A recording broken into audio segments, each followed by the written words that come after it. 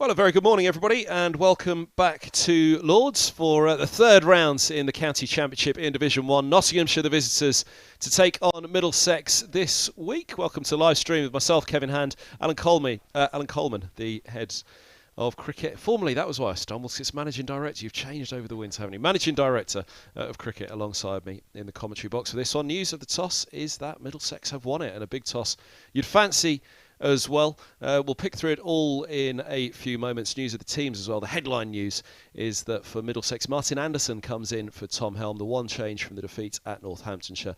As for Nottinghamshire, one change as well. No Tom Moore as expected with his broken hand that he suffered last week, absent in the second innings of that match in the victory against Somerset. So he is replaced by Montgomery in this one. There goes the bell. You'll have just heard it in the background. Alan, a very good morning to you. Welcome back to the commentary box. 2 defeats from 2. It's a big game for Middlesex. It is, especially after a tricky start. Essex at home, Northants away, and 2 losses on the board. Not an ideal position, obviously, to be in, but much hope with some of the individual performances that we have seen. One batter averaging over 40, 2 batters averaging over 30. The bowling unit's been operating pretty effectively. So just a big challenge today for the senior players in the side to put their hand up. I think the mighty frustration for Middlesex of the first 2 matches was that they'll look at moments in the match and think, that moment there, we could have won this match.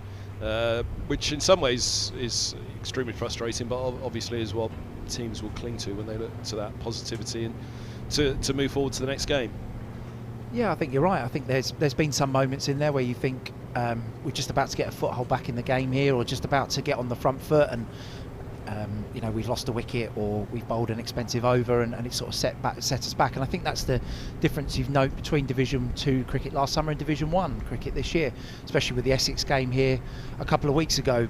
Essex got on top really from the first over of the game with the bat and didn't actually relent for the whole game. And I think that's the big difference in terms of the level of competitiveness of the divisions. And Middlesex really need to be on their game today to compete against a very good Nott side. There they are. Middlesex winning the toss, out to bowl. Let's take you through the 11, starting with the hosts. So that one change, as mentioned, Martin Anderson coming in for Tom Helm. Martin Anderson second to right, as you'd have just seen there. He's in for Helm. So it's Robson, Stoneman, Milan, Eskenazi and Holden as that top 5 of recognised batters. The wicket-keeper all-rounder, John Simpson, is at 6, all-rounder Ryan Higgins at 7, another all-rounder then in Martin Anderson coming in at 8. Luke Holman drops down a position to 9, with Toby Rowland-Jones and Ethan Bamber making up the 11. It means no Murtagh as well for Middlesex. As for the visitors, Nottinghamshire, one change made by them, as we mentioned. Montgomery is the man that comes in due to that broken bone, so it means that Clark keeps wicket. Coming in for this one as well. Here come the Nottinghamshire openers. So Ben Duckett and Hasib Hamid make their way over the ropes. Ben Slater, Matthew Montgomery at 4. Joe Clark, the wicket keeper. Lyndon James was one of those where there was a question mark as to how Nottinghamshire would put this side together. He keeps his place. Stephen Mullaney, the captain. Liam Patterson-White, Brett Hutton, Stuart Broad and Dane Patterson. That question mark probably for Nottinghamshire was whether Stone would come in for Lyndon James and they'd go with a 4-pronged attack. No Luke Fletcher, another one of the injuries for them, and of course what a game he had here last year. The team that finished top of Division 2 against the team that finished second, the promoted sides. And yeah, that was quite the match. It was the Luke Fletcher game really, wasn't it? 50s in either innings, batting at 1 and 11 in that lineup. There was the incredible run out as well of Josh de Carey's, I believe it was, when Mark Stoneman sent him back. But no Fletcher for this one. What we did see in that game was Middlesex fight back for a draw on that final day. And again, that was a big fight back at the time because, once more, Middlesex weren't rolling over. Yeah, the character specifically in that game that Sam Robson and Max Holden showed on that final morning under floodlights, very gloomy, and an outstanding Notts bowling attack in that game, as we will see here again across these next 4 days. So a lot of character shown in that game from Middlesex, and hoping for much more of the same here. And hopefully Ethan Bamber on screen now will lead the way with the ball. 4 slips, points, mid-off, mid-on, mid-wicket and long leg. Ethan Bamber to Hasib Hamid to get the game underway here at Lords. Beautiful start, right on the spot. Pretty much where he was all the way at Northamptonshire. I thought he bowled wonderfully up there, Ethan Bamber. 3 for 42 in the first innings. Probably bowled far better than that, to be honest. 1 for 16 in the second. But that first innings performance, he was immediately on the top of off stump and immediately nagging, which is what he does so well. It is, yeah, and deservedly has kept his place for this game after missing out in the first game against Essex. So it's become a pretty reliable performer for Middlesex over the recent years, and we'll be looking to find some movement in this fresh surface. Yeah, I mentioned on that surface, top end of the square for this game. It was the lower end of the square as we look from the nursery end away to our left. There you can see those two tracks, the used one of the Essex game. Heavily used, as you can see, just on the inside left there. Top end of the square, usually a little bit quicker, a little bit bouncier. Obviously, it's still early season though, so you wouldn't necessarily expect that of both right at the start. The lower end of the square seems to be that little bit skiddier, offers a little bit more movement, a little bit damper perhaps because it is lower.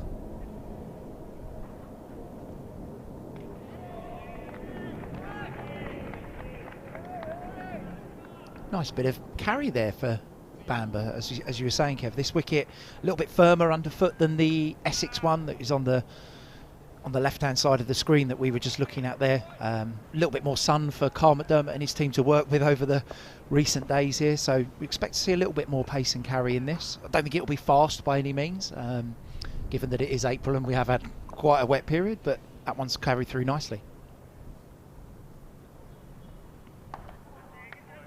Yeah, I was going to come back to this properly in a moment, but one of the problems over the years when Mick Hunt was the groundman here at the end, Carl McDermott and his team in place now, it was felt almost as though is the square dead out there? Does it need re-digging up? I remember this being a conversation, almost talk of it being a bit of a featherbed at the top end. A lot of that was put down to the renovation of the Warner stand, the excavation, the big well that was created over there by that excavation. Was it sucking too much moisture out of the top end of the square?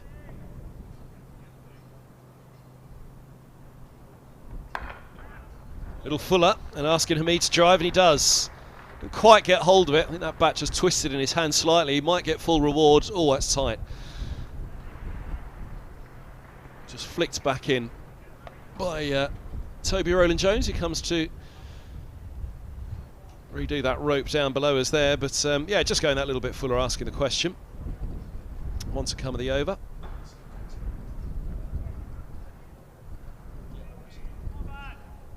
Brings Duckett onto strike for the first time though.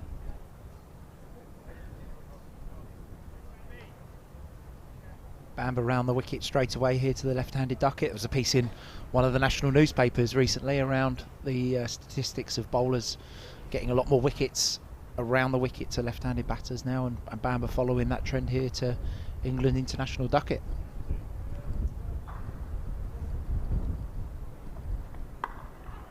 And there he is again, right onto the spot. Bamber, 3 without loss then after the opening over here at Lords. Middlesex winning the toss and putting Nottinghamshire in. No real surprise in terms of the toss. It's a glorious day.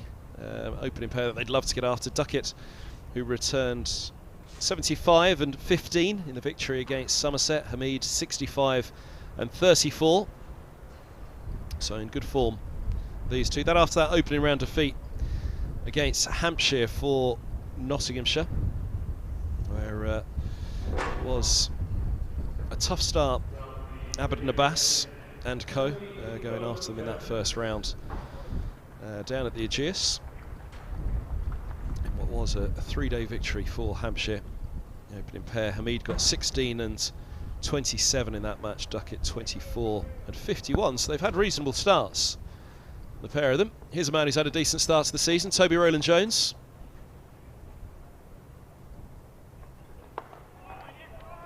Decent start to the day as well, winning the toss. Yeah, good toss to win, I think, and I suspect both teams would have bowled first, although it is a lovely sunny day at the moment here at the home of cricket, and the pitch is dry, as we were talking about. But I think in April, most teams, if there's any doubt, you probably will have a bowl and just see if you can extract some movement early from the pitch. So a good toss to win for Rowland-Jones.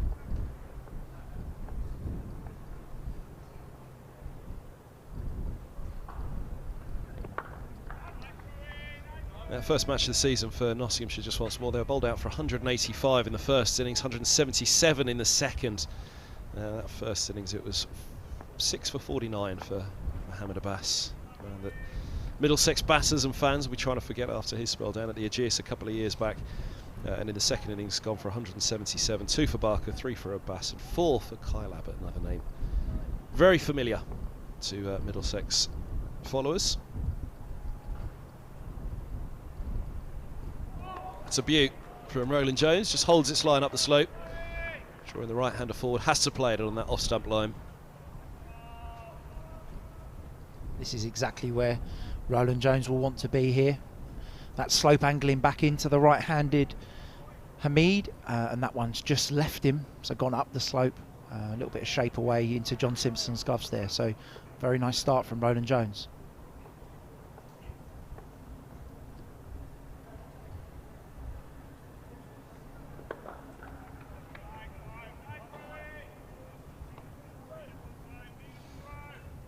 Hamid, who was a real battle for that England side, indeed, alongside a Middlesex opener. It was almost a toss of a coin at one point between Nick Gubbins, now with Hampshire, and Hamid. I do remember a great debate about who should go and where and why they would best fit England. I think there was a tour to Australia. Similarly, there was a tour to the subcontinent as well.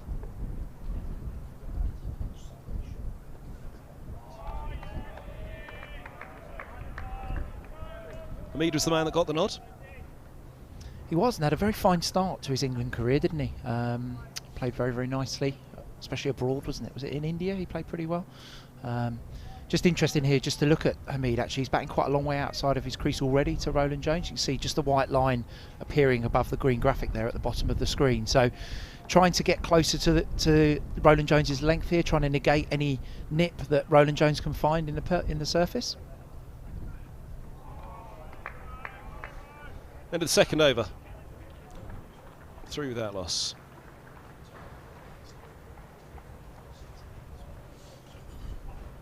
So the big call for Middlesex then for this one, well, there was 2 big calls really, and one of them is that Helm drops out after the first 2 games, and that Mercer doesn't return for this one. Bamber at Northamptonshire gave Middlesex a real selection headache. If there was to be any rotation between those 2, then Bamber's performance at Northants meant if Mercer was to return it, it'd be for somebody else. But Anderson gets his chance, which I guess also solidifies that batting lineup. Yeah, I think the Anderson selection is sort of twofold. That would be the secondary reason. He does lengthen the lineup with him or Luke Holman coming in at 8 and 9. In this game, Roland Jones will slide down to 10, so it does lengthen the lineup.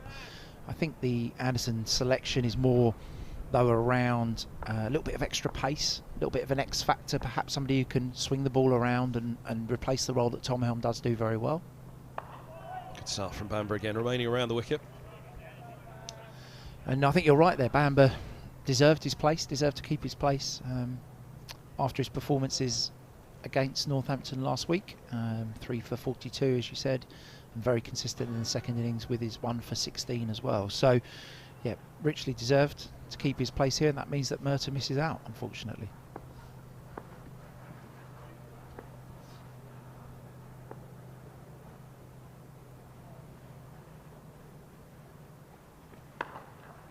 Again from Bamber. Tom Helm's going to be massively disappointed.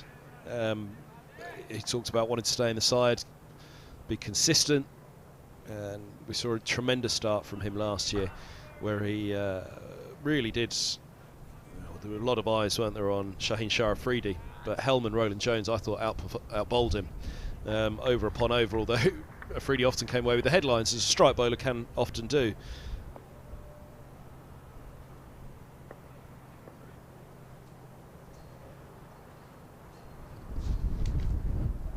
Edged, oh, and not taken.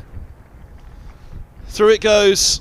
Simpson and Eskenazi look at each other, keeper and slip. Big chance early on. Look of dismay there on Bamber's face, you might have just caught on the screen. Looks like a beautiful delivery, just coming back in to duck it on the angle and nick. And that's dissected Simpson. And is that Eskenazi at first slip there? Dissected both of them, looked like it went straight between both. And with Duckett's form, as you were talking about a moment ago, Kev, that could be quite a pivotal moment very, very early in the game.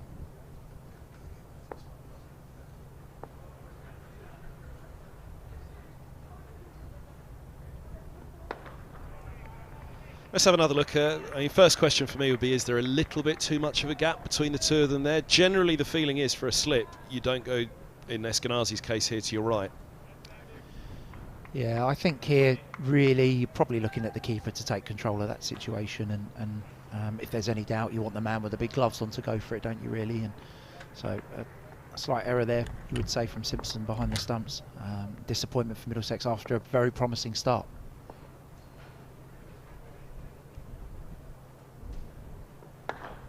Given a little bit of width and given the treatment, Duckett doubles his tally, having just edged in between the keeper and slip for 4. He crunches that one through the covers. Yeah, a bit of frustration here from Bamber. Just floated that one up, I think, asked it to swing a little bit, and Duckett ruthless through the offside there. Drive up towards the shorter boundary, up towards the grandstand. All the spectators sitting in the sun there. And 4 runs for Notts.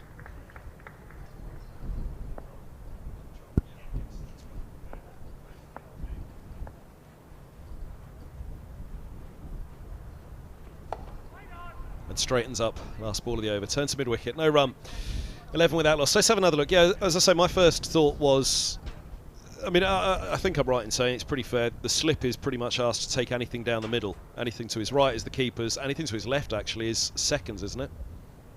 Yeah, you'd say so. Difficult to see on the angle, but yeah, you would hope that the keeper would be taking control of that situation. First slip is there to catch anything that comes directly to them. Generally, the faster nick will go to first slip, and disappointment there for Middlesex very early on in this game. So Duckett given a life on 4. Hamid has had his edge beaten but not taken. Good start for Roland Jones once more. Just going back to selection for Middlesex, Tom Helm missing out, or dropping out on this one, and Mercer missing out. Helm 2 for 75 against Essex in the first game, and then 1 for 50, 0 for 34 in the second. The 4 for in the first match holds up, but does he pay the price slightly for Northamptonshire, Helm?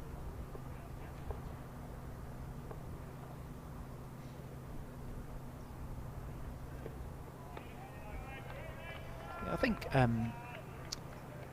Middlesex supporters will all know the quality that Tom Helm has, and that was evident in abundance last year with his performances in county championship cricket. I think by his own admission, he's not probably bowled as well as he would like to in the first couple of games. Not been able to utilise conditions and maximise the bowling conditions that we found in April so far. But also, this is a good block of 6 or 7 games. Short, not punished, just offering really Hamid, and straight to point it goes.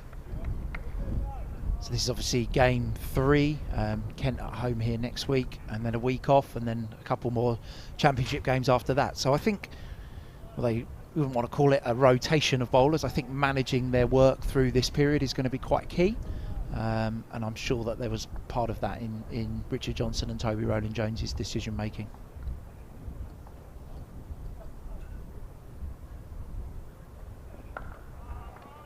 Yeah, first game of the season, we sat here together and watched the Essex game, and it was quite clear Middlesex had gone with their most experienced 11 in every single position, and that includes Holman, because he effectively would be more experienced than Walaluita, who's the other spinner. So even with a young 22-year-old in there, it was still the most experienced 11 selected.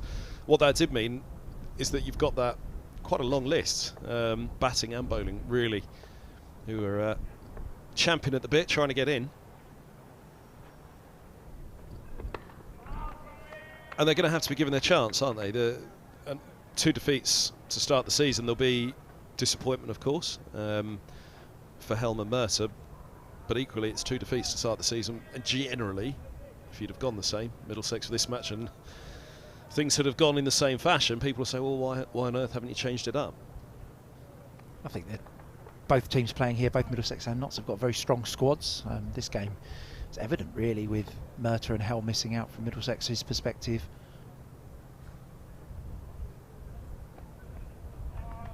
Ball and Stone missing out for Notts, you know, so 4 sort of seamers who've had international recognition, who aren't selected to play in this game for one reason or another. So some real quality players in both squads, lots of strength in depth in both squads as well, and that does mean, especially in Division 1 cricket, good players are going to be left out of games, and it's up to the 11 that Middlesex have selected here to grab this opportunity and try to make some amends for what's happened in the first couple of games. Bamber with the 5th over, 11 without loss. He'll resume his battle with Duckett, who carved away that 4 through the covers at the end of the last over, but that after nicking in between slip and the keeper. Oh, now on the move, Duckett. Through it goes to Simpson. Gloves in front of his face. And released it through to the slip cordon. Just a little walk to try and negate that movement that Bamber's clearly getting. Both opening bowlers here for Middlesex have found a little bit in the pitch. We've seen Roland Jones move a couple up the slope from the pavilion end. Bamber, probably a little bit more traditionally, the ball is going with the slope, but he's been very probing in and around Duckett's off stump here. Was Bamber too hard on himself last season? I remember an interview relatively early season with him where he was not happy with his consistency and his form. I thought he was extremely hard on himself. Someone who bounded into the game as he did, 100 odd wickets, not much more than 20 in first class cricket.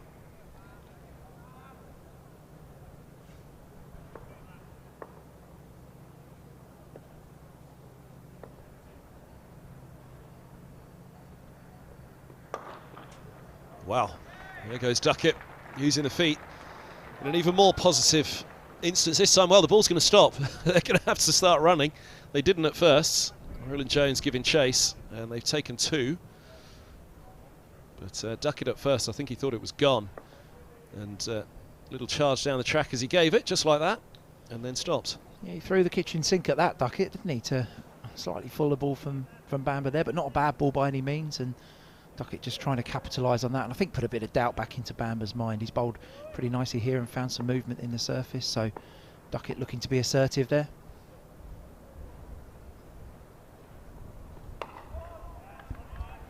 I think you were mentioning it a moment ago there. Ethan is very hard on himself all the time anyway, so I think that's a bit of a character trait and probably one of the reasons he's been as successful as he has been in his early career. Really does expect high standards of himself, and that does drive him on to want better and want more for himself. But yeah, he didn't hit the standards that Ethan likes to hit, but he didn't have a bad season by any means, and especially at the end contributed really well while carrying an injury as well, which was a fantastic effort. It just seems it tucked him up slightly, coming back down the slope from Bamber, as well the natural angle around the wickets the left hander will do anyway, but also the slope. Is that a fine balance for the management as well, if you've got a player who is very hard on himself?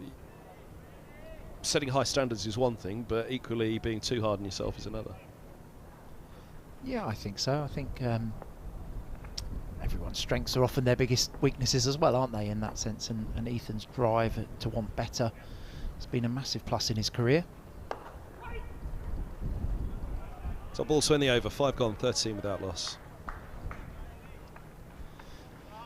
But yeah, you certainly don't want to carry your disappointments from game to game, and that's probably been sort of, when you look at Tim Murtagh and his influence, that's probably one of his real strengths, is actually being able to move on from a poor spell or a poor over pretty quickly and forget about it and get back to influencing the game. Strong breeze today, as you can see, and actually blowing in as such from the wrong direction. It's a colder breeze blowing in from behind the media centre, which is where the weather's coming from. Ooh, now, that was an interesting one. Hamid really had to get his toe out of the way of it. Didn't play this particularly comfortably, Hamid. Right up there from Roland Jones, not his natural length. Yeah, just offering maybe a touch of swing there. Hamid looking just to work that ball into the leg side. Ball going against the slope with that swing or that nip. And difficult, I think, to time the ball perhaps on this pitch, maybe a touch slower than we were anticipating. You look at Duckett's shot in the last over that went over mid-off and didn't quite make the boundary. So perhaps a little bit slower off the surface. Maybe just the batters might just have to work a little just to get their timing.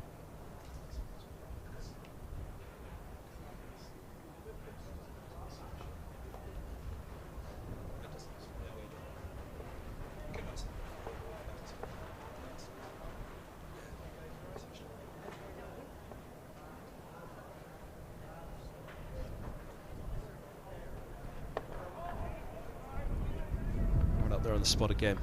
Likes to plunge forward. There we go. Perfect shot of it. Loves to plunge forward, Hamid. As we know full well his backstory in the lounge. His dad throwing down the balls for him, getting him to plunge forward. There's an example of that wind again. That's the Notts flag above the north turret. So you can see that that's pushing away back towards the pavilion itself. So the wind's coming in from this end, the media centre now. Mike Selvey tells that story of the wind here at Lord's, the direction it comes from if you want some swing. Ah, it's a lovely shot. No, it wasn't quite there for it, Hamid, and well, he's given it everything. Just full of length, just a little bit of width from Roland Jones, but boy oh boy.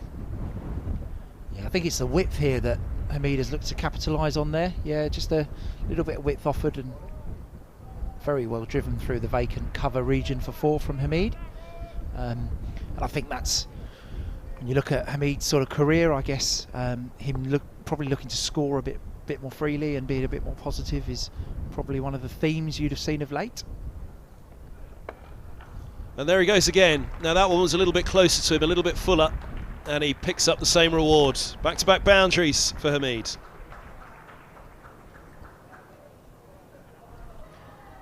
Talking about Hamid trying to score more freely, back-to-back boundaries there, touch more width again. Not as wide, you're right there, Kev, not as wide as the previous 4, but still enough for Hamid to throw his arms through the ball. Well, I was going to ask you the question on the previous one. From Roland Jones' perspective, you don't particularly mind that, because it wasn't a half volley, the previous one. It was asking for him to play a long way away from the body, and if he nicks it off, we talked about 5 margins, then you're criticising him.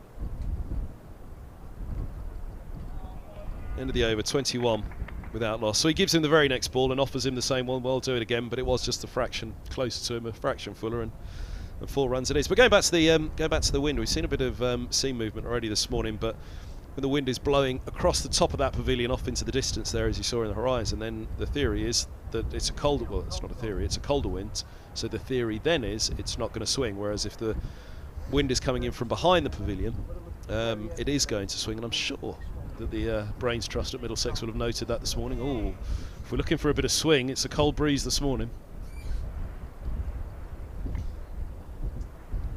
Yeah, plenty of theories around the swing. Weather conditions, time of the year, new stands that are built, quality of the ball, finish on the ball. So lots of theories as to why it does swing, and some days when it does and some days when it doesn't.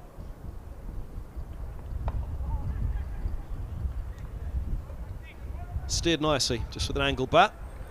Rotates the strike, which is important as well for these two. Duckett moves level with Hamid. 22 without loss, and yeah, that's a very big job for both of these this morning. Right-handed, left-handed combination. Just rotate that strike, not let Bamber and Roland Jones settle in against them. Well, one thing's for sure, I mean, yesterday was scorching. The temperatures are amazing yesterday. 12 degrees out there at the moment. That breeze will be keeping the temperature down at this stage, where it's more than a breeze, it's a strong wind. Blowing in from behind Bamber as he runs from the nursery end. And right on spot.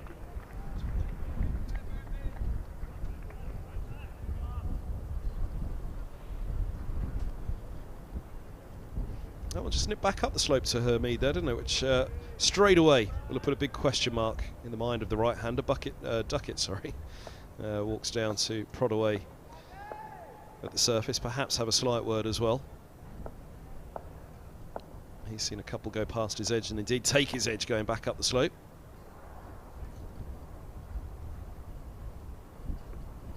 Oh, look at that. Majestic from Bamber. Great start to the over. Yeah, very nicely bowled this one from Bamber, just angling the ball at the right-handed Hamid and then just leaves him on the slope. Missed everything on the way through, didn't flick a pad, didn't flick an outside edge or the off stump. probably deserved a little bit more with that one. Beauty.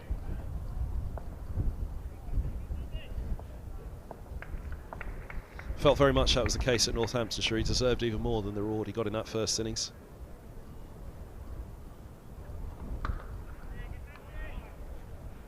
Unerring accuracy for a young man. That was what I felt when I first saw Ethan Bamber break through.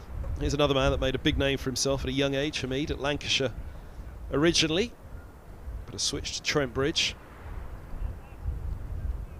And beautifully here at Lord's last summer.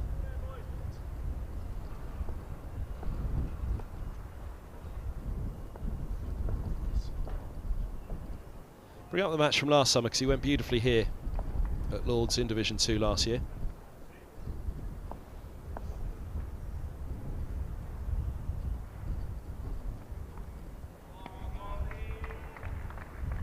Very nicely bowled again from Bamber. Good string of 4 deliveries here to Hamid.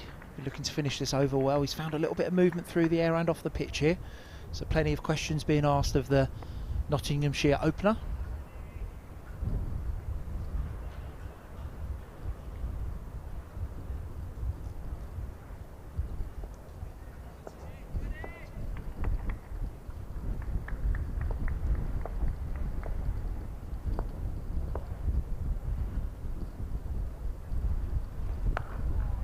And a good finish to the over, just the 1 run coming off it. 22 without loss.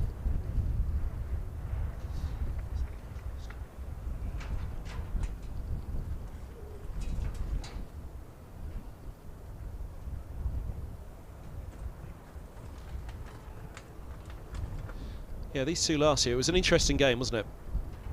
Here at Lords in the what was seen as the first big test of Division 2 last year for Middlesex, and a game that Middlesex did indeed take away a draw from. Hamid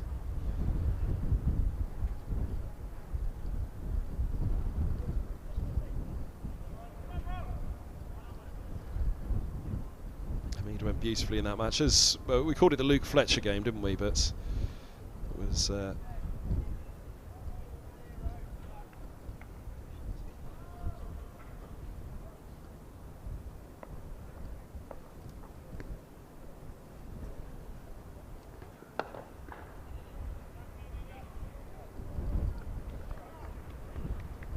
dot ball there from Roland Jones. Be interesting. This is Duckett's sort of first facing of a Middlesex bowler who's bowling over the wicket. Bamber spent the entirety of his spell so far to Duckett round the wicket, so it's a slightly different challenge here for the Notts batter. Roland Jones will be looking to take this ball back down the slope away from Duckett into the waiting wicketkeeper and slip cordon.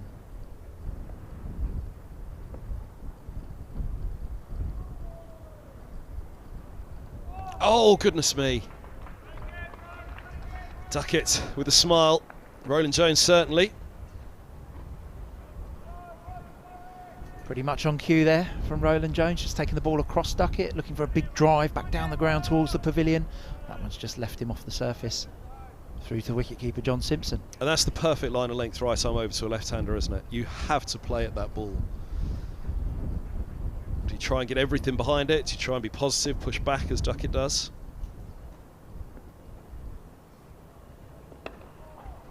There's positivity again. Works it through the onside. A chase for Bamber. They'll take a couple.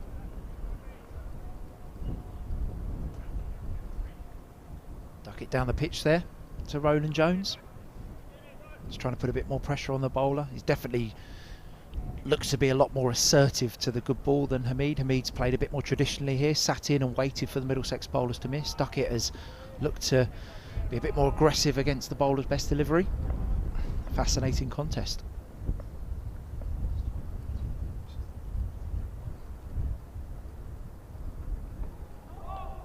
Good response from Roland Jones. So one go down, that one just comes back up. Let's have a look again. Died slightly on its way through to Simpson, but as Roland Jones does, just taking one back up the slope. Only marginally in between bat and pad.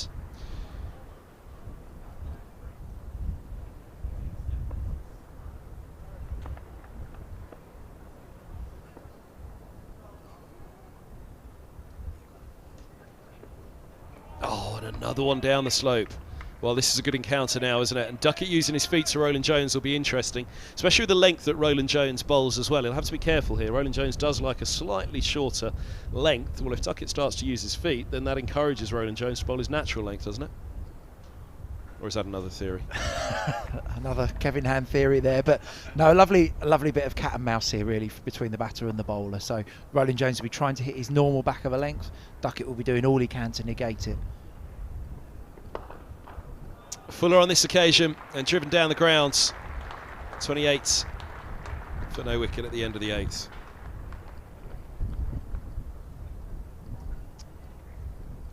Yeah, very full this one from Roland Jones. Just to finish the over, and Duckett has timed this one beautifully back up the slope there. Ball's raced away towards the pavilion for 4 runs. But he's the classic example, Roland Jones, in all seriousness, isn't he, of bowlers at this time of year, where naturally a county length is that little bit fuller than an international length. Similarly, a club length is that little bit fuller than a county length. Roland Jones, early season, would like to be bowling on a slightly shorter length than he's required to at this time of year. Yeah, I think you'd say Toby's natural length is a little more of the traditional back of a length. You'd say that Bamba's length is the majority of the balls that Ethan will bowl will be trying to hit the top sort of quarter of the stumps in terms of the height. Oh, coming back up the slope from Bamba. So yeah, the length, Toby's perhaps having to push his length up the pitch in these early season conditions, or on slower surfaces. You often have to do that as well. Probably Ethan's more natural length is probably more suited to this type of surface, as we see there. But both bowlers have managed to find something in there, but only one chance created so far.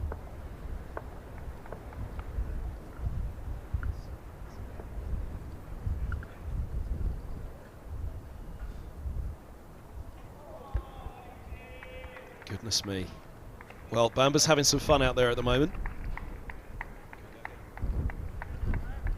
He'll have even more fun if the edges are held, or if those bails are removed. This one was close.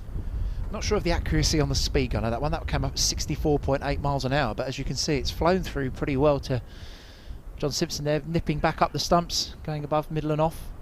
Very well bowled from Bamba. Remains a threat.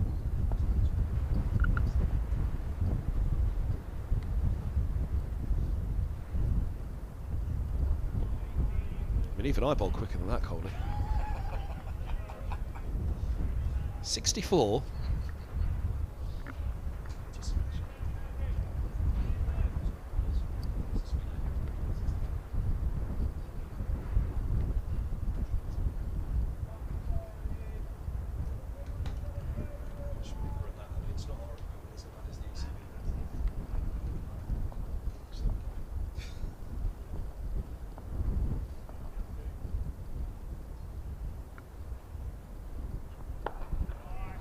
Yeah, that speed that's coming up in the bottom right corner, this is the ECB speed guns that are... good to see them back. They weren't here for the Essex game, unless I'm horribly mistaken. So it's good to see them back, just to give a little idea of what's happening out there. As I say, it looks as though there's a slight error on that one, because surely Bamba's coming through considerably quicker than that at the moment. But they are, we are told, reliably, even more accurate, these ones, than the ones they use in Test cricket. They are a different technology, but these ones are said to be the more accurate. So we'll keep an eye on what's happening with Bamba's speed there, because it doesn't look quite right.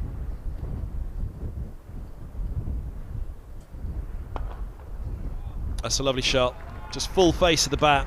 Coming back up the slope at fuller length delivery. The angle of it, Hamid was quite happy getting a long way forward, which allowed him to get pretty happily across as well to drive that one down the ground.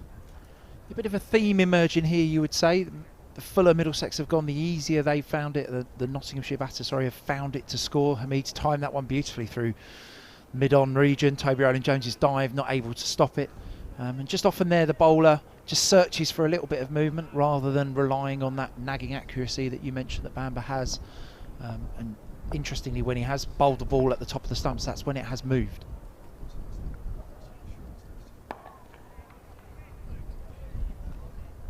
End of the 9th, 32 without loss. There's Hamid, 112 here last year. Slight technical failure, but only a bad workman blames his tool, doesn't he? I finally got up that scorecard from last season. 112 he managed, Hamid, and with many shots just like this. I thought that was going to be the drive down the ground. But equally, surviving just like that. Yeah, he got 112, 415 Nottinghamshire racked up in the first innings. That man Duckett got 43. Slater was opening with Hamid in that match. He managed 6. Duckett indeed was removed by Ethan Bamber for 43. Caught John Simpson in the first innings. Clark at 4 with a duck. James at 5. Mullaney with that 92. Leading edge from Duckett. Pick up a couple here as Milan retreats to collect. A little slip and a slide, a little greasy out there perhaps still. 34 without loss. Yeah, Mullaney got 92 in that first innings. Now he went even better in the second. As memory serves, he was out first ball, second morning, LBW to Roland Jones, wasn't he, Mullaney? Having survived a couple of LBW shouts the day before. Roland Jones got him that very next morning. Moores, who's missing this one with the hand injury, made 36. But Fletcher coming in at 11 with a 50 that pushed them to 415. If I remember rightly in that game, there was a bit of an interesting debate around how long Notts batted in that second innings. They went on and amassed quite a big lead that I don't think was probably realistically ever going to be chased by Middlesex. And I know hindsight a wonderful thing, and we lost a lot of time on the final day, but I think there was some question marks over how long they actually chose to keep going in that second innings, if I remember. Middlesex were all done for 195 with the top score of 48 from Hanscom.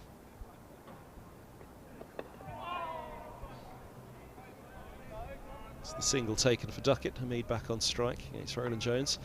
But yes, then the Notts' second innings. Fletcher as night watchman opening made 51, so he was 50 at 11 and then 50 at 1 for Nottinghamshire in that match. That's why it was the Luke Fletcher game. He did also pick up 1 for 27 in the first innings, and then in the second innings picked up 2 for 9. A drawn match, but he had that run out of De Carey's for 5. His dad's downstairs today, Michael Atherton.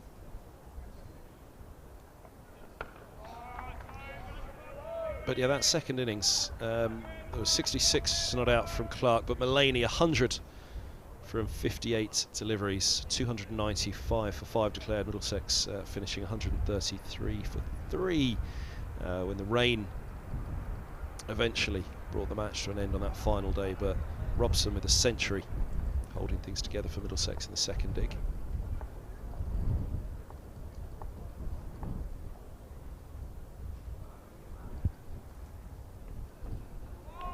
Now, off the surface, back down the slope. Hamid lining it up nicely. That man, Toby Roland Jones, picked up 4 for 64 in the first innings. With him, Bamber 2 for 96 and Martin Anderson 3 for 87. Of course, you remembered all that in the team selection, and that's why Anderson and Bamber were clearly given the nod for this. I just hope they had more luck finding the scorecard than you did, Kev.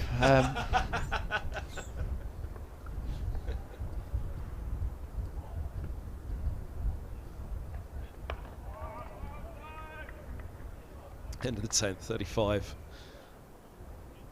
without loss. Lovely day at Lord's.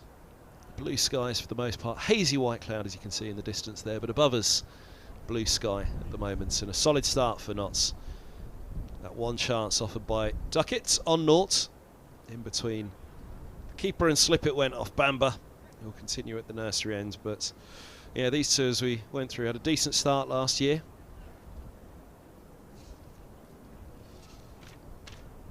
Have had a reasonable start this year in the win and the defeat so far for Nottinghamshire as an opening pair.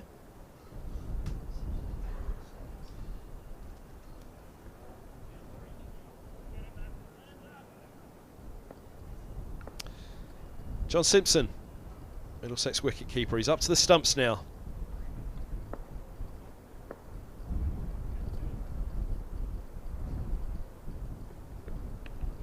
And a scoop straight away from Duckett. 2 taken. How the longer format has changed, wouldn't we? Wouldn't have said that a few years ago, would you? That in the 11th over of the morning one that the batter's down trying to play a scoop. Pretty close actually to the leg stump, that closer than I realised. Bowled Vasconcelos. Bamber at Northamptonshire, the one that hit top of leg, and Vasconcelos stepped too far across.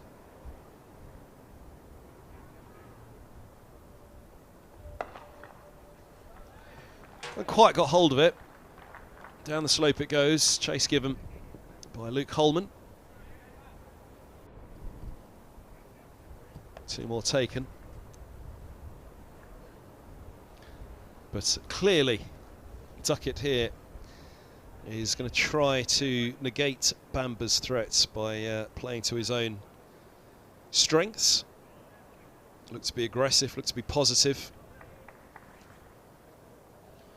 You just wonder if that early chance that Middlesex missed, if that was Duckett's moment where he thought, I'm actually going to be a bit more aggressive here, take the game forward. Run away nicely with an angle bat down to the vacant deep third.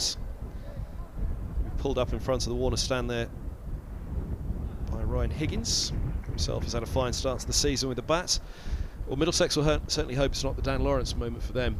Lawrence, who was put down on 32, went on to score a century in that Essex match. That was a very big moment in that match on the first morning. Simpson standing back for Hamid, who is batting outside of his crease. Quite a long way, as you can see, actually, there. But Duckett's advances to Bamber was the reason to bring Simpson up.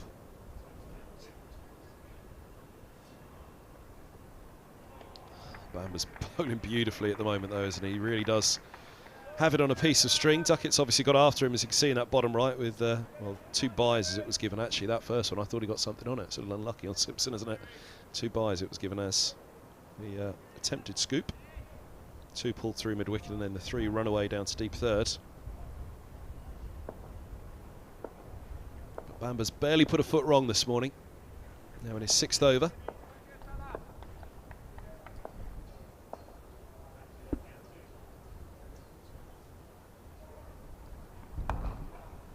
Little inside out from Hamid's. May well get full reward for it as well. Isn't that just cricket?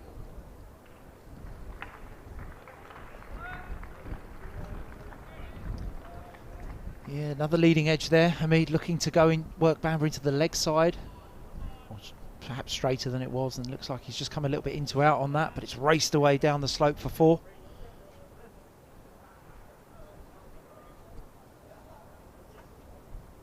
And the scoreboard just getting away from the Middlesex bowlers here now.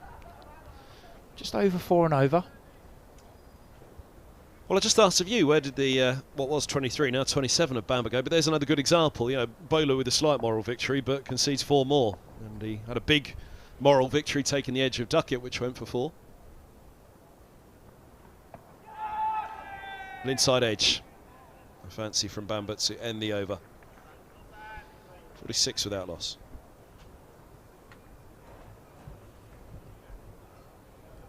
Yeah, another bit of nip up the slope there from Bamber. It really has been that length from both bowlers that has found the most movement. When they've both gone a bit full, it's given the Nottinghamshire batters a really good opportunity to score.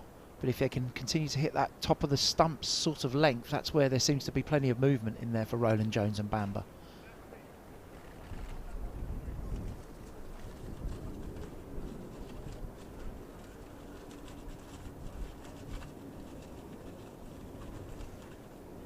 Ryan Higgins won't be far from the attack this morning, but this has looked more a Roland Jones style pitch, or the most of those that we've seen so far this season in the Middlesex matches. Change up of field here for Duckett as well. A short cover coming into position. We'll have a look at after this opening delivery of the over. 2 slips and a gully. It is 3rd slip that has moved into cover.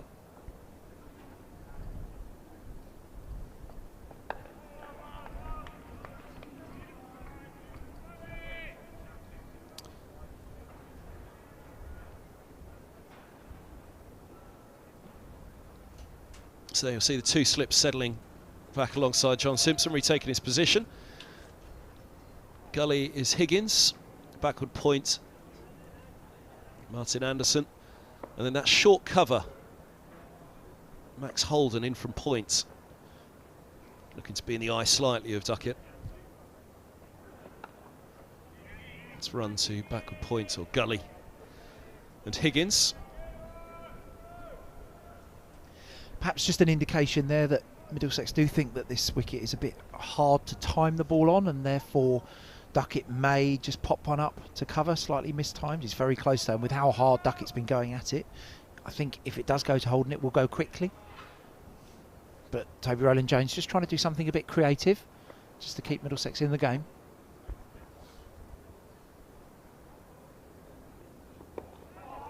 Oh, now, that's exactly what you're talking about, isn't it? That timing. Duckett looking to whip through mid-wicket. Let's have a look again. There it is. That's the encouragement that Rowland-Jones will like to see. Duckett just trying to take the ball into the leg side, just touch slower off the pitch and leaving Duckett down the slope. Just brings that leading edge into play. Encouragingly for Rowland-Jones as well, that is the length that he will like to settle on as well.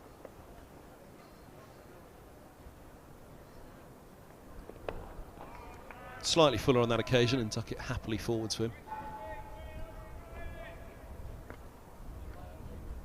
It's raced by this first 45 minutes. 46 without loss. Big chance for Middlesex, raced in between Slip and the keeper, as Duckett survived off Bamba. The only real alarm bell so far for Nottinghamshire.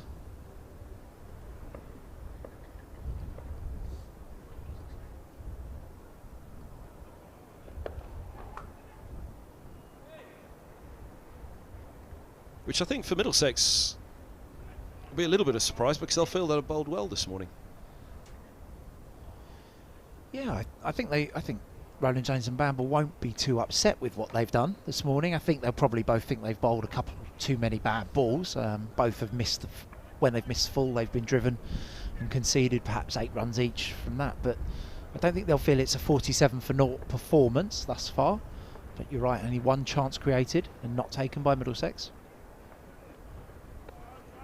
End of the over, 47 without loss. We put that into contrast with the first hour against Essex, where both Rowland-Jones and Mercer would have been very disappointed with their first hour in that game, and it was a catch-up game thereafter. 38 for 2 very quickly, with 2 in 2 taken. Then the weather intervened. There was a long period for lunch in that match, but they weren't quite at it. It feels as though they have been this morning, but we are going to see the first change.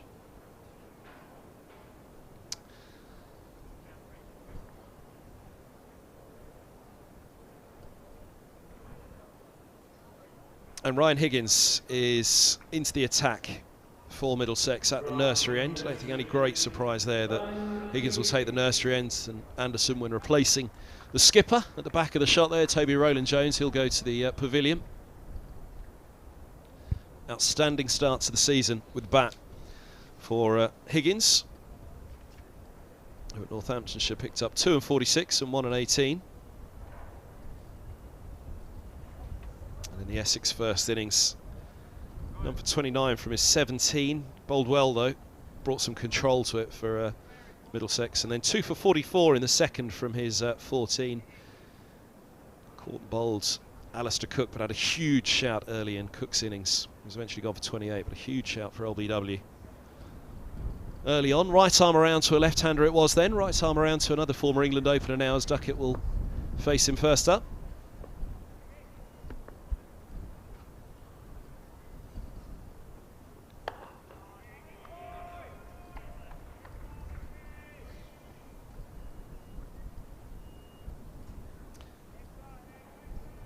Smile on his face as ever, ready to get in amongst the scrap.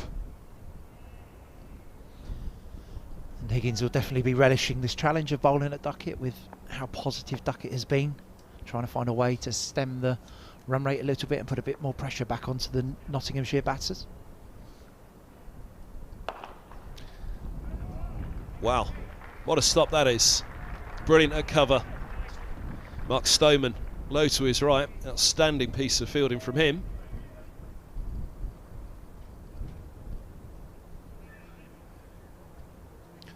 Stretching for it a little, Duckett, wasn't he? Toe into the bat, so didn't quite time it himself, but nonetheless, short boundary behind Stoneman. He'll have known there'll only be one chance at stopping that.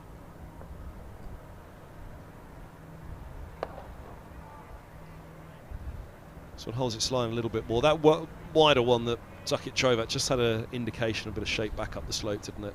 Which is what very much Higgins will be looking to put in the mind of both batters, particularly the left-hander. Yeah, Higgins will definitely be looking to threaten both edges of Duckett's bat here, so perhaps a little bit of movement down the slope off the pitch and a bit of swing away from him in the air. Just trying to create a bit of doubt in the batter's mind.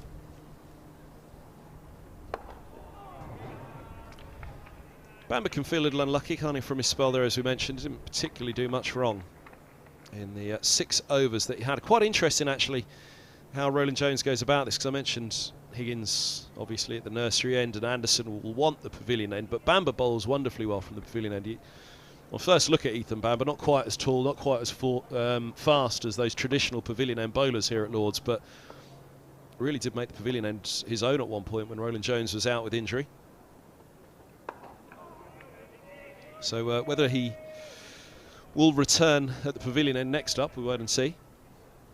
I think the 4 seamers here from Middlesex are pretty comfortable bowling at both ends. Obviously Middlesex members used to seeing Murtagh running in from the nursery end pretty exclusively, but all 4 of the seamers in this game, Anderson, who we've not yet seen, Higgins, Roland Jones and Bamber, all quite enjoy bowling from both ends and have all had success from both ends as well.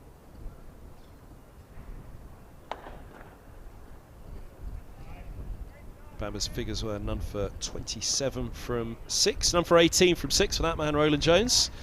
But they still haven't found a way past this pair, Ben Duckett and Haseeb Hameed just coming into shot now. Hameed will be very happy with his start. Not that Duckett won't be unhappy. It's part of an opener's life, isn't it? The edge will be in play. Middlesex will be mightily keen to find that edge again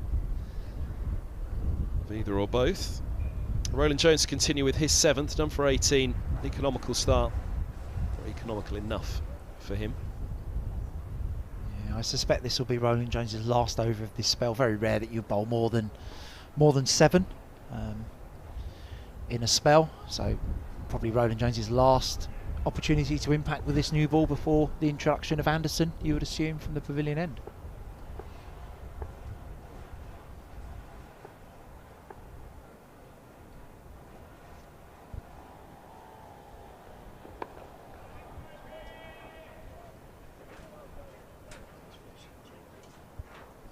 Seven for Roland Jones in the last match here. First class average 24. Really is outstanding, isn't it? Similarly, Ryan Higgins at the other end, an average of 24. That man, average of 35 in first class cricket. You might have thought it was a little bit higher for Hameed.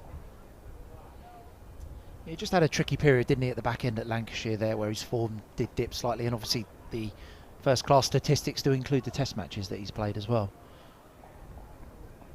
So I suspect if it was just the first class games that he played without the test matches, it would be higher. 10 tests for Hameed, averaging 24, 4 times reaching 50. High score of 82 though, in those 19 innings. I'd forgive Sam Robson at second slip a grumble right now.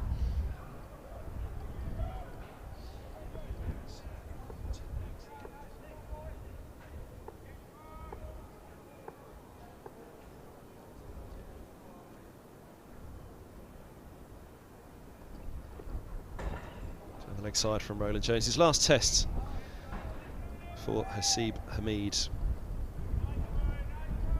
was in, well, it was just last year, at the start of last year, in Australia. At Sydney, he made his debut in Rajkot in 2016. Goodness me.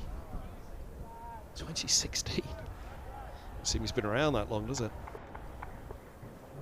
He scored 6 and 9 opening with Crawley in that match. I think there's a really, for somebody like Hameed, a really interesting part of his career here, in that England have set out a way of playing in test match cricket. Hameed has obviously had an experience, played 10 tests as you just said there, and what does he do to get back into that England side? Does he have to score at a quicker rate than his sort of career suggests, or if he gets 1,500 runs this summer in county cricket, will that be enough to get him back in the door? But it'd be interesting for players like Hamid, who are a bit more watchful as to how they break into that England side. Now, big appeal. He's played all around that one. Shake of the head from the umpire. We'll have another look. Roland Jones thought he had him. Just nipping back down the slope. Did he get outside the line of off? You'd suggest here the thing that saved Hamid would be how far outside his crease he is batting. We're slightly off straight there. Slightly off straight with the camera, so pretty hard to see, but might have just been sliding down the leg side. Certainly wasn't outside the line of off, was it? Yeah, might have just been missing leg. That distance that he's down the pitch, plus the movement down the slope, would probably just put enough doubt into the umpire's mind there. I think that's Martin Saggers at the pavilion end.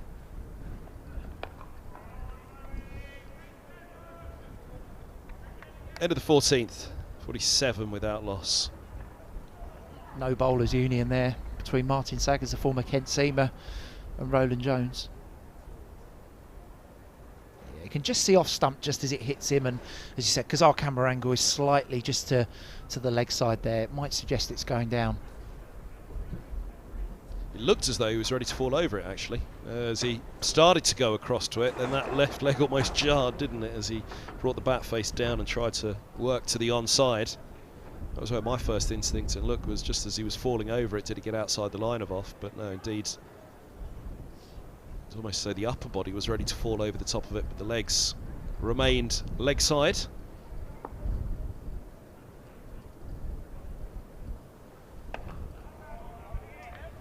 Amazing to think, really, that Hamid made his debut before Toby Rowland-Jones. 2017 was the debut for Rowland-Jones the next summer against South Africa, of which Keaton Jennings by then was opener alongside Cook. There's a quiz question in there for a quiet period of play, isn't there? The opening batters from that Alistair Cook played with. How many are there?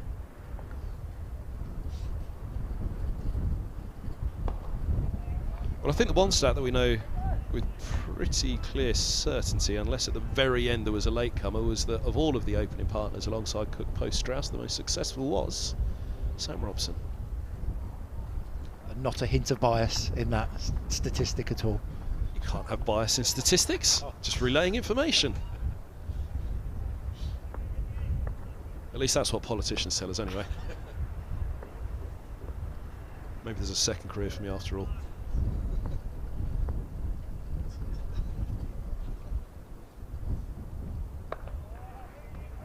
Better period this here from Middlesex. Just managed to find a few dot balls here and build a bit of pressure on Duckett.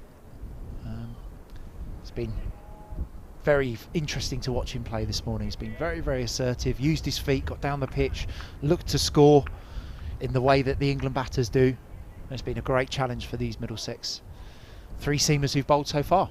Quiz question for you in a moment.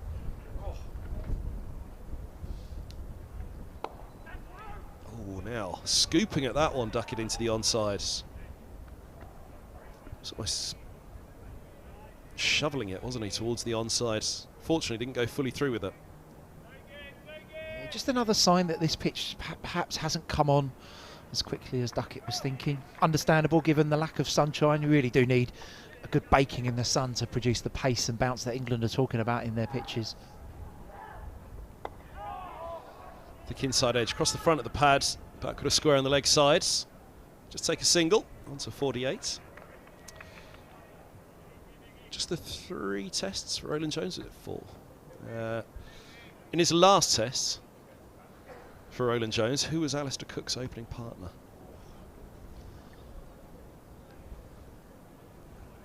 Four tests for Roland Jones. So, who was his last test? Was that against the West Indies? It was. So Jennings was the opening partner in his test debut against South Africa. Hamid had made his debut a year before. Robson was 2 years before that. Toby Rowland-Jones' last test, who was Alistair Cook's opening partner. No, I think you might have got me with this one. Give me a minute. John Simpson standing up here for Hamid as he did earlier for Duckett.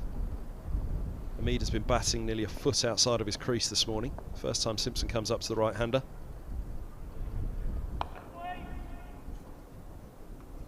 A single worked off the pads to end the over. 15 done, 48 without loss. So what year are we talking for Toby's last game? 2019? 2017 was his Same last year. test. Yeah. Was it really? Oof. He was all done in a summer for England, wasn't he? July 27th was the test debut at the Oval against South Africa, and then here at Lord's, September 7th to 9th against the West Indies. This wasn't one of those times where they were fiddling around with the wicket keepers, was it? And sticking one of those up there? Nope. That's me out of ideas. I'm going to have to give you some clues, but I'll have to work hard on these not to make it too easy. You're going to kick yourself. Nope.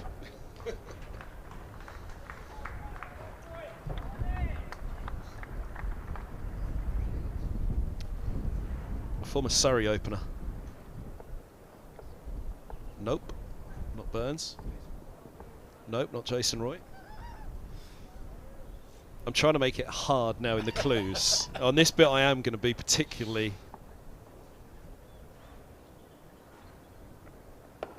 Martin Anderson's into the attack, replacing Toby Rowland-Jones. First look of the season at Anderson. Berkshire boy.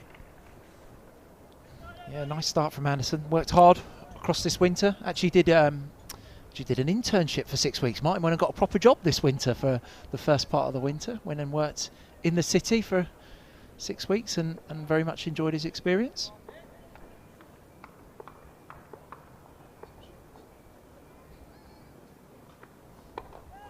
Now inside out. He was looking towards the offside. It's ended up down at deep backward square. Outside in. That's what I was looking for. 50 up. They've taken a couple. 51 without loss. 92 deliveries. There you go. Just past the hour. One chance. Which Middlesex, well, again, if we're being precise about the wording, they didn't shell it because they didn't get a hand to it in between Simpson and Eskenazi. That slip. Duckett, the lucky man.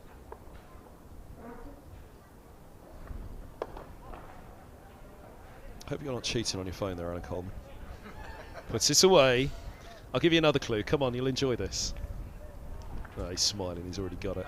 I haven't looked. Former Surrey opener. I'm going to make it difficult. Off spinner.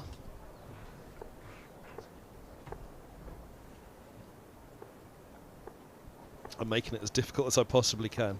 Is that by telling me counties they haven't played for and leading me down a garden path?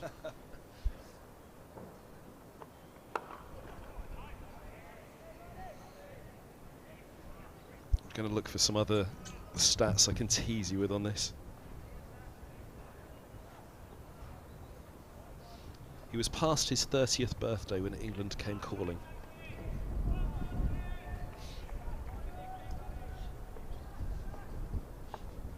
Yeah, I've got it. Mr. Yep. Producer's about to I've frame got up him. on it.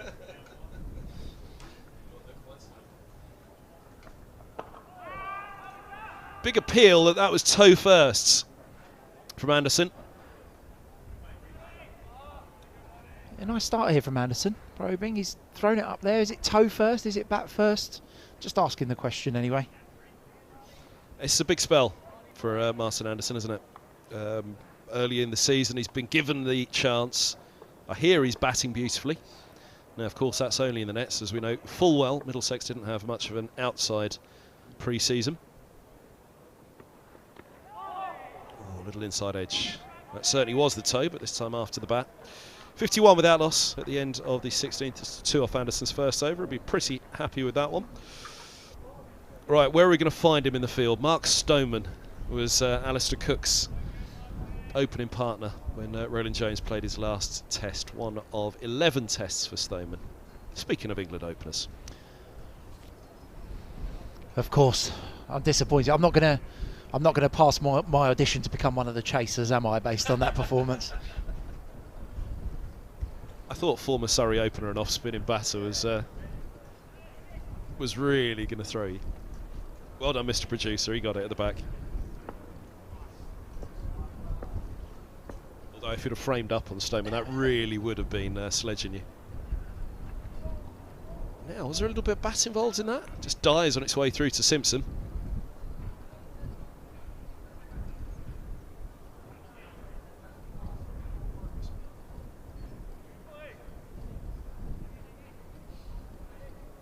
Just died on him. Outside off, perhaps. Perhaps a little bit of bottom edge going through to Simpson there. But a good period again from Middlesex. Building on these dot balls.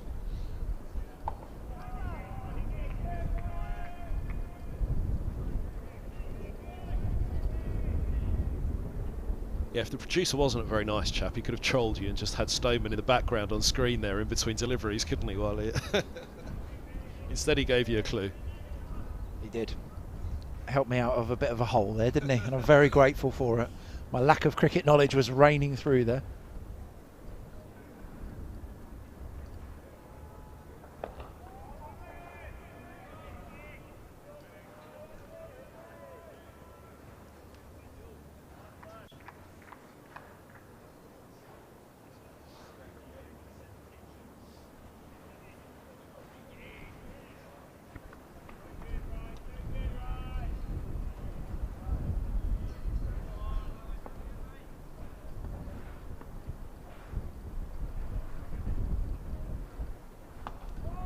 Oh, now pinball cricket, but it didn't take the off stump on the way through. It's developing into quite a fascinating contest, this. Higgins to Duckett. Higgins just trying to restrict him. Duckett catches a bit of pad on the way through there. I think that's hit the back leg as well. I think it's hit both front and back pads. We'll have a look again after this delivery. But I think the back leg there has saved him. I could be wrong, but I'll have a look one more time after this. Scoop brought out for the second time this morning, and this time he gets 4 for it. Well, Duckett prepared to play with the Middlesex bowlers this morning here at Lord's. I mean, it's extraordinary, isn't it, when you think of it, what we've just watched there in that delivery. Opening batter, day one of county championship cricket, very, very skilled player in Duckett, and just got down just to scoop the Middlesex first change bowler into the vacant fine leg region. But when you look at it like that, there's no fine leg fielder. Fine leg is very, very square. It's a pretty safe shot for a modern day batter, isn't it? Well, he'd have practiced that a lot, and he's had a lot of success playing it in all formats. Let's have a look at that little inside edge once more. Just check the back leg on this one. I'm pretty sure. 1, 2. Oh, did it? Maybe. I mean, there seemed to be a deflection away. That was why at first I wondered, did it bowl him? Because after the first 2 deflections, that ball's then heading almost towards second slip, where you thought that it was rolling straight behind him, but maybe it just span off. Or whether it was just to kick off that back leg, which Duckett wouldn't have known much about. 55 without loss. Half an opening for Middlesex on that one. It's Anderson's second over.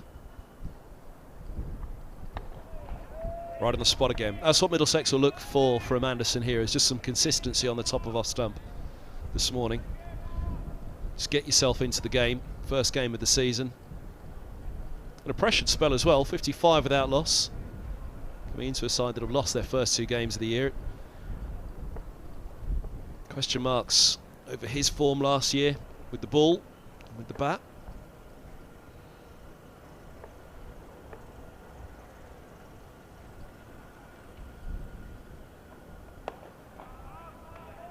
Starts the over. It's been a very good start this from Anderson. He's 8 deliveries so far. Been very, very threatening. But found a really, really nice length to settle in on. I'm sure he'll be hoping to maintain this consistency throughout his spell.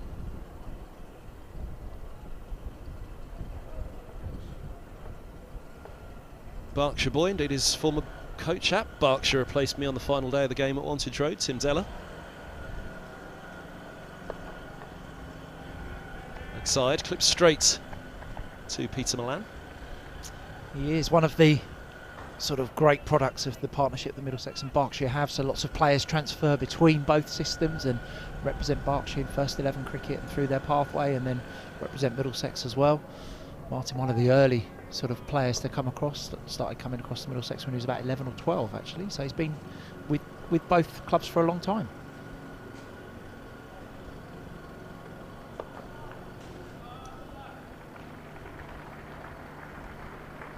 Helped away down the slope, big old chase.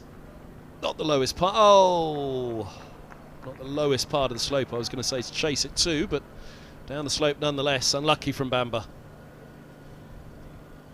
Yeah, very nicely timed again from Hamid. Anderson just drifting too straight there into the leg side. Almost looked to me like this ball had nearly stopped moving, but no, it's still going. Bamba flicks it back and then into his trailing right arm and parries it over the rope. Disappointment there for Bamba after that long chase. Bowling average of 29 for Martin Anderson, which at 26, it's pretty respectable.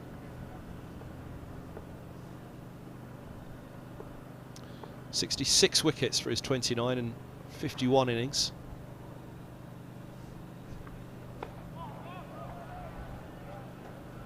Inside edge on that one again was the from Hamid, rolls away into the offside. Yeah, Anderson always viewed as an all-rounder growing up, very, very strong in both skills, very, very strong performances in the Middlesex second team with both skills as well, but probably has found batting a bit trickier in first-class cricket and has almost played most of his games as a sort of number 7 or 8 really, played as a fourth seamer, but Middlesex supporters have seen some great innings from him.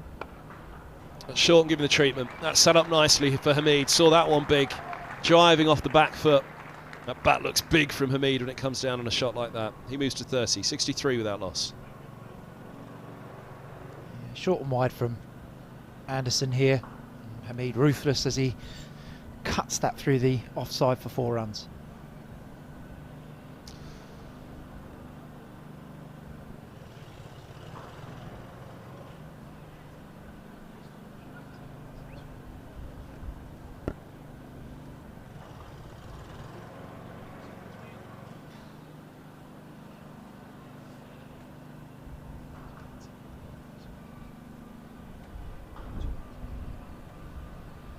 Anderson averaged 18 with the bat 2 years ago, and then last year 46 was his average from just 6 innings last season.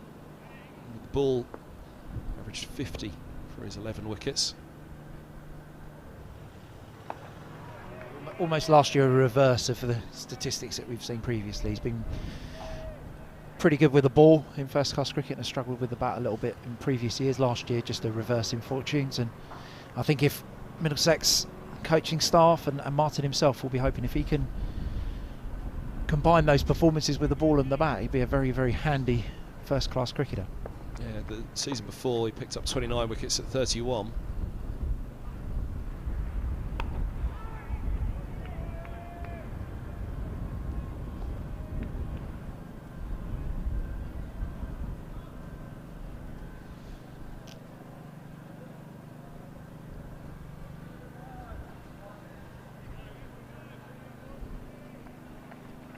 Mentioned a slight surprise that Hamid's only averaging 35. 42 is the first class average for Ben Duckett. Oh, there he goes again. He's paddling that one really. Pavilion gate, 4 more. Fully punishing Middlesex for that early put down. It's brilliantly played, isn't it, really? Higgins full and straight. Duckett just helping it into the vacant fine leg region. Brilliant batting. Again, he's a guy who you'd think has been around, well, he has been around for an awfully long time, Duckett. He's only 28 years of age. Made his debut way back in 2013. Northants versus Leicestershire. Duckett was really a standout through the England youth sort of pathways, lots of England young lions or under-19s cricket. So he's been around a long time, played a lot of first-class cricket in those 10 seasons. Another solid start for him. 24 and 51 as we mentioned at Southampton. 75 and 15 against Somerset last week, and 35 here again. It's another start.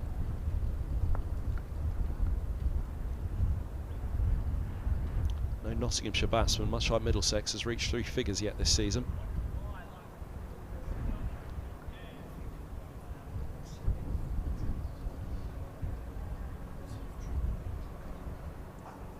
Just see a quick change there behind John Simpson, pointing to the fielder.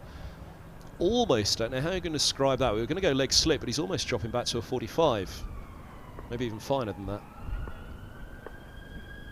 Short, fine leg.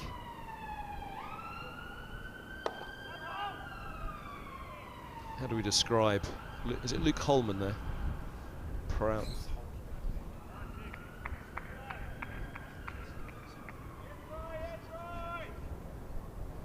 Max Holden it is in front of the pavilion gate.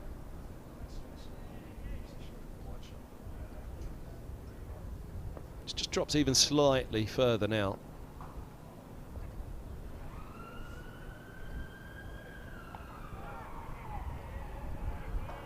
You'd say that Max Holden fielding position will emerge hopefully on the right hand side of your screen. See a shadow. I'd say that's a deterrent fielding position rather than anyone expected to take a wicket. I think it's just there to stop Duckett playing that shot and to make him play in a slightly more traditional, conventional way, just on the right of the Middlesex logo on the screen there.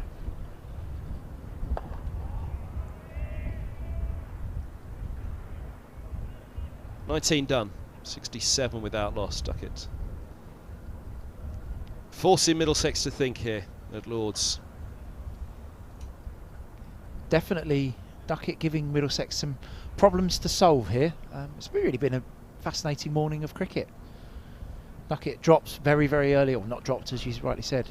Missed opportunity for Middlesex very, very early on in his innings. He's now on 35 and creating lots of problems. Hamid's gone about his work in perhaps a bit more of a traditional way, but 30 off 60 balls, playing very, very well. I think Hamid's been pretty fluent when the bowlers have missed, either full or short and wide. He's been pretty ruthless with the bad ball.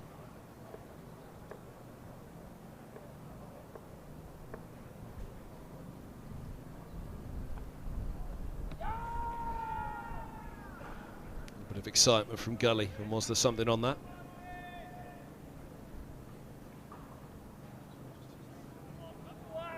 Sticking on Duckett for a moment, who edged between those two. Eskenazi at slip and the keeper Simpson early on. It's costly for Middlesex, but it's an impressive first-class average for someone who, well, he's had to wait his chance really he made his test debut in 2016.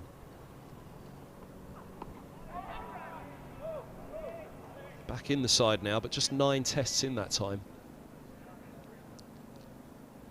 Test average of 38 again in modern cricket. It stands up, doesn't it? And indeed the first class average of 42 for someone who's regarded as playing sometimes fast and loose, which he does. You know, he does it very well. That's his game. But 42 stands very much up against that man at the other end, Hamid, who plays the quieter, more ponderous game. And this is the modern balance, isn't it? Especially in this particular era of English cricket, where it's debated at length, Bazball. But you've got the perfect example here of what was historically the way to play the game. Hamid, 30 from 63, Duckett 35 from 54. And not just the stats, the style of which the pair of them have gone about it this morning, a stark contrast. Indeed, you'd have to argue that Hamid benefits from Duckett at the other end, because it does pose so many questions for the bowlers. They're not allowed really just to settle onto him at all. I think that's a really good observation there, Kev. The right left-handed combination firstly, and then rotating the strike, and then the different problems that Duckett creates does perhaps lean towards Hamid. Just more too much? Yeah, I think so. Just leans towards Hamid, maybe getting a few more loose balls, which he's been able to capitalise on this morning. LBW shout here for Anderson. But Hamid's still a long way outside of his crease, and that ball hitting the outside of the pad, so going down the leg side. Always nice to clear the vocal cords and let the umpire know you're still interested.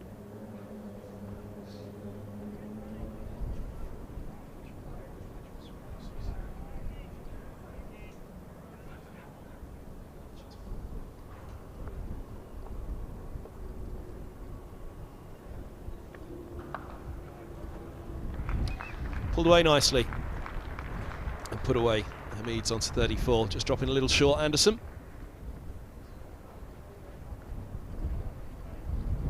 As often you see in April, these sort of slower pitches, as soon as the bowler does miss short, it does sit up nicely for the batter to score. And the Hamid has cashed in there. Very well controlled pull shot. Just help the ball behind square. Particularly that short indeed, was it, from Anderson? But I suppose the slope in some ways can help a batter here as well. You know, on a certain line, if it starts that straight, there's every chance you're going to be able to help it on its way.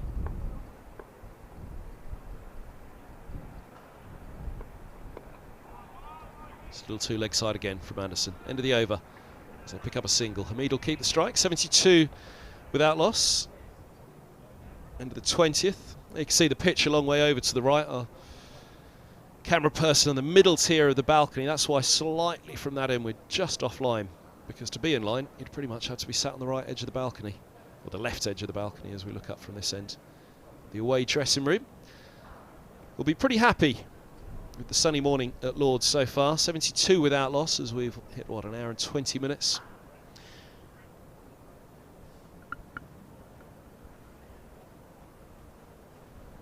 Mentioning the merits of this opening pair and the contrast of the styles of these two. Through Hamid's test time, 450s, no century. 17 innings for Duckett at the other ends, 1 century and 5 50s.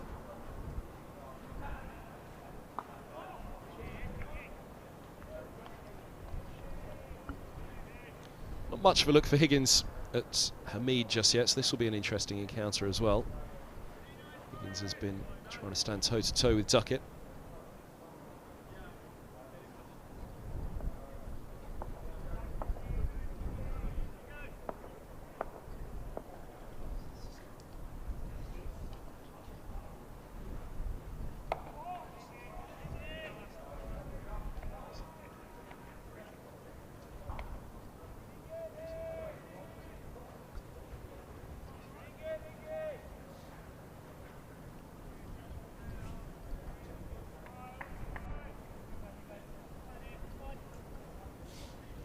Simpson back up to the stumps here, just trying to keep Hamid in his crease. Hamid's batted outside his crease pretty much all the way through this innings, unless Simpson's been up to the stumps.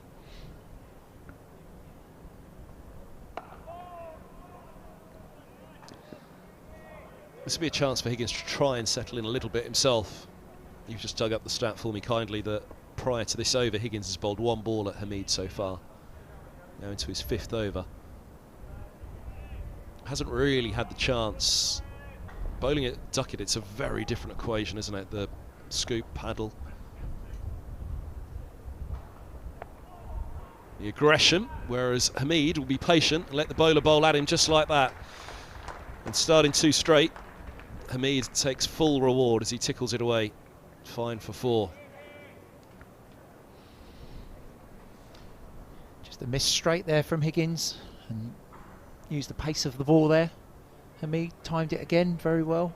That's been a bit of the story of his innings, really. I think Hamid has timed the ball probably a little bit more fluently than Duckett has, fair to say.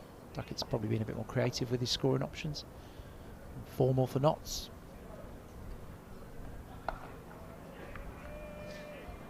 That's where I want to probe away at him, though, which he hasn't really had the opportunity to do that against Duckett because of what Duckett does. And he'll be frustrated with that one, as you say, just a little too straight, allowing Hamid to do what Hamid does.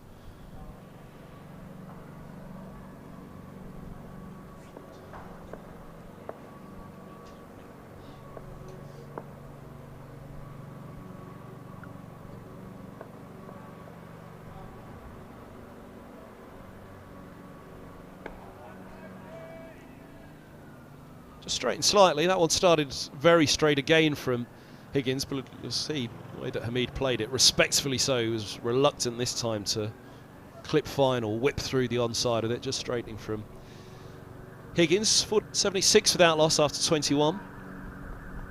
Just that one real opening created by Middlesex, which will be a slight frustration to them. 3 overs from Anderson. 5 from Higgins now, none for 14 for Higgins, none for 15 from Anderson.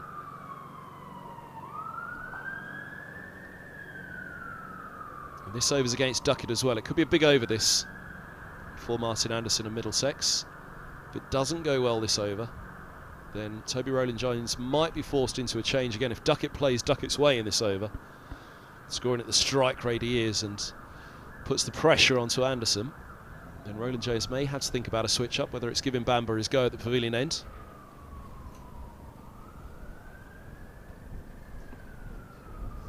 Now, that's died on Duckett outside off. He's looking quizzically at the pitch.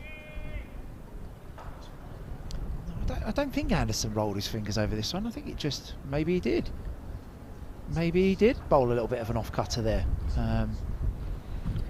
But it's definitely held up in the pitch.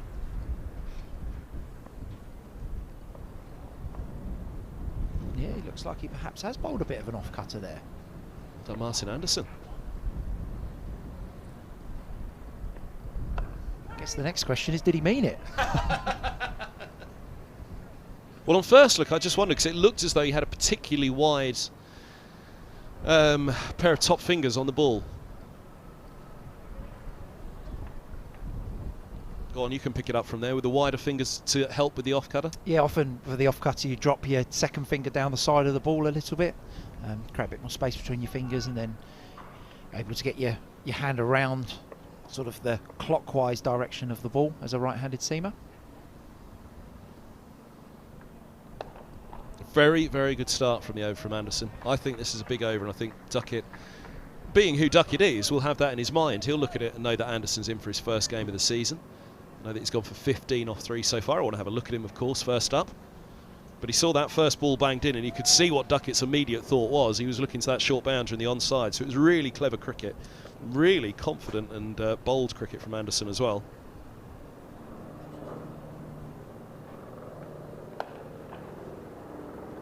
I think as a batting unit here, especially if you're a positive player, if you can eliminate a bowler out of the opposition attack, you know, both teams playing, well, Middlesex playing 4 frontline seamers. If you can get on top of one of them and make it difficult for the captain to bowl him, can really create some problems for the fielding side. Anderson holding his own.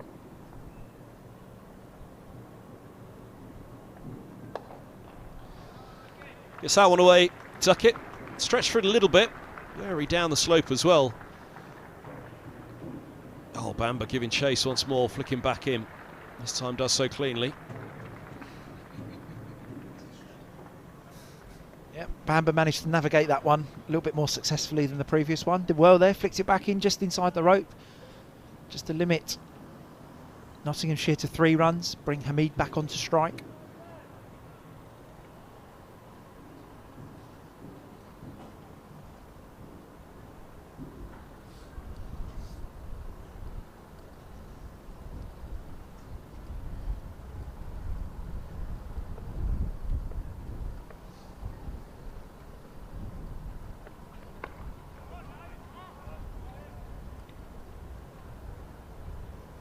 End of the over. Very good over from Anderson. 3 off it, but that's fine. It could have been an over if Duckett got going in that over. That would have given Middlesex a problem. It doesn't. And credit to Anderson indeed, because again, he's the one that's come into the side here. And well, we talked about a change being forced. This is a very, very interesting change. Luke Holman is into the attack. Really is a game for all-rounders, this one, isn't it? Middlesex with Simpson, Higgins, Anderson, Holman as the sort of 4 all-rounders. Notts matching that. Lyndon James, Mullaney, obviously Clark keeping wicket and batting, Patterson White. So sort of 3 or 4 all-rounders per side here. Bowled well in the first innings against Essex, just to give some control. None for 3 from 6 in the Essex first dig. In the second innings, 2 for 37 as he picked up Rossington and Holman. Just bowled in the second innings at Northampton when the game was pretty much done, none for 20 by that point for Holman as the game was up. Yeah, and a positive move here from the captain, Toby Rowland-Jones. I think just so often on day one you see the spinner given the last over perhaps before lunch, but actually giving Luke Holman a bit of responsibility here that he's definitely ready for and has earned. A very talented young man, plays all formats for Middlesex as a leg spinner and a dominant left-handed batter. It's a great opportunity here. Drop short first ball. That's a brilliant stop by Max Holden. That mid-wicket, really big help that from Holden. That ball gets through first ball of the over and all of a sudden it's a different tone, isn't it? But fielders playing their part. Big boundary to the leg side here, which is where Holman is turning the ball towards, primarily the leg spinner. Possesses a useful googly.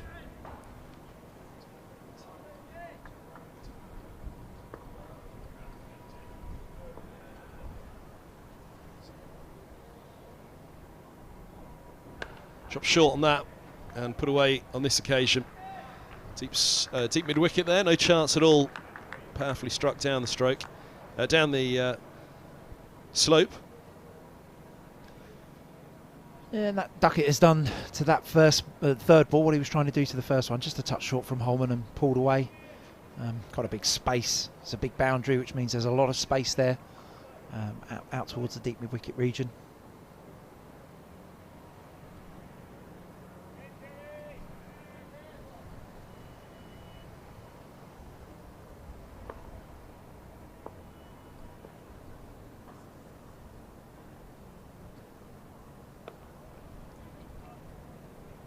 That's where they will want Duckett to try to score, try to hit the good ball on the sweep.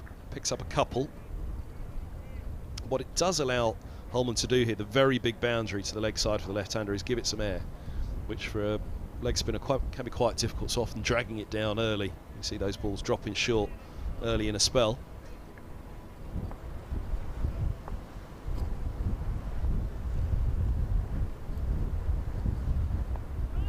He goes with it again. This time it's just a single down to long leg. As such, if Duckett connects with one of those and gets a sweep 4 away through square leg, you say fair play on the sweep.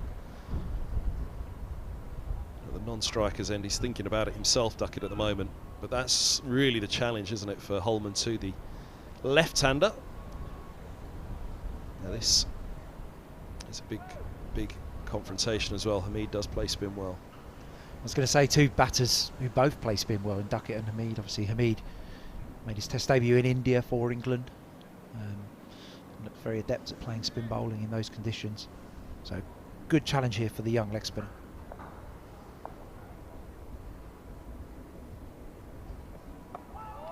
Well bowled. Very well bowled.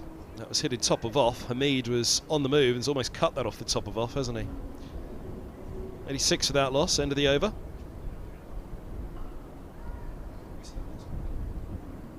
Let's have a look at that one more time. So it was a polite inquiry from Luke Holman, or as polite as Luke Holman is. And he just wondered if that had a little flick off the pad there. It's very close to it, but I don't think there was. No, he's not going to mind Hamid playing that shot one little bit. I'll be quite happy to take him on with that all day. Similarly, we talked about the setup there to Duckett, where if Duckett's to score, what he wants him to do is either take a big risk with his feet, some sort of movement. If he sweeps hard through square and gets it away, fair enough. With Hamid, he just wants to leave it on the top of the off there and see if the variations can come in. I was just about to say, here's the other combination. Anderson to Duckett, but a single first ball. Duckett disappointed he's missed out there, feeling that that one should have been put away. It's the short ball, rolling the fingers, first ball of the previous over from Anderson. There you go, Duckett. Trying to give it everything in the shadow effort at the non-striker's end.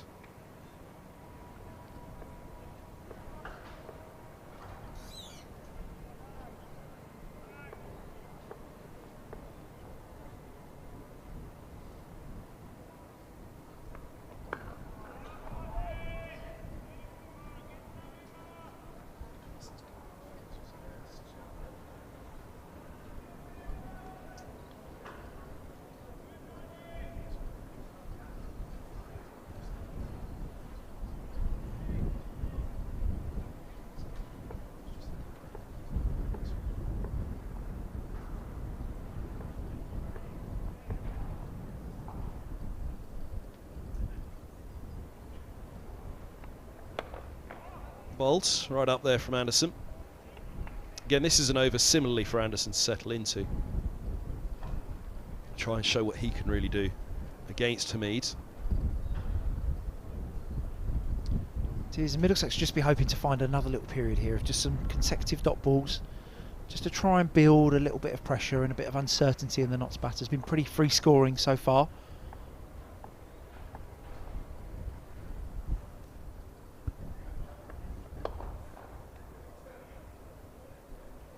His toes out of the way of that one, Hamid.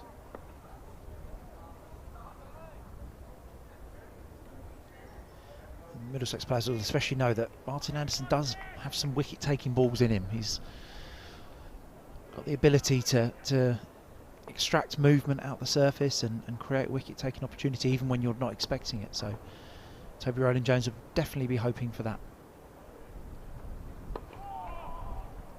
Bowls.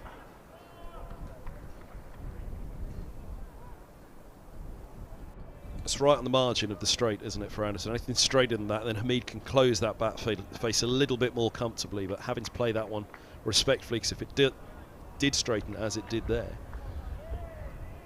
then the bats will still find themselves in trouble no matter the slope.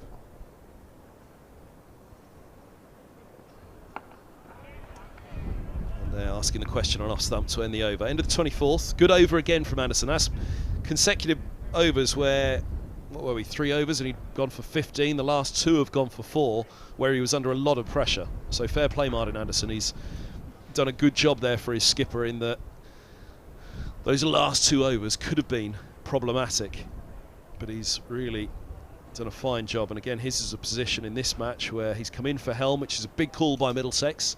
Helm, who is in and around all the England squads for the last year or so, has been pushing hard. Started last season so well.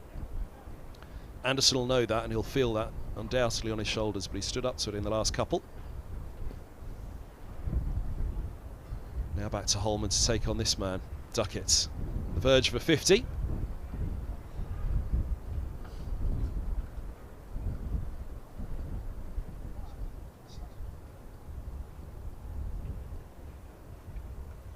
Two already this season. As we said, 51 in the second innings at Hampshire first game and 75 first up against Somerset last week at Trent Bridge.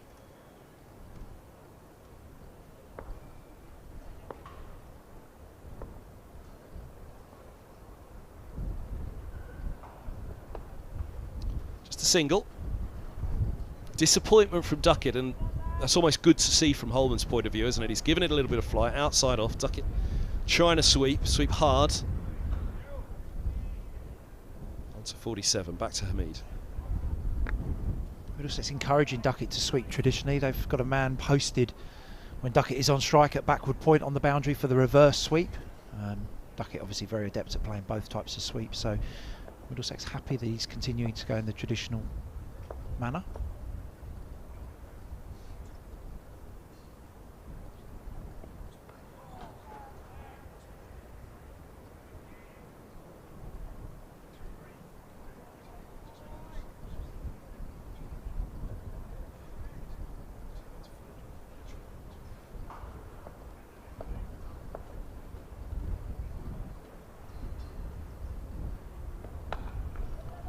But on the full, tight offside field though.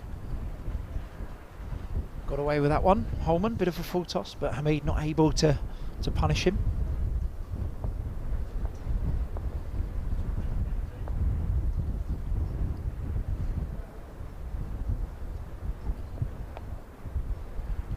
Deftly played. Waiting on it, Hamid. That's the line where Holman will want to try to probe. Just challenging that off stump, and you give a little bit of width like that, and if Hamid can play it late, then there is that region to score back at a point. As he did play that one late in comparison to the cut he tried to play at the back end of last over. That one just guided, used Holman's pace a little more, didn't try and hit it too hard. A lovely shot for 2 runs. And then cuts hard off the top of off again. This is a good battle now for Holman. We've seen Duckett battling with all of them. Look at Hamid here. So I'm trying to cut off the top of off at the end of the last over. Tight to the stumps, Hamid there. Just created some room, just fell away to the leg side to give himself some room. Probably took that off fourth stump, you would say, so just outside off stump. But very well controlled shot, great batting. He's scored behind square with point to Ethan Bamber's left hand. That one he's hit square of the wicket offside. So a bit of a conundrum here for Holman. Which side are we trying to defend? But some very, very skillful batting from Hamid. Mark Stoneman coming across to have a chat from mid-wicket. I've seen him do that a lot with the spinners for Middlesex.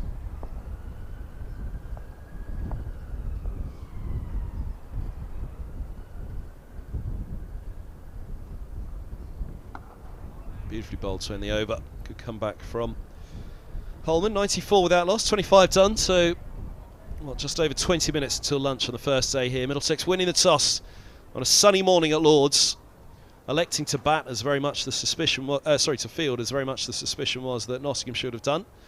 Taken to the field first up. 94 without loss. An outstanding start from the opening pair for the visitors.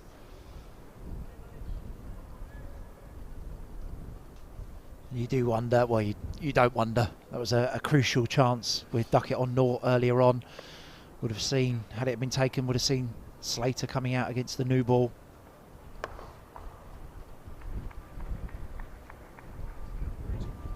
That chance not taken, and therefore the Notts middle order are looking at when they do come out. You're looking at a 30 over plus ball. Middlesex hoping to be able to pick up a wicket here just before the lunch break.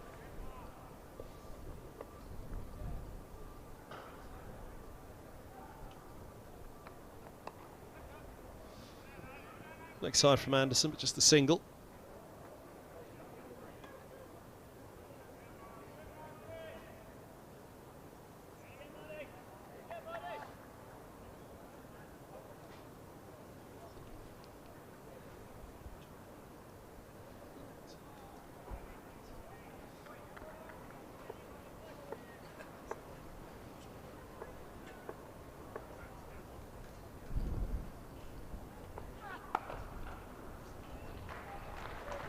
I'll put away. What timing? Moves on to 49. 99 on the board for Nottinghamshire. Yeah, short again. Hamid picking up on that length. We saw a good pull shot behind square a couple of overs ago. This one taken a bit earlier, hit in front of square. Very nicely paid. Takes him on to 49. And Duckett on 48. Looks like the graphic just at the bottom of the screen there is slightly wrong. So Hamid is actually on 49.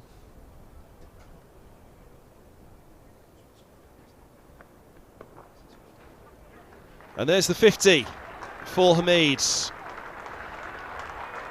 Fantastic opening stand between this pair, and Hamid raises his bat to the pavilion, to the grandstands, and down to the nursery end as well.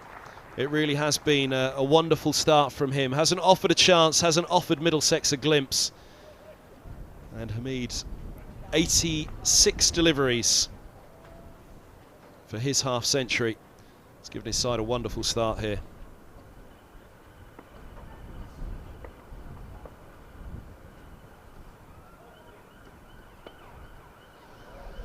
And what one can do, the other can do better. Duckett moves to 54 with a 6. Massive shot. 68, 69 deliveries now for Duckett.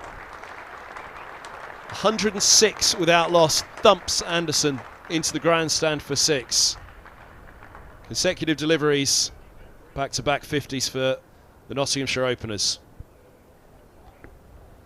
Yeah, short again from Anderson. Duckett just picked the ball up into the shorter leg side boundary there to bring up his 50. Obviously gave a chance very, very early on. Hamid been pretty faultless, barring a few player misses early on against the new ball. Duckett only given the one chance so far. Middlesex really struggling to keep a lid on this run rate. Here's Anderson's response, last ball of the over. He's driven in between cover and mid-off. Hard chase here. Bamber with a slide. Holds on this time, having flicked it back into his arm previously. Bit of misfortune. 26 overs gone, 109 without loss. Second opening stand of the season for these two. They put on 125 in the first innings against Somerset in that victory against Trent Bridge last week, of which Hamid went on to 65, Duckett 75. So a fine start from both. Third 50 of the summer for Duckett, second of the summer for Hamid. And Middlesex here just need something to go their way before lunch. That costly put down, no doubt about it now, of Duckett on naught off Bamba early this morning. He was on naught at the time, and he hasn't really looked back since that point, Duckett, and nor of Nottinghamshire.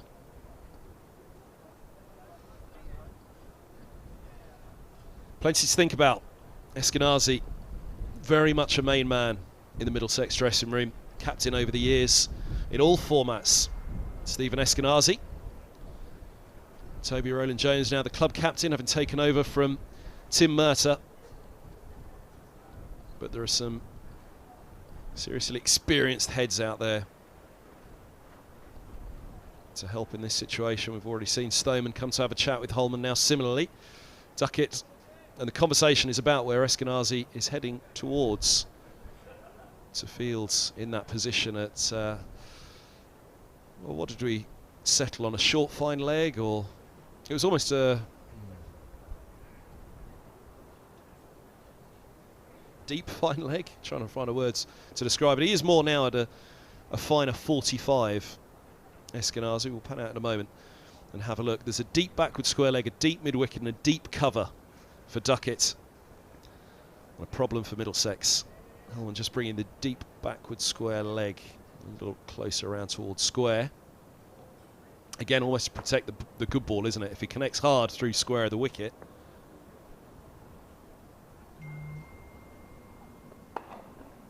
No ball called. A lot on the minds of this young man. Big broad shoulders. He's got a big job on his hands on the first morning.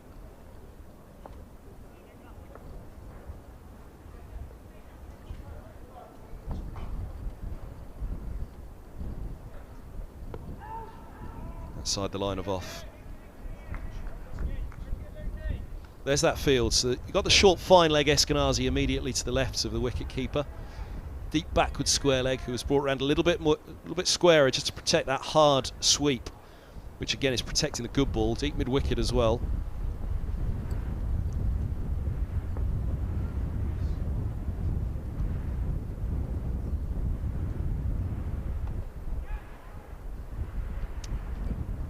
Tucked single, just fine of Holden at mid wicket.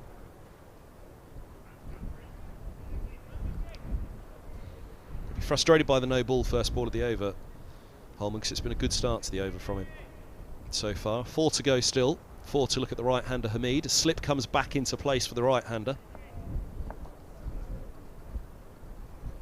And indeed the field comes up, but for the deep mid-wicket, around towards deep square.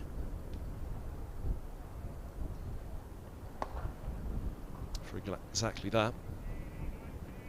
Just short enough to allow Hamid to rock back happily. I think that this is going to be the challenge here for Holman, the young leg spinner, is just to find a field and a consistent line and length where he can actually bowl a dot ball and actually string some dot balls together. At the moment, Nottinghamshire able to sort of milk him both sides of the wicket. And this will be the problem for Holman. Similarly as it would be for a seamer, for a spinner as well, lining up the right-hander, left-hander, and again, particularly when you've got that stark contrast in style. What he's having to think about here, it's almost white ball mode to one of the batters. But equally, Hamid's an excellent player of spinners we've seen already. And this is good from Holman. Yeah, disappointed with the no ball, which cost him 2 runs in the first ball of the over, and this is obviously now the extra ball that you have to bowl as a result of that. An over that probably should have gone for 2 runs has now gone for 4, still with 1 ball left.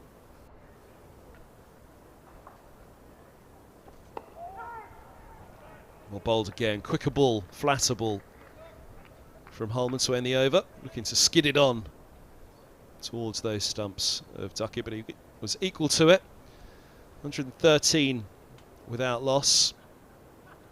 Of course, we can't ignore the fact this does come stark contrast to Middlesex's start to the season with a bat at the top. It's been, well, 2 test openers there. Middlesex have got 3 test openers at the top, haven't they, in Robson, Stoneman and Milan, who've had a difficult start, but that is early season cricket.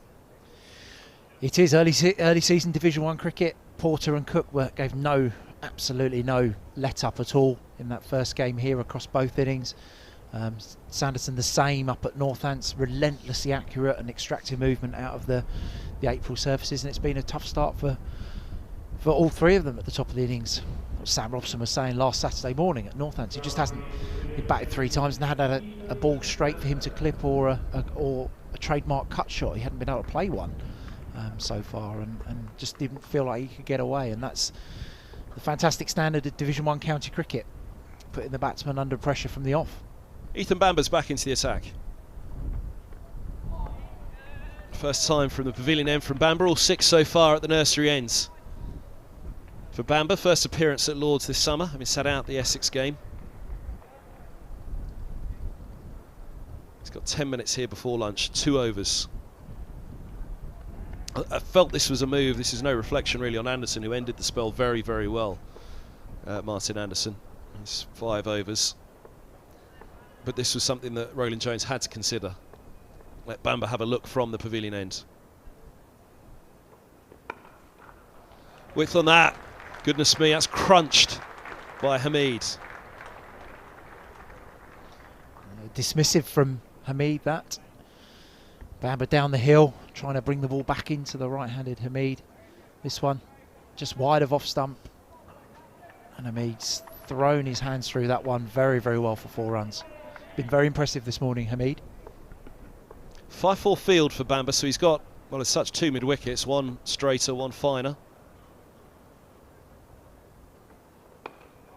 Goes wider on the crease, I fancy, on that one, just to angle that back in towards off.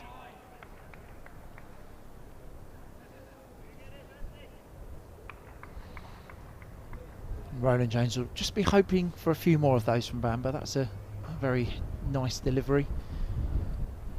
Ethan's probably bowled 2 or 3 more bad balls than he would want in this spell, though I don't think his figures are completely reflective of how he's bowled.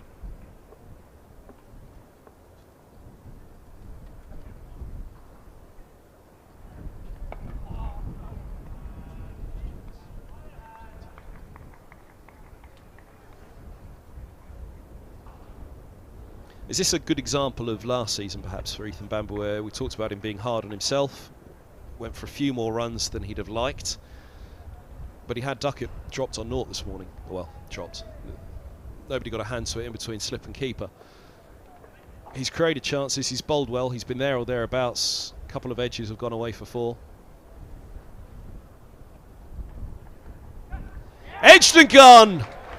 And Bamber strikes in his first over from the pavilion ends. Eskenazi makes no mistake at slip, low down, getting his fingers cleanly underneath that one. Hamid goes for 55. Brilliant innings from him.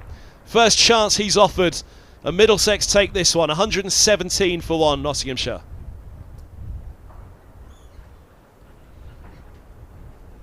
As we'd have seen at Lord's, Bamber as much of a threat at the outside edge coming from the pavilion end as the in. And that one just held up on the slope. Very well taken down low by Eskenazi at first slip. And I will say again how impressive I thought Hasib Hamid was this morning.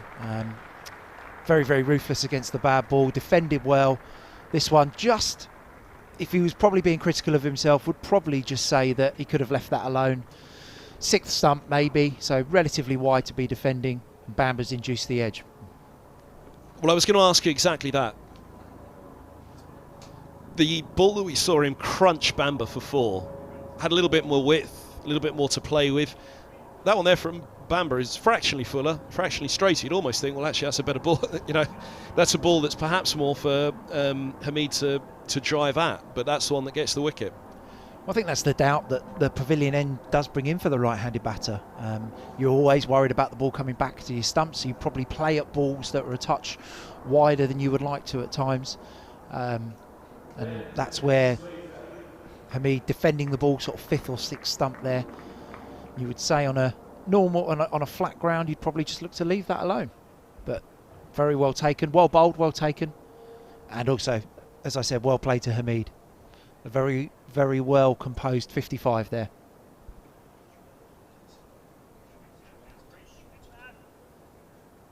So just really, I guess, asking the layman's question here, the ball that he drove at was a touch shorter, a touch wider, but he drove at it. This one's a touch fuller, a touch closer to him, and he didn't drive at it, he looked to defend. Yeah, I think the trademark there of Hamid's innings was on width outside the off stump. Anytime the bowler did give any width, no matter which Middlesex bowler it was, he did look to get his hands through the ball and be dismissive through the offside. That one just a fraction closer to him, trying to be a bit more watchful. A good wicket for Middlesex just before lunch. The greedy Middlesex supporter in me will now want a second. 5 minutes just before the interval. Ben Slater, who opened here last season in the corresponding fixture, this season in at 3. First ball from Bamber, top of middle and off, right behind it, Slater defending, end of the 28th, end of a very, very big over for Middlesex. Hamid has gone, fabulous opening stands from the Notts pair, haven't been put in this morning. Slater joins Duckett for, well, will they get one more before lunch? Well, they get 2 more before lunch now. Holman will bowl this. If he's quick about it, Bamber will get one more, which was the plan. So I'm sure we'll be taking their time as best they can. If they can walk in 1 down after the morning session, they'll be over the moon. 2 down still, with 100 on the board would be a fine start, but chance here for Middlesex just before lunch to walk in with a different feel before the interval's taken. Most certainly, and this is the difference of when you take your chances and when you don't. Slater's now walked in the 28th over of the game. He could have been out here in the 3rd over of the game facing a new ball on Bamber and Roland Jones. So just shows how important it is for the fielding team to take the opportunities when they come. But like I said, Middlesex will be hoping to make this next 4 minutes a very, very tricky period in the game. And just to put Duckett under a little bit of pressure, he's obviously looked to be very proactive against Holman. Will he now look to be a bit more watchful for these last 6 deliveries from this end of the morning session? Just hit 57. This probably will be the last before lunch now.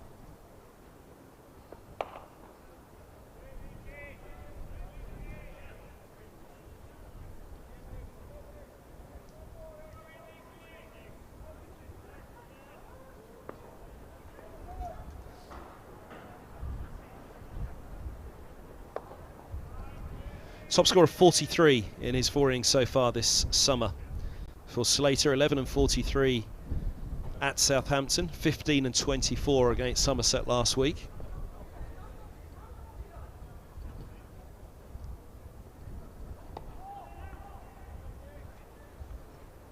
He'll come on to strike for the first time against Holman. Last year he got 6 and 25 in his matches here, and indeed in the second innings he was caught and bowled by Luke Holman. Joined Nottinghamshire from Derbyshire, obviously started his career there. Met his father actually up at Chesterfield at Queen's Park at the game last year. I think he was involved in some capacity up there with Chesterfield at that wonderful outground that we played at last year. But a fine county cricketer, Ben Slater.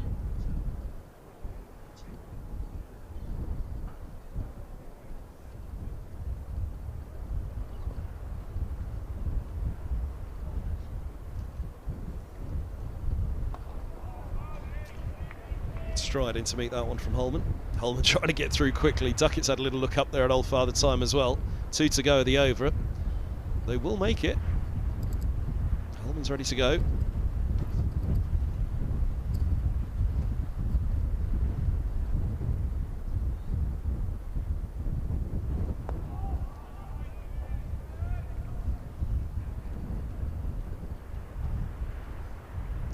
Make it 59 on mine. Do you make it 59 on yours? Just ticked over. They're going to have to be quick here.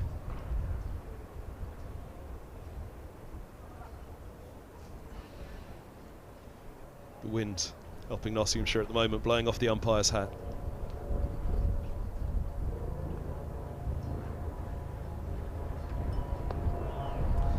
$118 for one, into the 29th. All eyes on the umpires. Yeah, I think there will be one more. Looks like there'll be one more.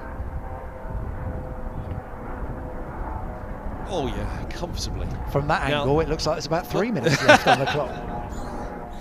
Can I just say, in mine and the producer's defence, all of our clocks say that it's 59. That's definitely a 58 up there. Last week we were undone up here as well by that one, where the old father time looks as though he's just a minute behind the rest of us at the moment. Is that why you're always late for commentary, Kevin? Yes. Is that That's exactly where I was going with that. Often seen bustling into the back of the box. We had to ditch an interview with about 10-20 seconds to go last week because it was just too tight. But yeah, I'm making it comfortably 1 o'clock now. Old father time has got a different view of proceedings at the moment.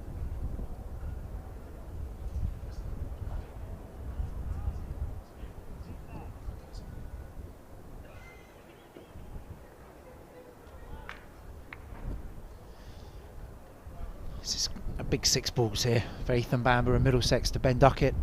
Middlesex will be hopeful of picking up a 2nd wicket just to even out this first session a touch more, very much in Nottinghamshire's favour obviously at the moment.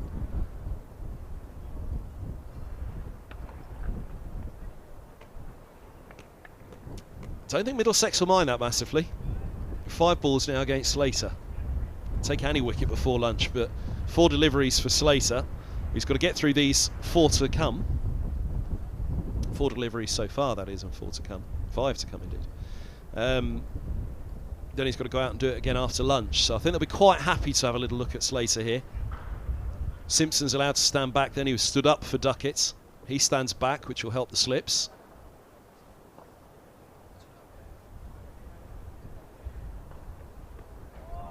Good leave. It does feel like a very big few deliveries for the interval on the first morning. Brilliant start. Well, the Division 2 champions last year. It's the Division 2 runners-up. Obviously Notts went very well in the 2021 format, didn't they, with the finished very high up in the top division after the sort of that season where we played a few games, then we had a split. Middlesex ended in Division 3 that year.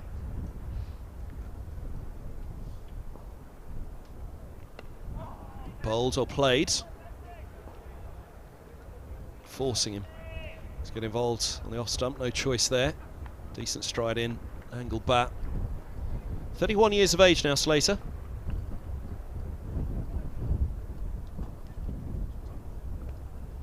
Was indeed born in Chesterfield, as you were talking about Middlesex's trip there last year. It's a Spirite, that's what they're called, isn't it? Those from Chesterfield.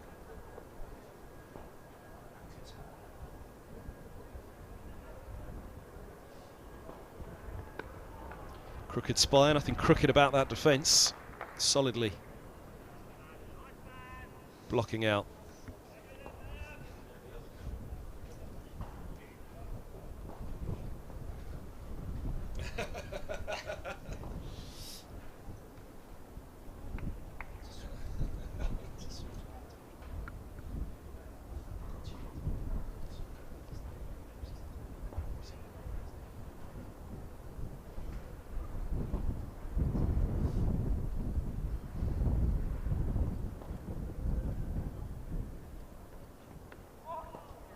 Over the wicket, an angle down to the vacant deep third, a boundary to get Slater off the mark. A very well controlled defensive shot this from Slater. Ball's moved away from him, obviously Bamber over the wicket, so a bit of an angle, but played it with soft hands and just very watchful. The ball's run away to the vacant third man boundary for 4. Last ball before lunch, 1, 2, 3 for 1. Middlesex hoping for a bit of Bamber magic from this final ball of the session.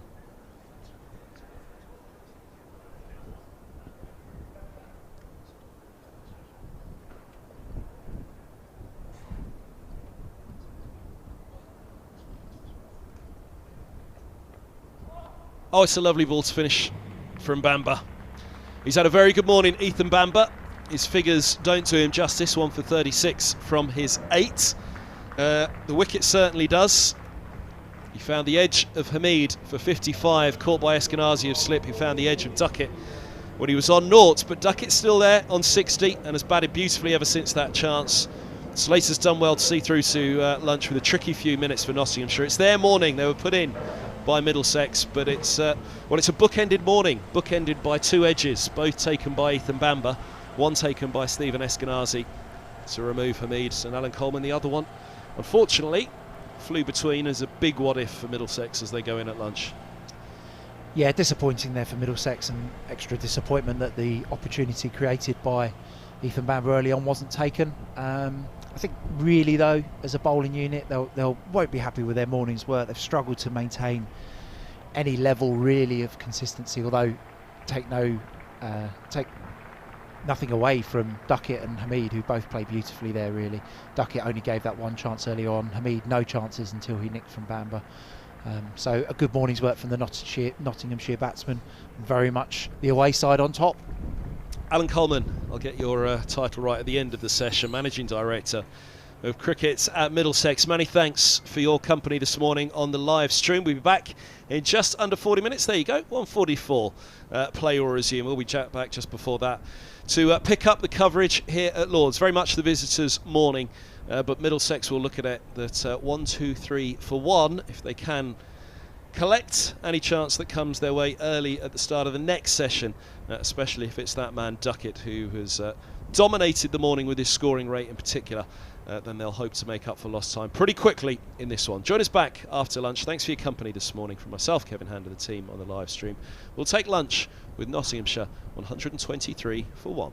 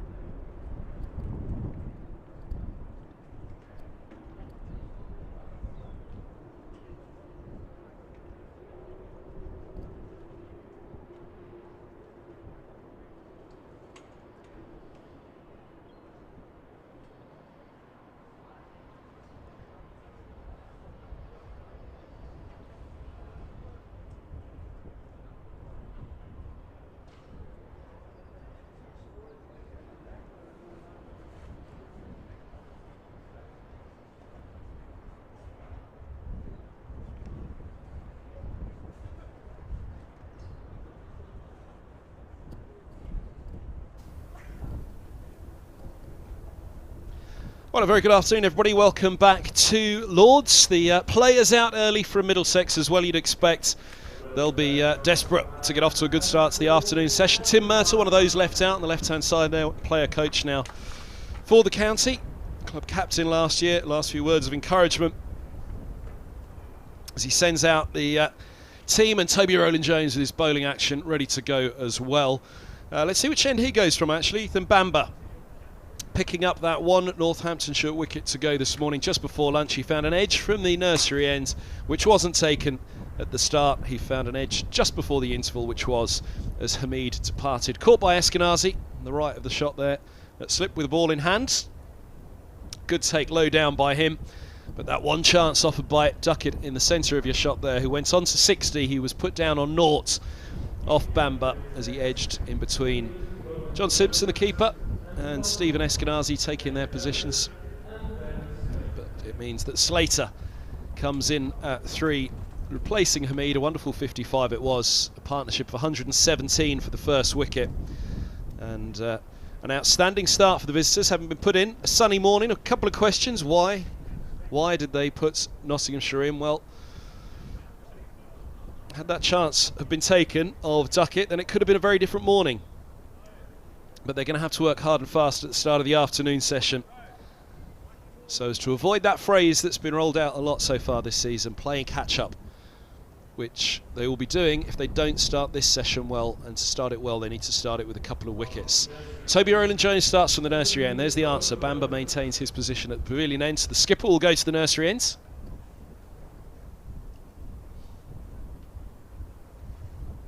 Great to have you all with us this afternoon on the live stream from Lords.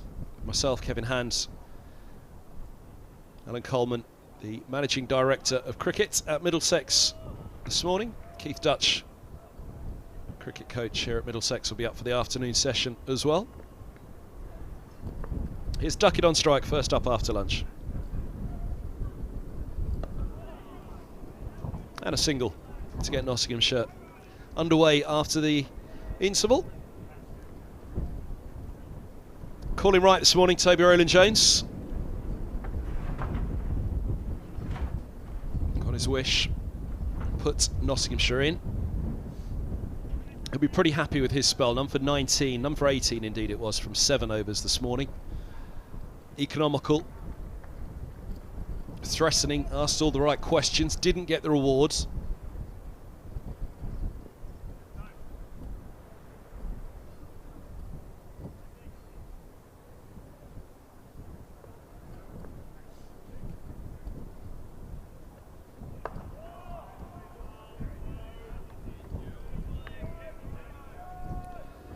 Picked up 7 for against Essex in the first innings here of the season.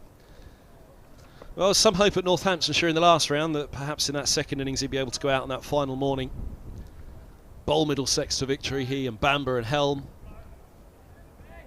Higgins the fourth seamer. 7-wicket victory for Northamptonshire though at Wantage Road.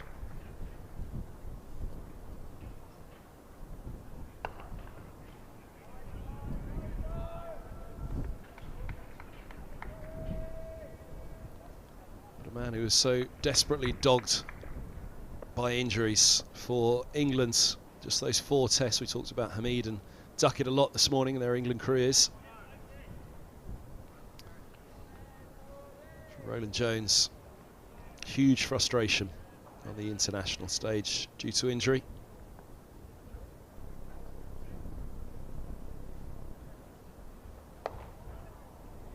Big role to play for Middlesex now as club captain, and that talismanic figure. They always talked to me, the Middlesex players, about not having Toby Rowland-Jones on the field. As soon as he'd leave the field mid-match, whether he was unavailable for selection, it always left a gaping hole for Middlesex as a team. Still very much has that figure about him.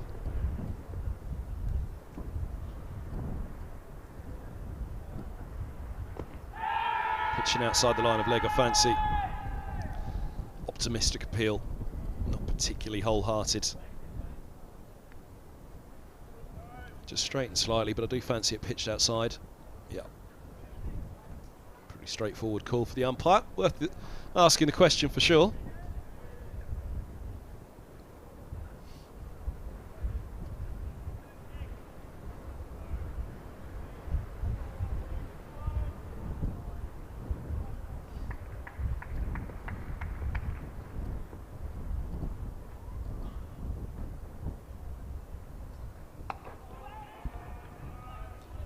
Well played by Slater to end the over. That one looking to hold its line across the right-hander. He's managed to get in behind nicely and defend.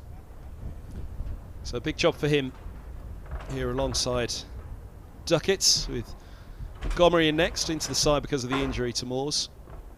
Then Clark, James and Mullaney. That's a pretty powerful middle order for Nottinghamshire. Not quite sure that that'll be the way that they'll come in. We'll see. James occupying the fourth seamer role for Nottinghamshire in this one. But this is the man that all eyes are on at the moment, Duckett. How long, how far and how big can he go this afternoon and today for Nottinghamshire? Put down on naught. Could be very, very costly for the hosts. That was the man that found the edge, Ethan Bamber. Big disappointment to him, of course. His first Lord's appearance of the season. He did return before the end of the session to find another edge, and this time it was held. Hamid out for 55. He's got one slip and a gully in place for Duckett. Deep point back, so too deep square. Fizzes that one in towards the top of off stump, and Duckett playing it as such. One hand off as it's steered back to the square on the leg side. Single taken.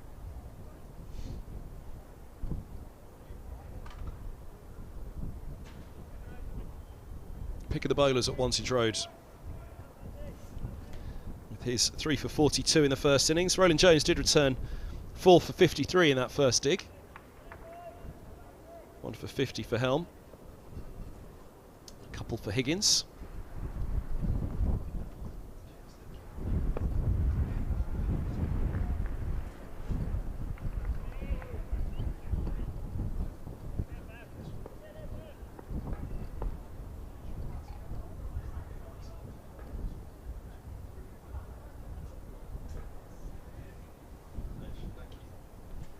Sorry to ask that.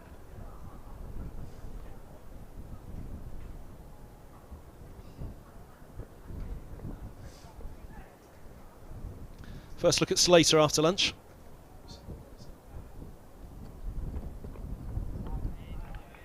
A couple of deliveries lined up nicely. Interesting that Bamber's gone over the wicket here to Slater. It's immediately around the wicket to Duckett this morning. Alan Coleman was talking about that statistic about getting left-handers out far more around the wicket, which is almost against the old way of thinking, the old adage that left-handers prefer facing bowlers right arm around because they get a better view of it, get a better look, rather than having to look over their right shoulder, twist that head a little bit more.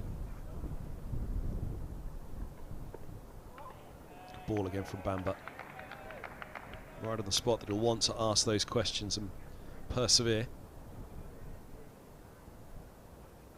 But yeah, traditionally, I remember growing up being told to right arm over to the left-hander because they just get a better look with the bowler coming around the wicket. They get a better look at the ball, better look at the line, their body position. They're not quite as closed up looking over their right shoulder. But apparently that's not what the stats say.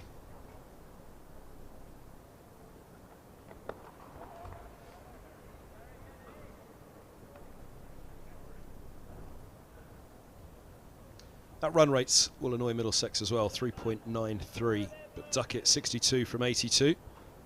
And indeed any partnership, as he had with Hamid, 117, partnerships will score at a quicker rate more often than not.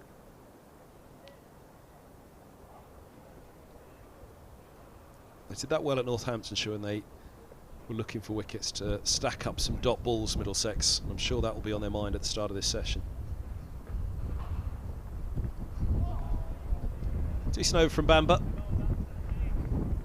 Back to the old way of thinking, right arm over to the left-hander. Still a glorious day here at Lord's. You see the Alan stands to the left of the pavilion there with the Middlesex room behind the glass in the lower tier. Well, it's pretty well populated behind the glass, not so much in front. Colder with that wind blowing straight into the faces of those in the Alan stand. Brave few out in front.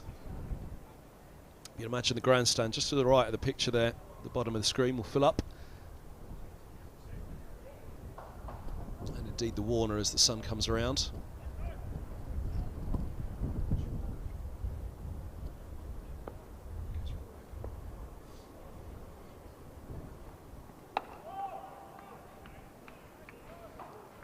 So Roland Jones will have to stick against this man Duckett.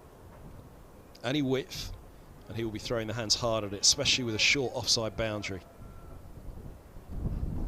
Anything short, Roland Jones will be pulled, hooked instantly by that man. Anything off stump, but that's not to say he won't try and score off stump, but that's going to be Middlesex's best chance of getting him.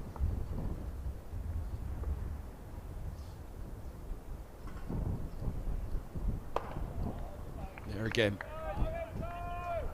much like Mercer from the nursery ends, looking to work the inside and the outside edge of the bat. Ask the questions, leave the doubt in the batter's mind. Work out, is this one going to hold its line across? Certainly from Roland Jones, perhaps even with a bit of bounce. Is it going to nip back in with the slope?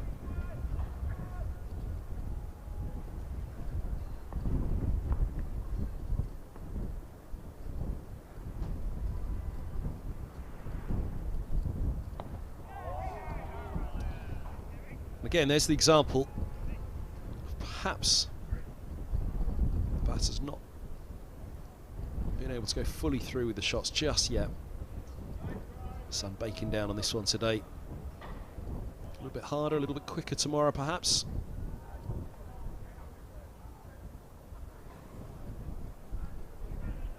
Again, Alan Coleman touched on that a lot this morning in terms of how the pitch will play.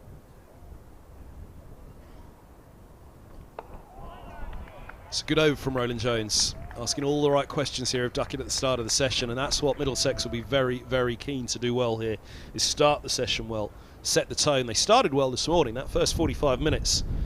Bamber and Roland Jones, they hadn't done much wrong. Got to take your chances though. This man's punished them to the tune of 62 runs so far.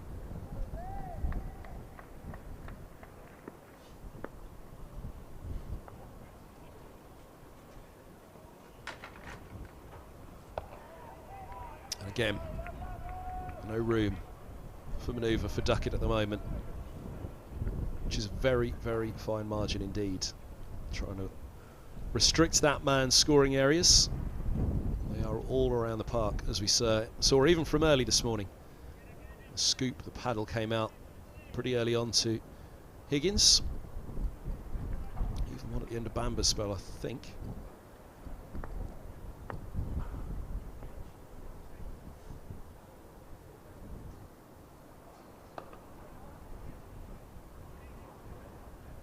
Single turn the over, 33 done, 126 for 1.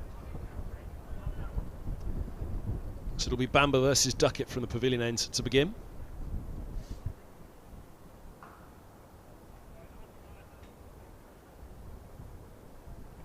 Again, that one for 37 in the bottom right corner there of Bamber doesn't quite do justice. In fact, it doesn't anywhere near do justice, I don't think, to Bamber's bowling performance this morning.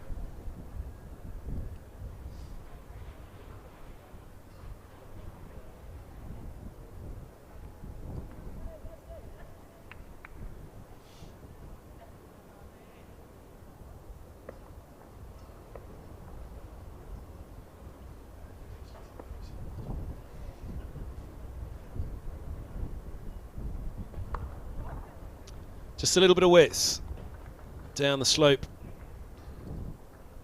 Duckett happy to open up and pick up a couple. And around the wicket to Duckett in particular, if you give any width whatsoever, then he's really going to fancy his chances to take on anything that Bamber offers as soon as the width is there. He's got to keep it tight to that off stump.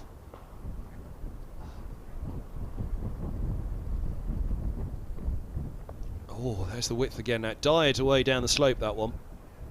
but all the indications from Duckett, if you give him some width, he will go hard at it. So Simpson taking that one low down towards the toes.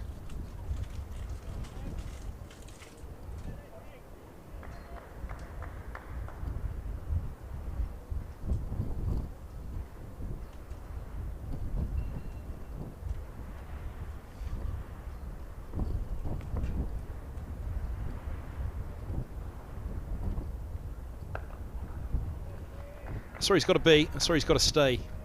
And again, it's very similar to that from Roland Jones at the nursery end. Bamba's from around the wicket, he's just got to keep targeting that off stump, allow Duckett no room whatsoever. And if one goes down the slope or Duckett overcommits, plays around one, then Bamba's in business. But it's the basics first and foremost. Just keep on that off stump.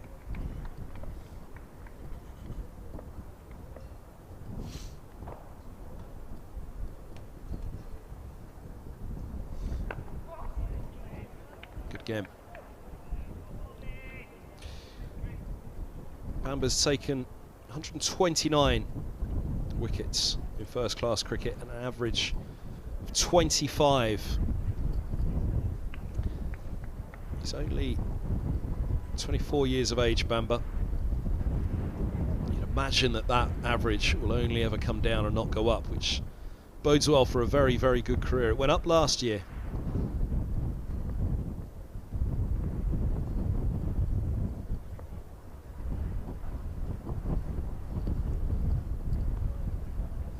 Width again. And there you go. Duckett's got plenty to play with outside that off stump as soon as Bamba leaves the off stump. We've seen him ease a couple, look to carve one away on a cut, and then this one just guided to the vacant deep third. It's a deep backward point in position. Nobody protecting deep third. Only a slip and a gully. It's a 5-4 field. So there's a deep square back protecting as well. There's a good finish to the over from Bamba, but there's the problem. 6 off the over. 1 for 43 from 10 now from Bamba. So his economy goes up, despite the fact he'll be mostly pleased with that over. They've got a problem against Duckett for sure. 69 from 94. As long as he's there, he'll score at a quick rate. So they need to try and get in amongst them pretty quickly this afternoon to slow this down. 132 for 1. Roland Jones to Slater to start the new over.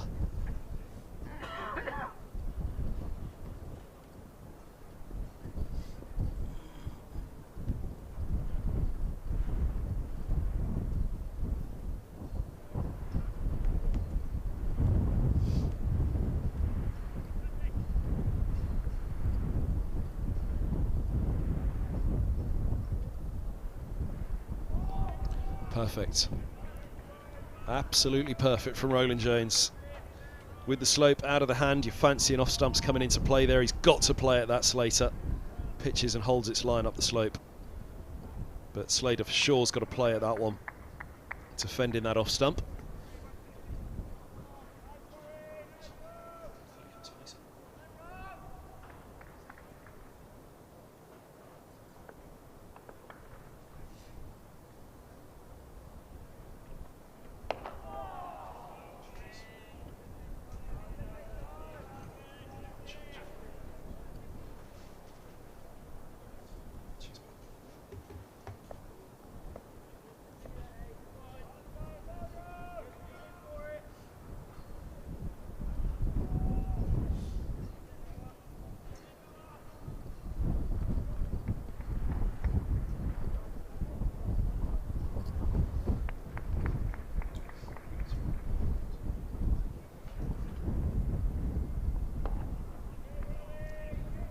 Pushing him onto the back foot. Played it with a good time, that Slater. 21 deliveries, he's been out there now. This will still be a test though, right away after lunch. Faced 9 before the interval.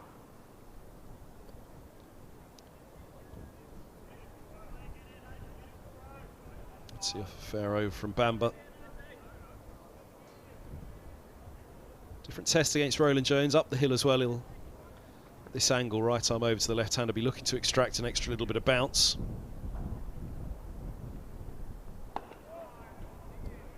On that length again, just starting too straight. Both that line and that length. The left hander's going to get happily onto the back foot with the ball pitching outside the line of leg.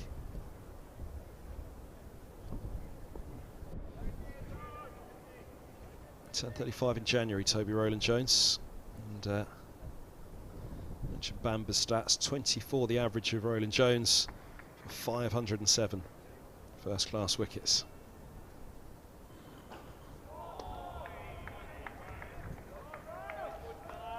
There's the tempter, slightly fuller, angled across. Slater doing absolutely the right thing.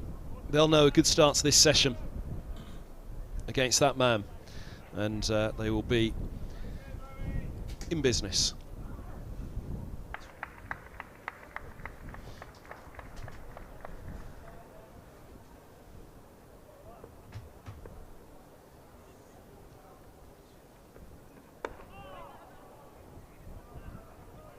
End of the over, 35 gone, 132 for 1.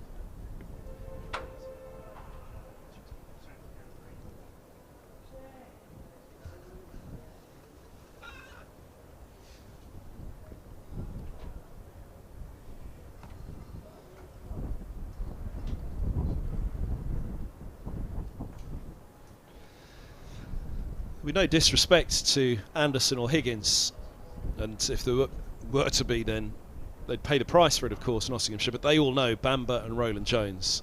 The pair of them really have the ability to put a little purple patch together and go through a side, and all of a sudden the morning's good work could be undone pretty quickly.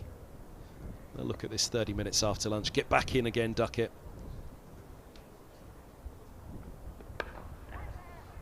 Width but not punished. Duckett dragged that one rather to mid-off.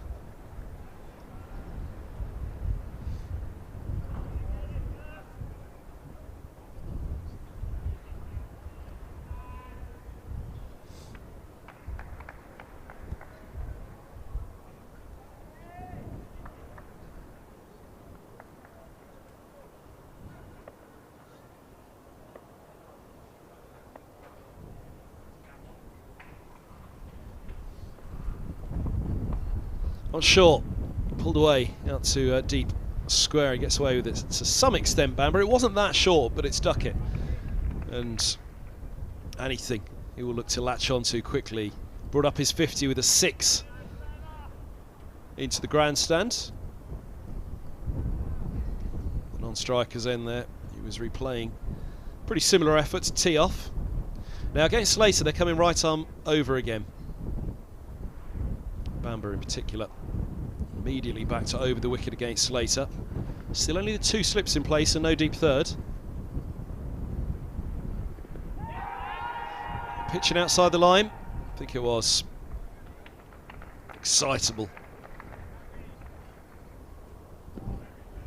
from Bamba. Let's have a look. Yeah, pretty clearly outside the line of leg.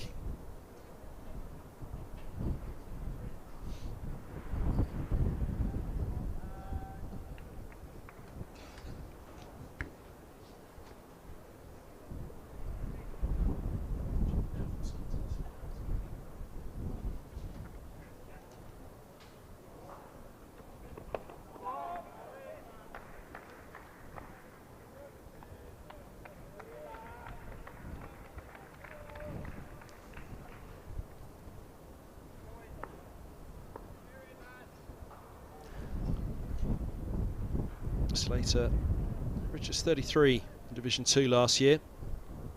1 century in 2 50s, 225, not his highest though.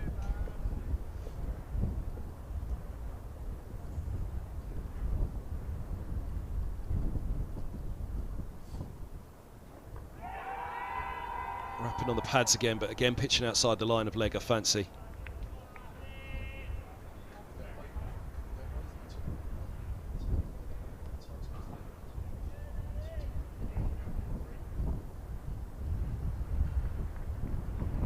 Here's the replay from the other end. Let's look for that line. Or we'll go to in a minute. You'll see that one going on to hit leg, but pitching outside the line. The problem.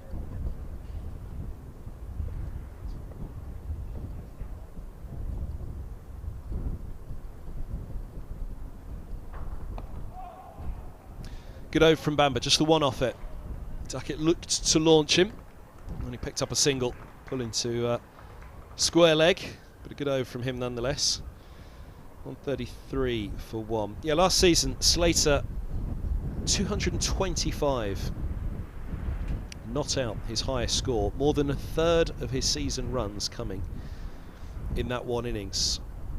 703 runs across the season from 24 innings. Played all 14 matches for Nottinghamshire. 1 century, 2 50s, which is extraordinary really. You take that 225 out of the 703, and the average for Slater last year was a tough one. Of course, an average topped up by the fact that it was 225 not out.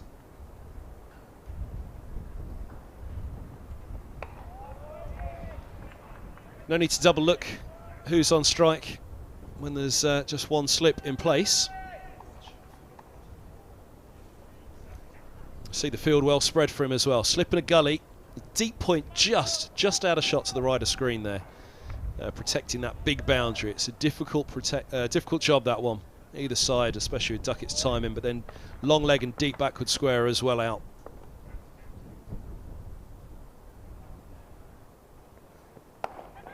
Oh! Now is he out? He is! Middlesex have the wicket. Well, fingertips from Roland Jones. Looking for the cordon bowl first up, but it deflects on, and Slater's going to have to go. The most unlucky of dismissals that you can have. Hit back into the fingertips of Roland Jones throughout that right hand. Middlesex have their second wicket with a little stroke of luck.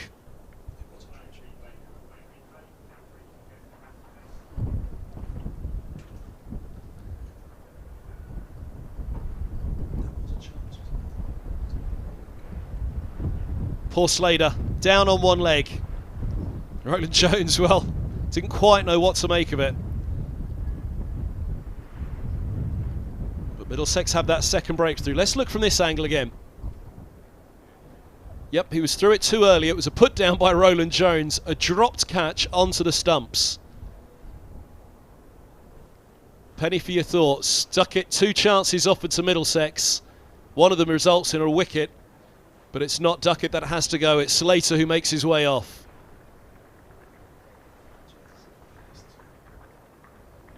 There we go, just throwing out that right hand. Ha! And there's a reaction. He's dropped a catch onto the stumps and takes a wicket. Cricket serves up all stuff if you watch it for long enough. .133 for 2, and poor Slater makes his way off, but Montgomery into the side because of the injury of Moores. Averaged 46 last year, Montgomery. 1 century and 150 in 8 innings. Turned 23 the 10th of May. Johannesburg born right-hander, Matthew Montgomery. First class average of 41.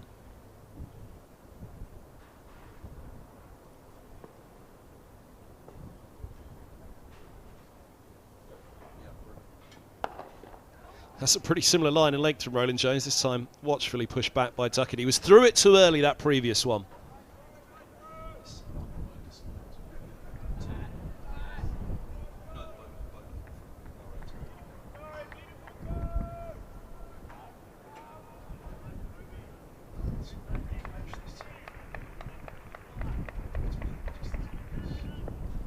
There you go, just threw it too early. Leg side from Roland Jones. They're about to get excited behind the stumps. Oh, no signal. Was a little bit of batting ball then. Duckett moves 71. I thought it was pad only. But yeah, the one that Slater fell to, he was once more threw it too early, Duckett. We've seen that a few times today. Now that could play one or two ways tomorrow for Middlesex if this Pitch just quickens up a little bit, comes nicer onto the bat. Does it skid through nicer for the bowlers? We'll have to wait and see.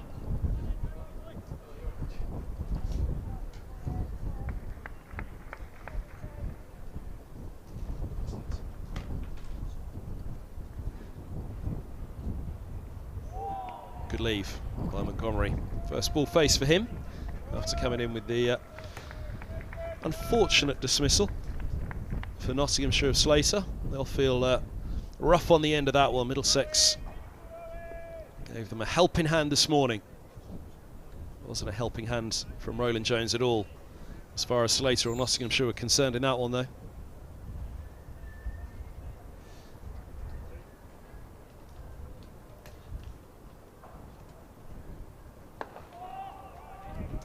End of the over, 134 for 2. So Duckett moves to 71. Montgomery, a couple of balls face, but Slater run out by Roland Jones. A dropped catch onto the stumps. Cricket really does serve it all up in the end, if you watch it for long enough. Roland Jones none for 21 from 11. Bamber 1 for 44 from 11. Not as economical, but as bowled with a great deal of threat and control, and bowled better than those figures suggest.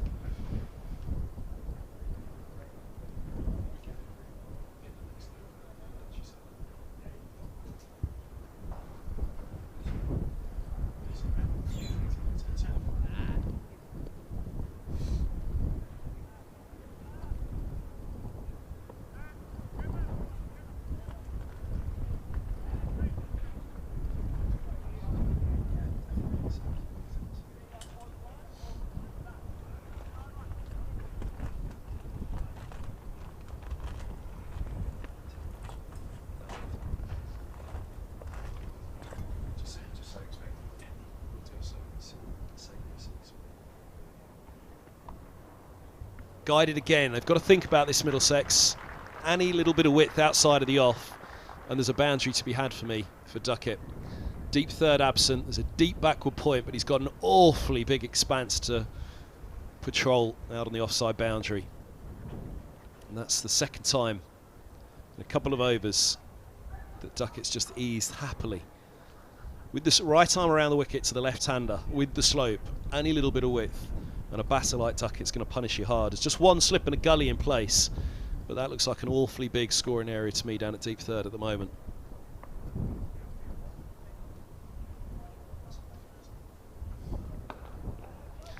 That's where Bamble wants to be, but there's no room for error at all for him. Guessing. Well, there you go. Duckett just out of shot down below. He's replayed a whip into the grandstand there. Anything leg side for Duckett, he's going to take on that grandstand. There's a deep square positioned, as well as long leg, who's pretty wide around towards the deep square.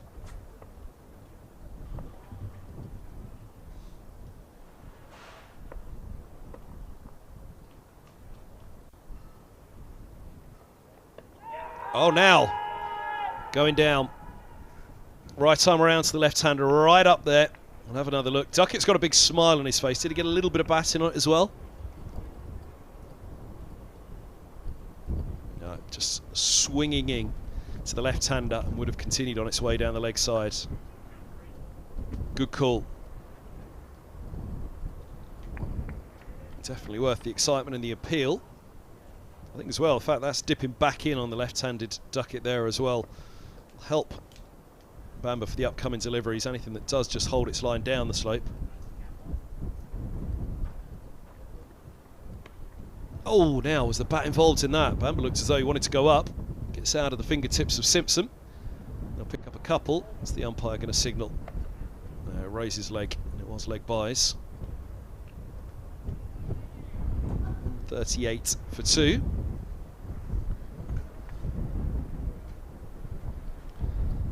Tell you very quickly before we welcome Keith Dutch onto the mic for the afternoon session of the scores elsewhere. Essex 157 for 1 at Kent. Hampshire 111 for 2 at Northamptonshire. Somerset 117 for 4 hosting Lancashire.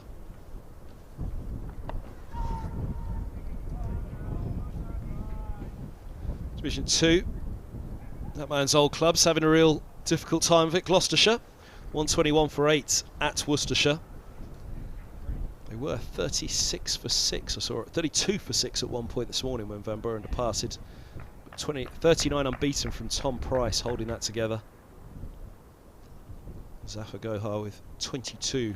Any other man's past 20. 4 for Leach, 2 for Gibbon, 2 for Pennington. Good end to the over from Bamber, 140 for 2. Then those other Division 2 scores: Durham 141 for 1 at Glamorgan, Sussex 1-2-3 for 3 against Yorkshire down at Hove. Here 140 for 2 after 38 overs. Duckett with a new man alongside him, Montgomery, and a little bit to tell him about what's going on and to tell us all about what's going on out there. We'll try to make sense of it all anyway. Keith Touch, afternoon to you. Good afternoon. Sometimes. Lovely sunny day out there. You've been on the nursery end this morning so far, haven't you? Yes, been a nice change having a sunny day the last few days that I've come in at Lord's. The rain has thwarted us, so actually had a good session out there this morning with the guys that have not been involved in this. Oh, it's going to squirt through. They'll get a run. Slide from Holman to try and get everything behind it. They'll get 2 indeed to get Montgomery off the mark. 142 for 2. I don't think Toby will be too unhappy with him playing that type of shot. Just full of length, drawing him in. Hopefully a little bit of movement and take it into one of the 3 waiting catches for us there.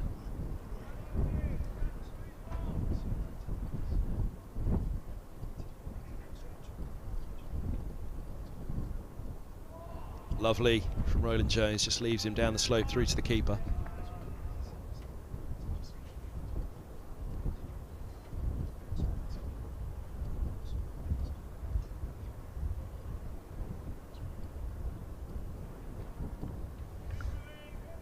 It's not an anomaly, it's not an unusual one, but it is an unusual one to say. A drop catch onto the stumps and Slater's run out.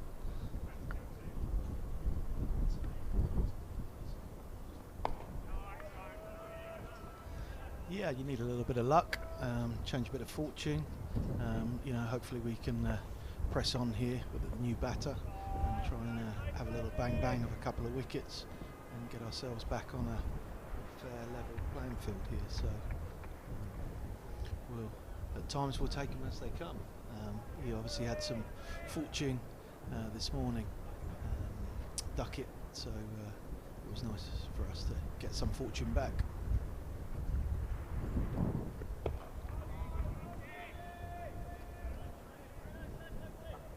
Who were you with on the nursery end today? Just the guys that are not involved, so got a few actually were out at cricket. They haven't been able to get any games in yet. The weather and the outgrounds obviously have made it very difficult. So a couple of the seniors are off. Got obviously a couple of the guys with niggles, but it's about 7 or 8 down there this morning.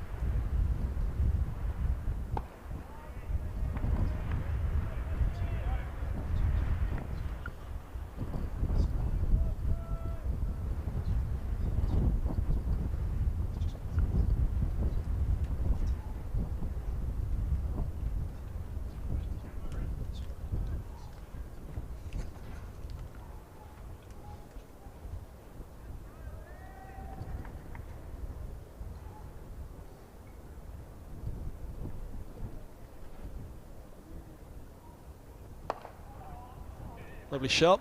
Reached for it a little bit, Montgomery, but good control. And all the way to the lowest point of the ground. Holman giving chase from mid-off. They'll pick up 3. So he'll keep the strike, Montgomery. End of the over. 145 for 2.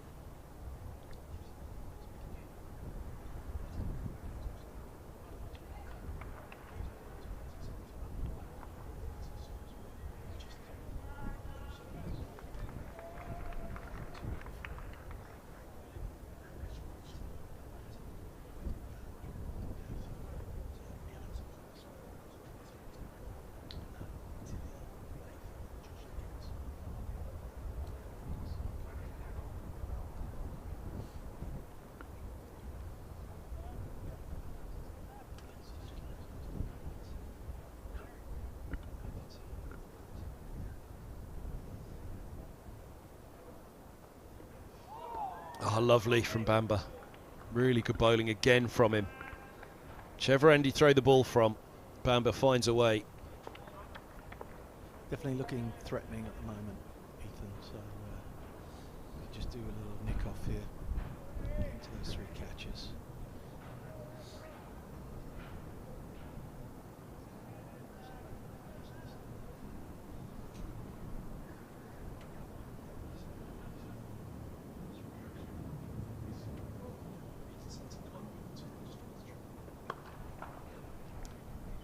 Fielded at backward point.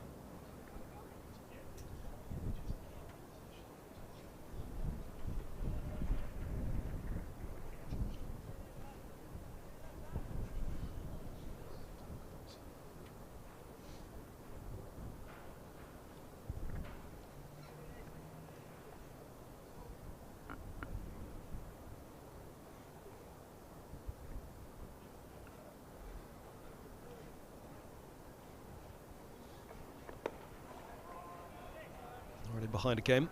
KwaZulu-Natal was where it all began from Matthew Montgomery from under 13s level. Made his first class debut in 2019 against Western Province at Durban. Scored 39 in the first innings. Wasn't required to bat in the second innings as Natal won by 10 wickets. Ooh, drew him into that one outside off. Again, it's that line outside off stump with the ball having the potential to nip back down the slope, which brings them into it. Just getting to hold it up as well, so just that little bit of angle, and when he gets it just to sit up, just draws the batsman in. So lovely bowling.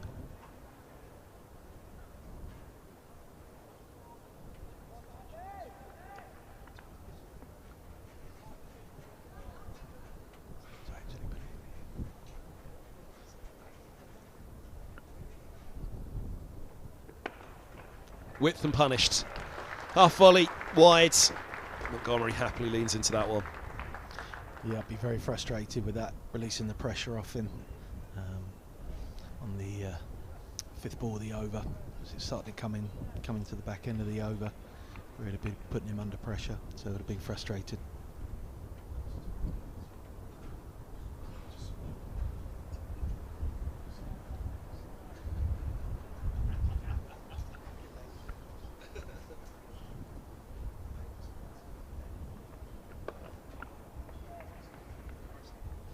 Well, 49 for 2, end of the 40th. Just missed Bamba's speed gun on the bottom right there for that delivery, but it looked as though the speed gun has warmed up now. This morning it had him somewhere in the low 60s, which was a mile off for Bamba with the deliveries we were watching, but it looks as though it's cranked up this morning, because it's cranked up the bowling speed of Bamba. Well, just about out the back there, you can see the shed in the way of pretty much what you're looking for. You might catch a glimpse of who was down there? Nathan Fernandez, Tilan Wallaluita, Josh Carey's all out the back somewhere, warming up behind the sight screen there. Yeah, they've been down having a good session. I'll speak up a little bit. Apparently I'm a bit softly spoken in my old age. So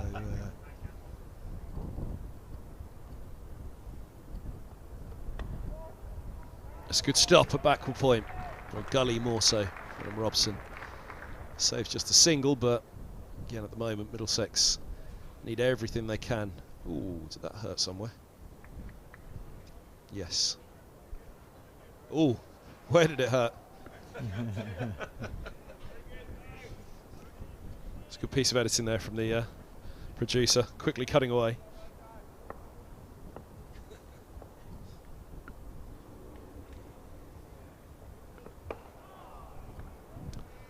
Single on the other side. It's a 150 up for Nottinghamshire, 150 for 2.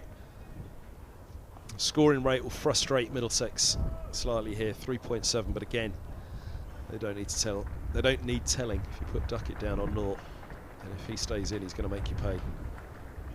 yeah, he's an aggressive batter who likes to get the scoreboard ticking. You know, so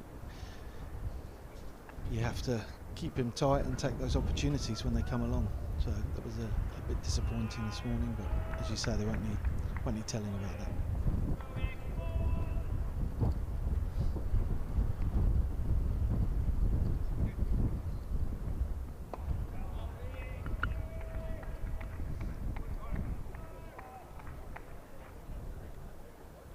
So out back this morning, you're working with Josh de Carey's. His dad's downstairs watching, actually, Michael Atherton. He's here for this one in the media centre. Yeah, I did spot that as I came up.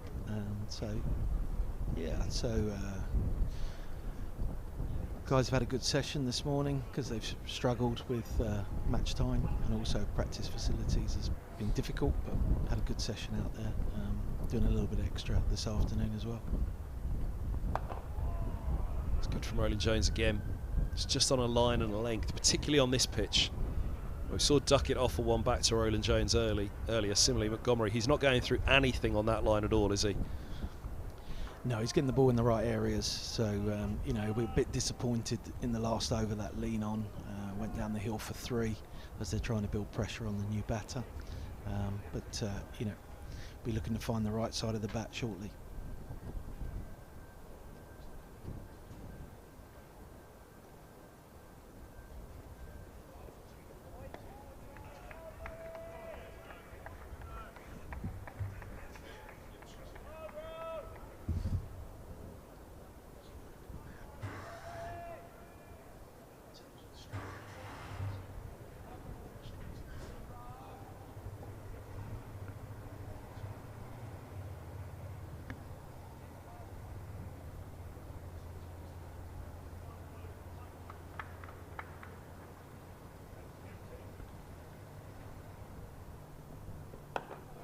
Use the feet from Montgomery. End of the 41st, 150 for 2. Talk us through that lean on you were just talking about. Yeah, I mean, Toby will be happy with the areas he's getting the ball in. Little lean on there from Montgomery. A bit frustrated, probably, Toby, that he managed to get a 3 with a little lean and a push from a good area ball. I think Toby will feel like he's in the game there and probing. And you can see Montgomery's just sort of to move a little bit more down the wicket, try and counter that, just sort of trying to adjust Toby's length because he's settled in well against him there. And sometimes on the pitches, especially day one early, looking at it, is that they don't want to let people like Ethan and Toby settle into a rhythm, because there will only be a matter of time before they nick one off. So I think that Duckett obviously took that initiative after the morning laps to take that as his game plan.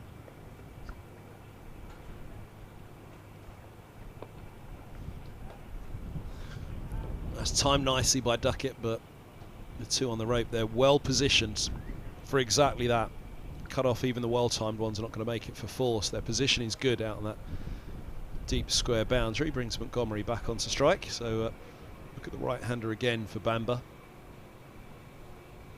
Montgomery scored a century in the last match of last season against Durham, 178 in the first innings, the 1 century of his career so far. He played those 3 rounds, 3 first-class rounds through the back end of last season. Bowled. Right on the spot he wants to be there, Bamber. If you can leave 6 balls there, the batter's not going anywhere. Yeah, it looks like the wicket's a little bit slow. So got to be patient. Get into the position of sliding up too full when you're trying to beat the bat. So he's going to have to be patient here.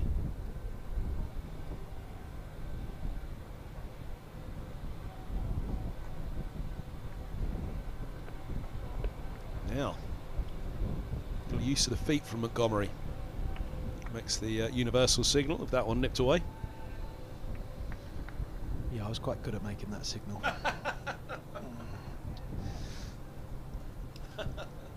But that's the beauty with Ethan, especially coming from the pavilion end. If he can just get that ball just to hold up and come back up the hill, makes it very difficult to play.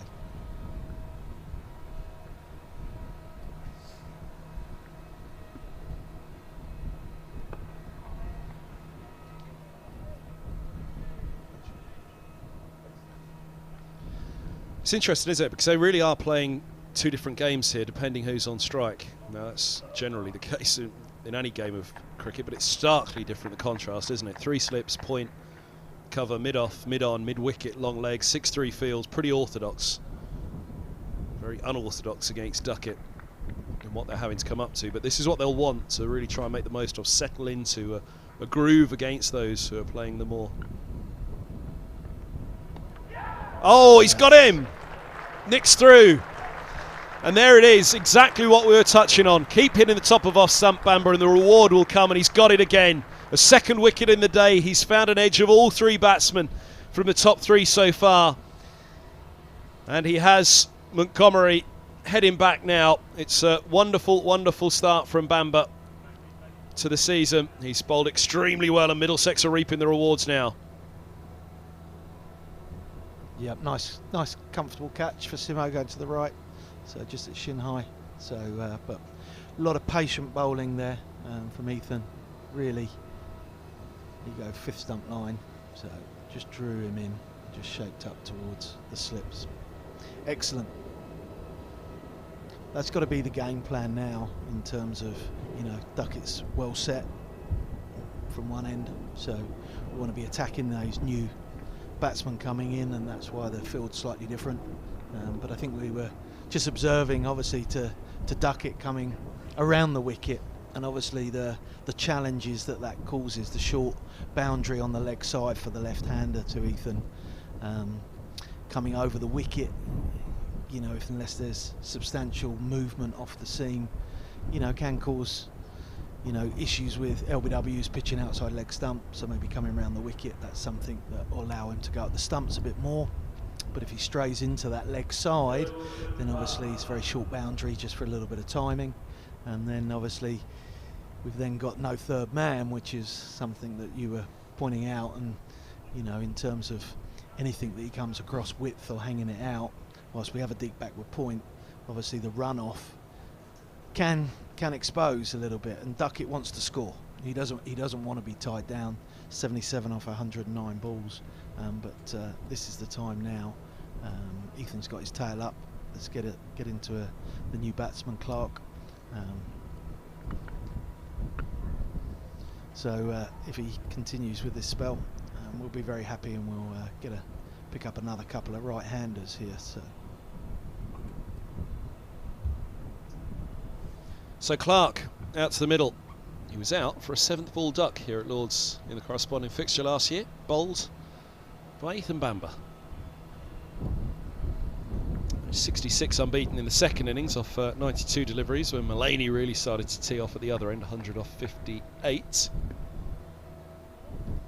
Yeah, I won't get too carried away to start talking about Mullaney. We've got a couple to get through yet, but be interesting to see how he approaches this wicket.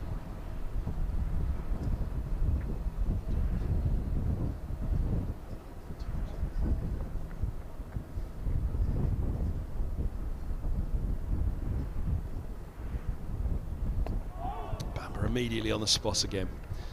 End of the over, 151 for 3. So Clark, the new batter, Montgomery, caught Simpson, bowled Bamber for 9, Montgomery, and Duckett 77. So yes, he's found the edge of Duckett, Hamid, and now Montgomery, Bamber. I said the top 3, that's 3 of the top 4, because of course Slater was run out in between, backing up at the non-striker's end after Roland Jones, harsh to say, dropped a catch, but right hand to full-blooded drive from Duckett onto the stumps, and that was the end of Slater. So Montgomery adds to it now. All of a sudden, Nottinghamshire just need to be slightly careful, don't they? Because a wicket more onto that scoreboard now. Middlesex will feel they've tightened things right up here, especially if it's Duckett that they can remove.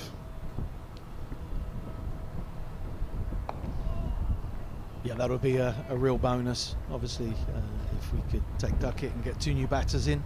But I think after the lunch, we've really tightened up, really got the ball in good areas, you know, so getting our reward. But here, you know, slightly more defensive to Duckett, but so he's got good control here.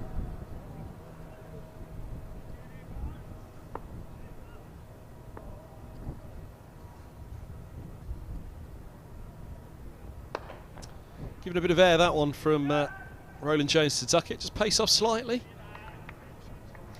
Well, pushed it up definitely a bit fuller. 72 mile an hour. Just felt as though it had a little bit more shape through the air, that one, from Roland Jones. Not a lot. I didn't see it turn, so you know, not quite the same shape. Not quite the air time you used to give it. Well, I used to.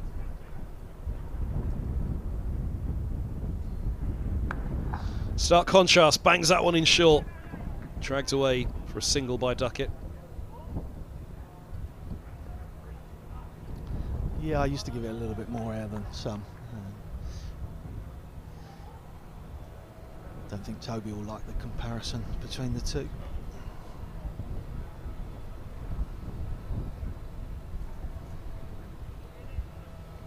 The first time I came across Toby, he was at Middlesex under-11s as an opening batter.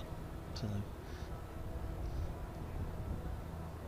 The Sunbury shotgun.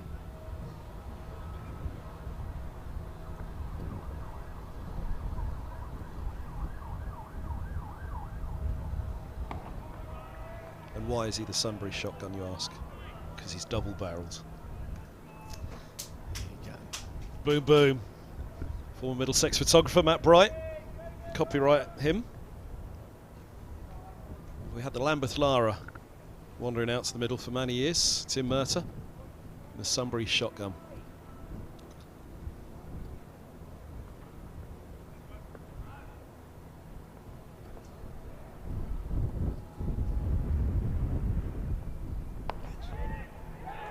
Driven straight to cover.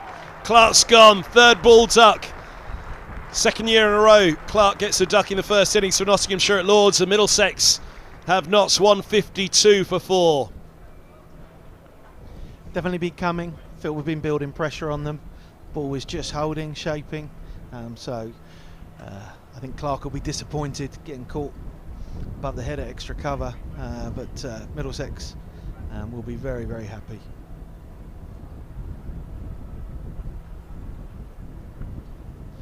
There it is. Martin Anderson holding on. Sharp catch. I'm sure that would have been on Middlesex's mind after the early chance shells.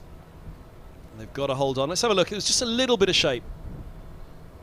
Just enough away from Clark that he was slightly stretching for it in the end, wasn't he? And scoops it towards Anderson at cover. Yeah, absolutely. I think he'll be a little bit disappointed looking at that when he watches it back. Maybe a little bit loose so early on in his innings, but Toby won't be disappointed with that. We've been building a lot of pressure here over the last 5-6 overs, and it's very much you know, you've got to bowl in partnerships. You know, you can't afford for the pressure to come off at one end from a tight over at the other, so these two are bowling beautifully in tandem. So 152 for 4. James was one of the names that there was not so much a question mark over for this game. He averaged a whopping 52 last year. 3 centuries, 5 50s in 19 innings, 890 runs. Lyndon James, 24-year-olds in Worksop. First class average of 38. It's an excellent start to his career for James, and good all-rounder. 28 wickets at 37s he's averaging that, but that's where for this match there was the wonder as to whether they would go with a 4-pronged seam attack and James would be the man to make way with everybody stepping up one.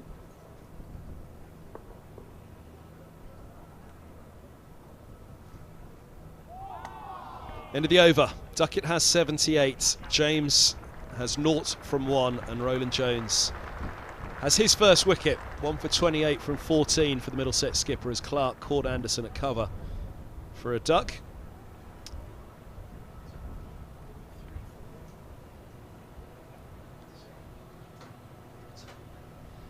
James has 5 and 0 at Hampshire this year and 0 and 32 at Trent Bridge.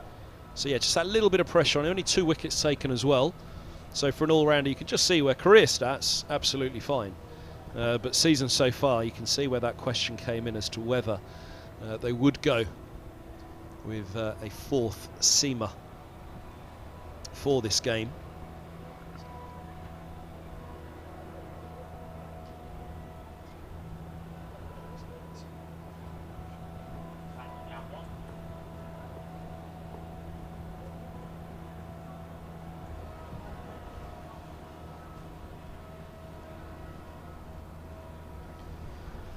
So the third man's dropped back down. Ethan's decided to come back over the wicket. So there has been a little bit of shape. So maybe we can get that to straighten, get ourselves in the game. Dab for a single. So that vacated backward point position. Deep third coming in, as you mentioned, which brings James back onto strike. Stone was that fourth seamer where there was a question mark this morning before the toss. Would they eject James for this round and put Stone back in and go four-pronged here at Lords and really go after Middlesex's top order, which is under a little bit of pressure itself, but under a bit of pressure here, the top order for Nottinghamshire. Middlesex finally making that breakthrough. It's taken a while to break that opening stand. 117 they put on for the first wicket. And then 133 for one, so 152 for four.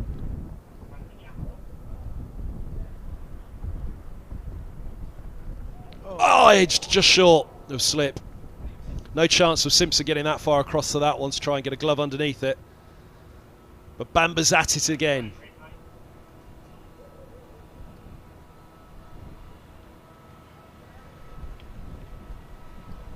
All seemed to happen in slow motion, but I don't think Ethan Bamber will mind that, apart from the fact the edge went to ground. Yeah, I had to check on the replay because obviously it went down so quickly that I wondered whether it got caught on the back pad on the way through as well. But no, straight edge, straight down.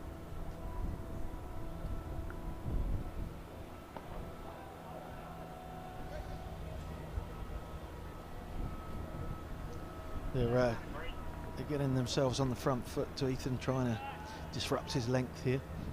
So James getting a long way down the pitch, trying to meet the ball.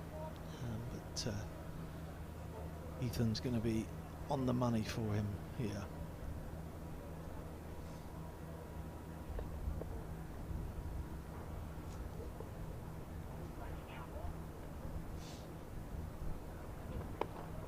Big step across from James. Oh, yes, no. Throw goes into the non-striker's end and misses. Well, the yes-no took quite a debate there, and Duckett was the man really running to the danger end. But mid-wicket, Peter Malan opted to go for the non-striker's end, where even still James would have been the man run out, even though it was Duckett that was very much short of his ground at the wicket-keeper's end, I fancy.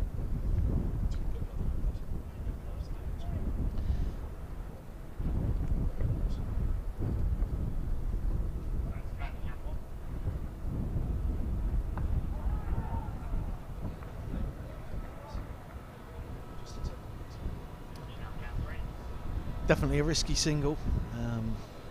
Opportunity probably at both ends. Probably opportunity at both ends for a run out. So some good fielding there from Milan. Direct hit would have been interesting. James, I think, a little bit keen to get a run off the board at Lords. And make sure he gets on a positive front foot.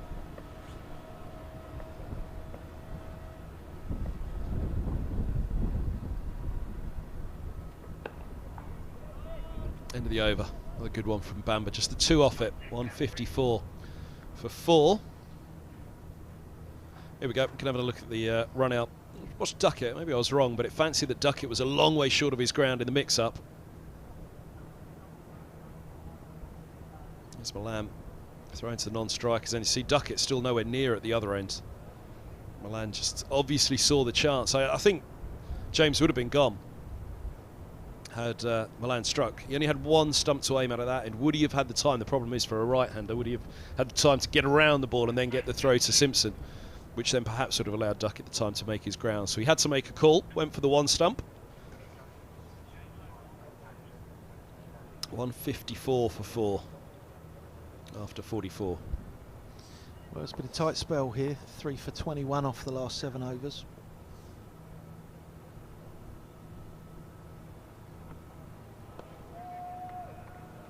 Middlesex just gaining a bit of momentum back into the match through a good bowling partnership pairing here between Roland Jones and Bamber. Got the batsman under pressure. No free scoring at the moment for Duckett. And the new batters not being given any free opportunities to score at the moment.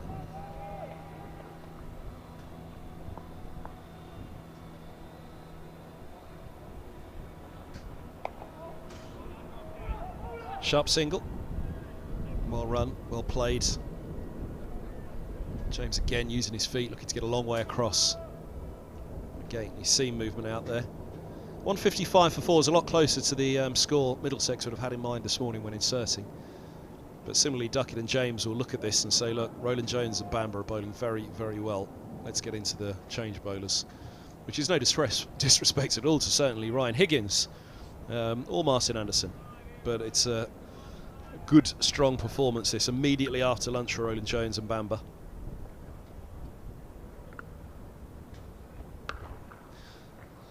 Just a single out to the sweeper on the deep. But again, the phrase that's hung over Middlesex really for the start of this season has been catch-up.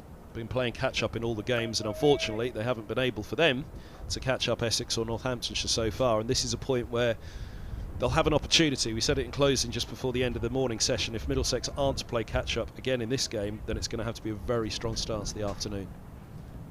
And I think we've had a strong start. So as you say, when we go into the change here, we have to look at it.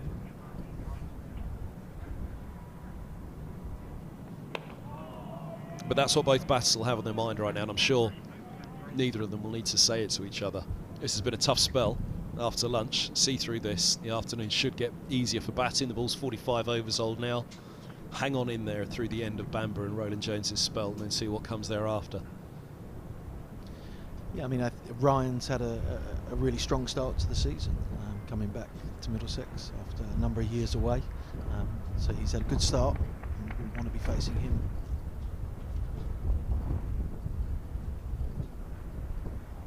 He gives us a lot of control with the ball, and part of this at the moment and the session and the passage of play that we've been watching has been around building pressure and not giving any free runs away, any scoring. So you know, as soon as Ryan will come on, I'm sure in a few overs he'll maintain that pressure and see whether we can nick another couple out.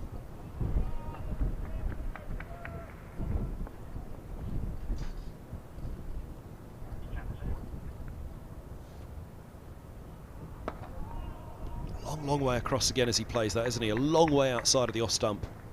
James, end of the over, 156 for 4.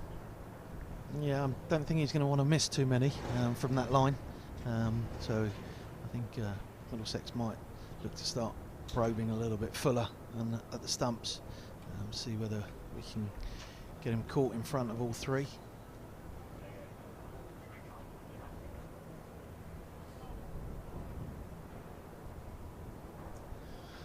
Notts' first win, of course, was against another of your former counties, Somerset, at the weekend.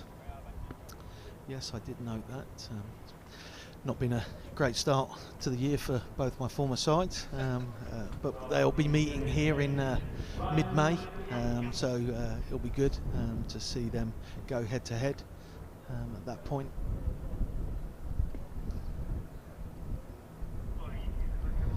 .75 Duckett managed in that game in the first innings, 15 in the second. He's gone better here with 80, his highest score of the season so far.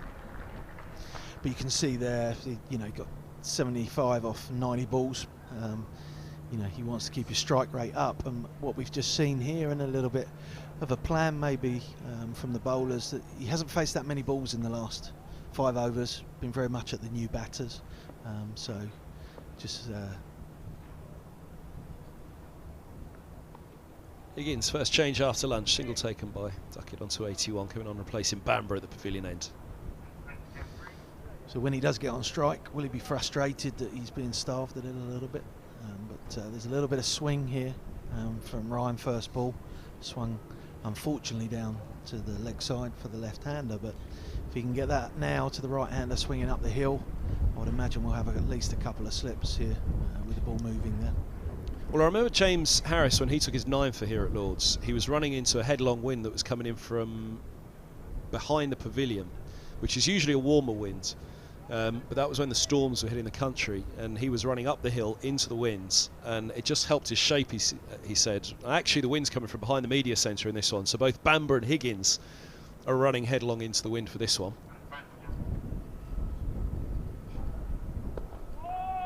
Just wondering, did that help? Oh, actually, it'd come to that in my mind before the start of this over from Higgins. Did that help their shape? And Higgins indeed here as well. Will it help his running into the window? It'll be interesting to see how the change of ends go for Anderson as well. Yeah, straight away you can see Ryan obviously looking for stump to stump, with James coming across in front of them. We've got a short mid-wicket now come into place just to allow him to bowl a bit straighter, but hopefully a little bit of swing as well. Oh, look at that. Nips away back up the slope. Pursing of the lips from Higgins and a big smile as well. He enjoyed that one. Yeah, it was a beauty. Let's have another little look. It's really drew James in. He's coming a long way across. We've noted that already on that occasion. It was all about the ball though, wasn't it? Back up the slope.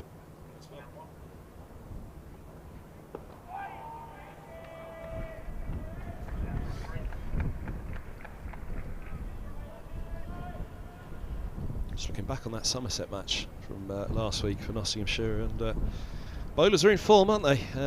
In that first Somerset innings, bowled out for 173. Hutton took 6 for 45, which he completed with another 3 in the second innings, so 9 in the match for Hutton. Patterson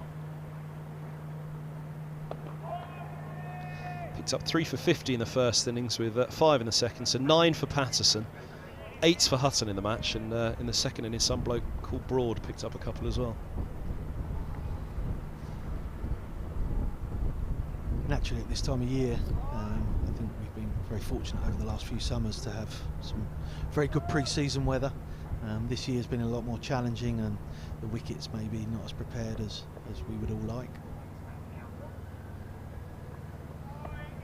Just based on that is, you know, not talking about the groundsman's efforts or skills, I'm just talking about the weather and the time that they were being allowed, and the dryness.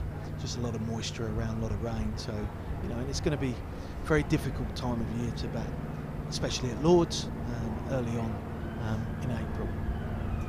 There's that scorecard. Hamid and Duckett 117 for the first wicket, 55 from Hamid before his edge was immediately found. How would that scorecard look for Middlesex had they have taken that chance? Duckett offered on 0.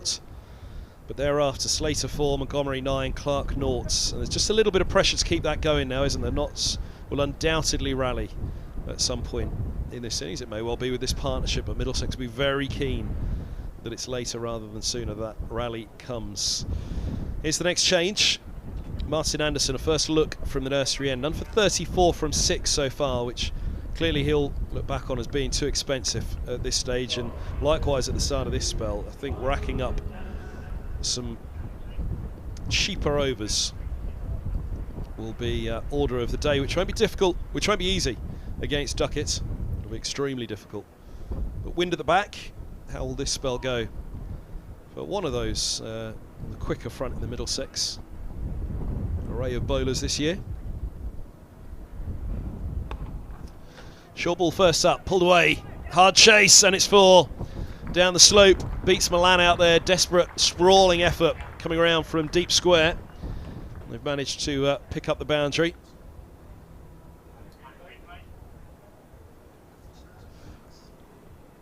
It's chopping short and punished straight away. Change of ends for Anderson, he'll have to adjust quickly here.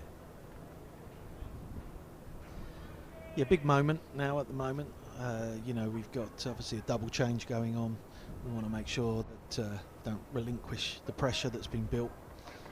As I say, you know, Duckett's been kept off strike and a little bit quiet for the last 5 or 6 overs, so we want to make sure that he doesn't get into a full flurry again here. So important for Martin to get on. That's better. That's all they can do against Duckett. To some extent, it's all they have to do. Just keep hitting the top of off. Don't think about much else at the moment. Yes, if it was only all that simple. So yeah, that's the game plan. Not always possible to execute the whole time, but you know, that's got to be Martin's goal here. Keep him tight on that 5th stump line. We've got a wide, obviously second slip. And he's in place just to stop that run off down to 3rd man. A little bit more defensive to duck it with backward point on the boundary and a 3rd man, so just moving the slip a little bit wider, just meaning that if he wants to run the ball down, it's got to be a full execution.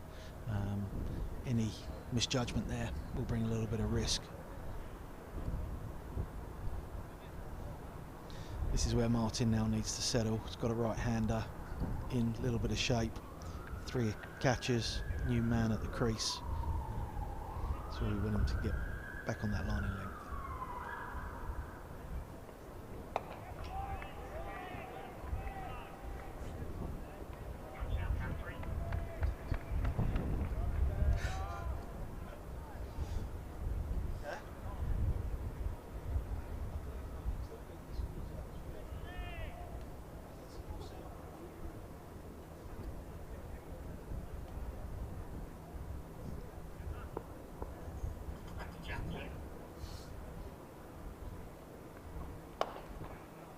Full and driven. Just a lovely shot by Lyndon James. His first boundary on 66 for 4.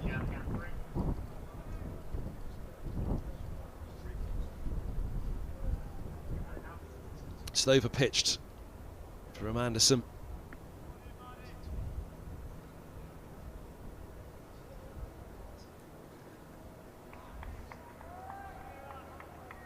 Lovely shot. Didn't have to run for it.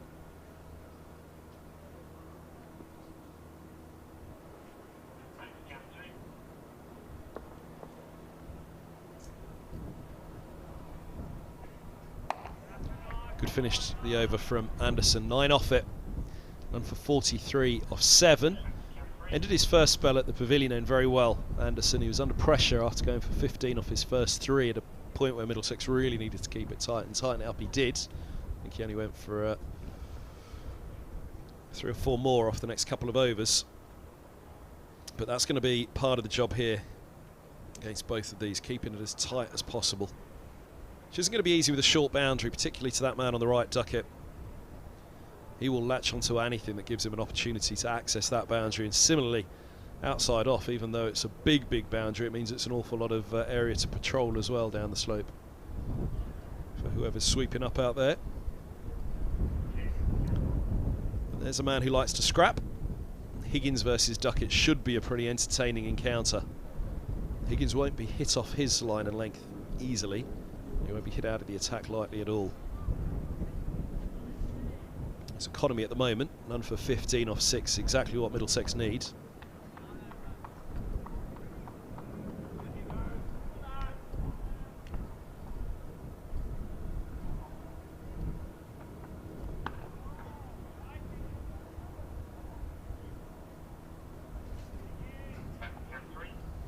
He's the type of cricketer that'll be at you the whole time, Higgins. So, you know, Duckett will know that he's going to be in a battle here. He's not going to give anything. Very consistent performer, gets the ball in the right areas.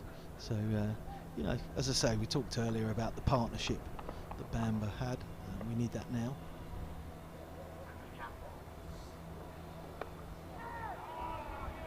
Good areas.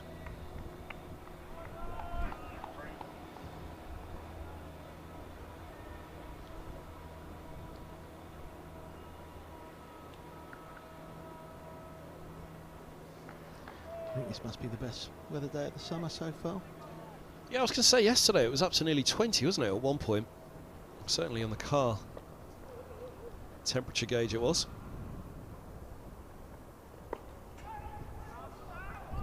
There's enough shape on that one to keep Duckett true. He wasn't able to whip through the line of that, was he? But yeah, that strong breeze out there, I don't know what it's doing for the temperatures. It says 15 degrees on the phone at the moment. But yeah, that strong breeze, I don't know how that makes it feel. Certainly if you're in one of the shaded areas out in the stand somewhere. Looks pretty nice behind Duckett there in the grandstand. A sun trap. compared to many days in the last few weeks, this is golden.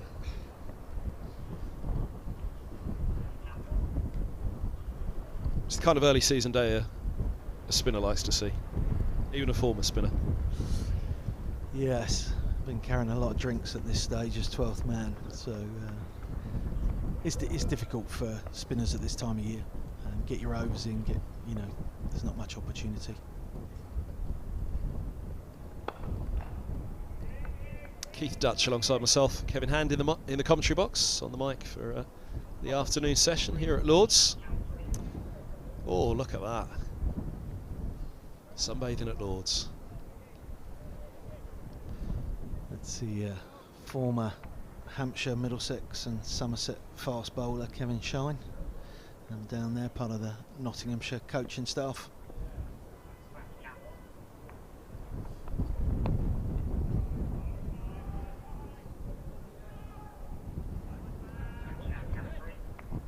Absolutely time for one from Duckett. Just watched it all the way out to the fielder.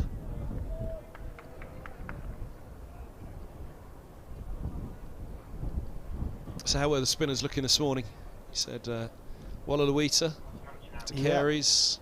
Yeah, it's as I mentioned earlier, it's very tough at the moment. They've not really had any cricket, so a lot of net practicing, but they put a lot of work in over the winter period.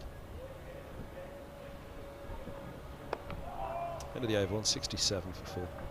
And Tillan's bowling nicely, so the balance will be, it's unlikely you're going to be playing two spinners anywhere at this time of year, so he's got to be patient and he's got to make sure when the opportunity comes that he's ready and prepared. And that at the moment there is still so early season. A lot of club grounds will be struggling with their preparation for wickets and grounds, so they've got to make sure that they focus and take their preparation in the nets seriously and build up ready for when the opportunity arises, because he will be needed.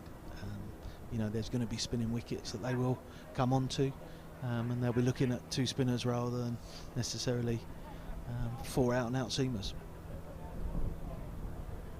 Anderson's continue from the nursery end.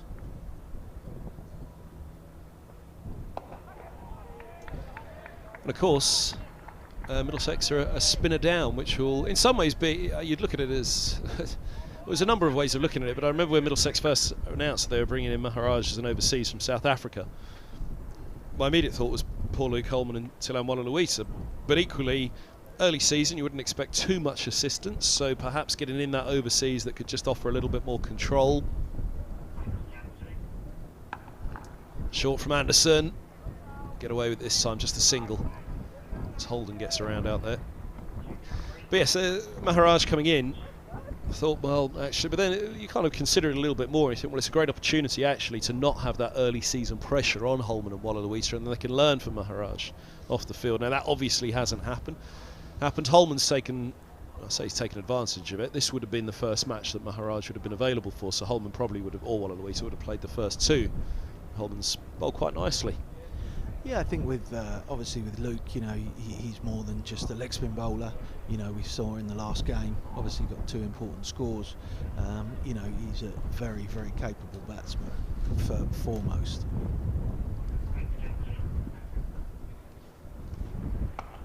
So he'll be knocking on the door for a batting spot, and obviously being able to bring his bowling and fielding together. He's a very competitive cricketer. He likes to get into the battle. So I wouldn't say that he's necessarily prospered by our overseas not making it. He was in control last year of the spot. Just a little bit too full here from Martin. He's just struggling to get his length a little bit. Been a little bit full to James, and just a tad short for Duckett. So he's just got to set himself in, get a couple of overs under his belt, get a little bit of control back.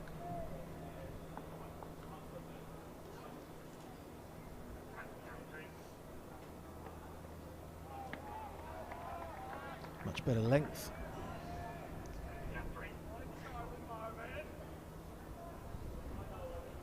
make sure that James doesn't get too settled here. That's where we've had our success, is being on top of the new batters coming in, not giving them anything comfortable to get running away. That pressure brought us 3 from 20 from 7 overs. That's a much, much better over, isn't it? Yeah. From Anderson. Just the one off it, which he got away with slightly. A short one, which Duckett was looking to punish. But again, I suppose that sweeper is out there for that reason. And equally, if Duckett goes hard trying to beat the sweeper, then for more than a single, he might pull it up into the air, top edge. But 168 for 4 it is, and Anderson, yeah, much better over. There's that wind we were talking about, although there's the belting sun.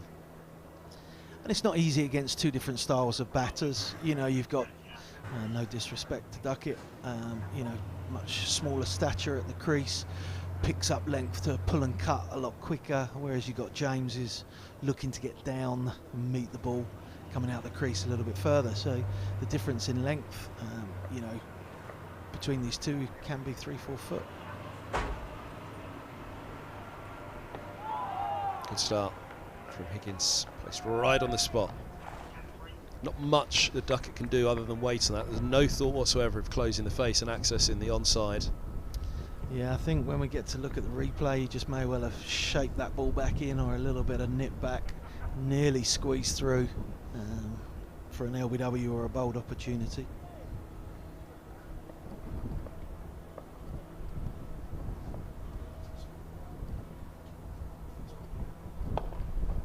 That was a little fuller and straighter and clipped to mid-wicket. Let's have a look at the first ball of the over again.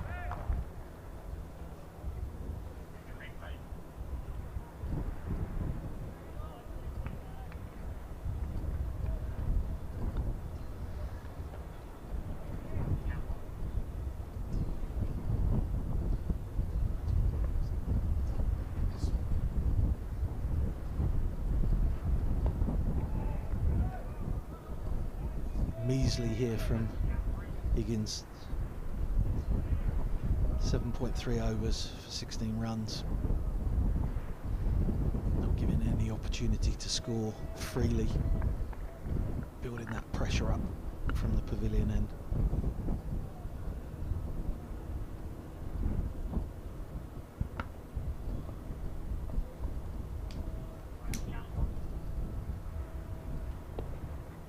Just done a little too straight on that one, which did allow Duckett to close the face and access the onside. Just to steer though, watchfully so, not going powerfully at it into the onside, and that's that away swing that Higgins is just getting to the left-hander at the moment. Yep, a little bit of shape across the left-hander, so maybe got a little bit greedy there, trying to start it a little bit too far on leg stump, and just gave Duckett the opportunity just to rotate the strike.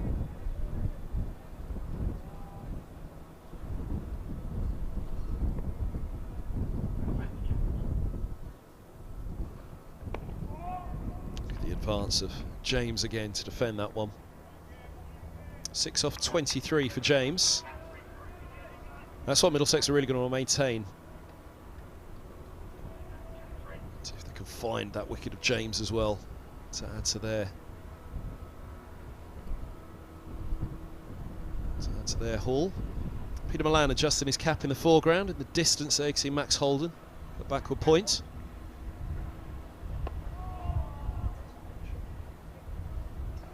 End of the over, 169 for 4. Just the one off the over from Higgins. Yep, keeping it tight. Little bit of swing there, just bringing it back into the right-hander. Looking to keep tight on that off stump, coming into the stumps, rather than necessarily hanging it out at 4th and 5th slip area. Sorry, 4th and 5th stump area through to the keeper. Really looking to attack the stumps here.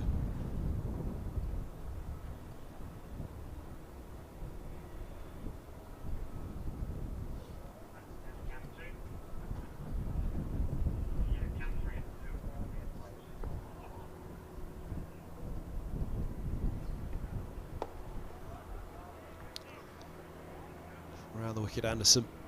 Duckett playing with the angle to move into the 90s.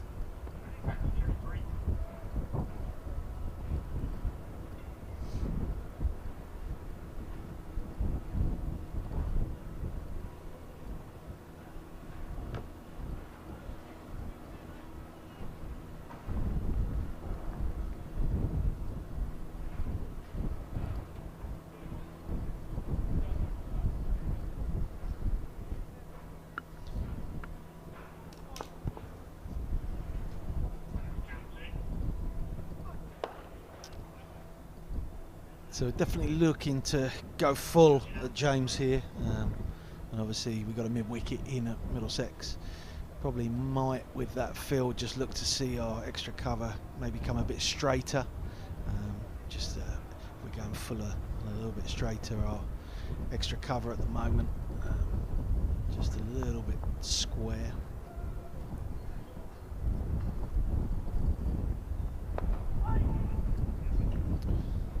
Just gets it in front of the mid-wicket for a single.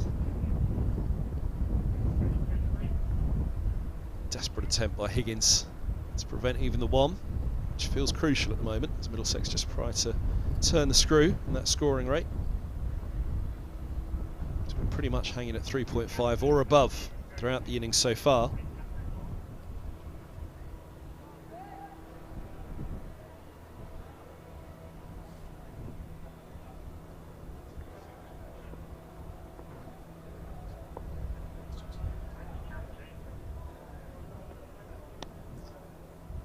Straight, a little too straight again, single more.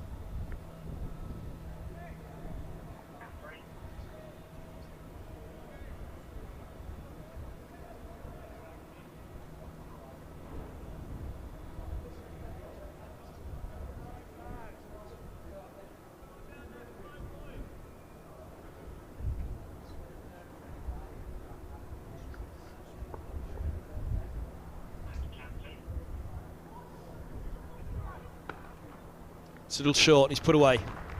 Width with it as well. James just stands up tall.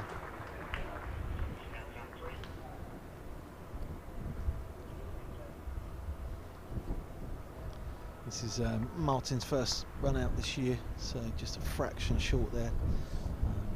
Be a little bit disappointed with that. Good shot, hit the ball on the up, just eased it through, runs down the slope very quickly here at Lord's. No chance of chasing after that.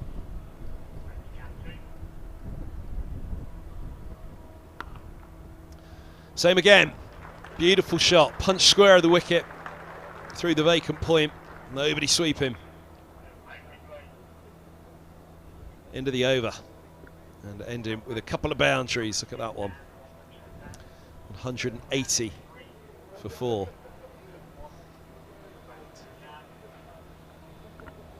Yeah, he'll be frustrated here, Martin. Just first time out this year, just struggling just a little bit of control, and release maybe a little bit of that pressure that we build up for the hour after lunch.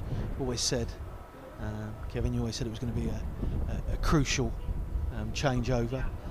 So a little bit for captain to think about here, and probably expect to see a bowling change coming maybe from this end shortly.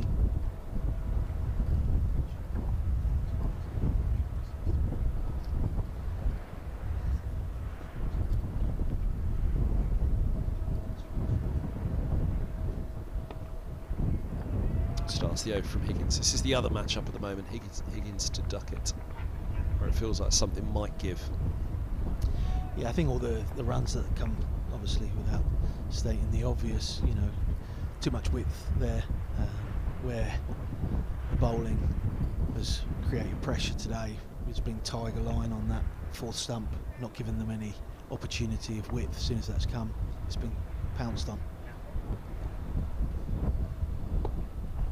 Oh, clipped to mid-wicket by Duckett. Again, that's just this area at the moment where Higgins has got that little bit of shape through the air away from the left-hander, and he's happily giving it that air and going pretty straight. But Duckett, as you can see, he's thinking about there. It's in his mind, isn't it? He's reluctant to close that face to Higgins to try and access that onside.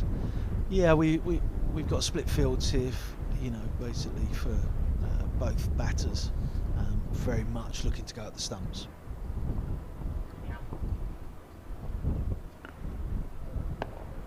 Beautiful shot down the grounds. Duckett's on to 95. Nottinghamshire 184 for 4. Yeah, lovely shot.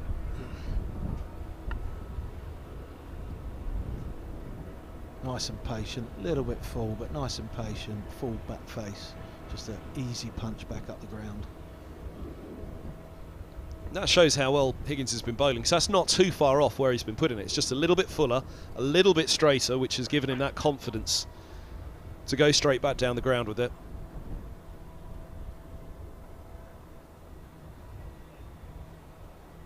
Only 21 gone off 8.5 overs from Higgins so far. Into the left foot of Higgins.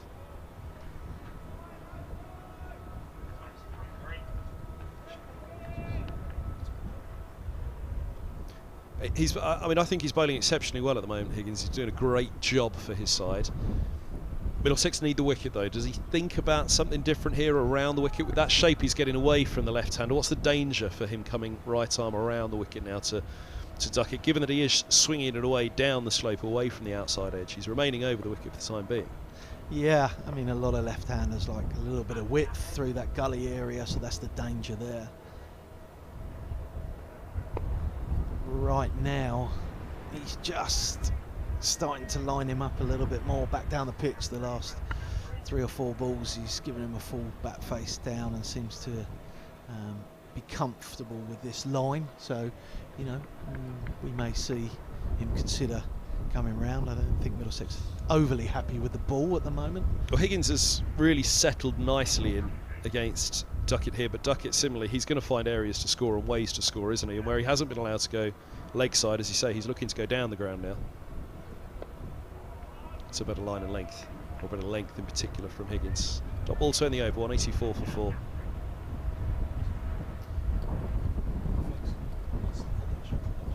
There you go, you can see the ball being worked on the background. You fancy Middlesex having a look at it? Yeah, I think the umpires have had a couple of conversations with the ball being passed over. I think one of the last drives, Higgins probably got a stud on it as well for good measure when it was firmly struck by Duckett. So we're going to see a bowling change. We've been talking about the spinners and not getting much opportunity. Obviously we've already had 4 overs from Holman before lunch. And he's being brought into the attack from the nursery end to James. Well, there are 12 overs to tea. Over 8, I'm just looking at it. It's only -1, so as such time-wise, 20 minutes from tea. But 12 overs before the interval will be taken, so potentially 6 overs here for Holman to get his teeth into. He bowled an economical 6 overs against Essex from this end in his only spell. That one's got away. Width, and James is just able to throw his hands at that, wasn't he? Open the face, 3 point, 4 runs. Yeah, he didn't get a full piece of it, but once it's beaten that fielder at point, ball's always going to run away down the hill. So just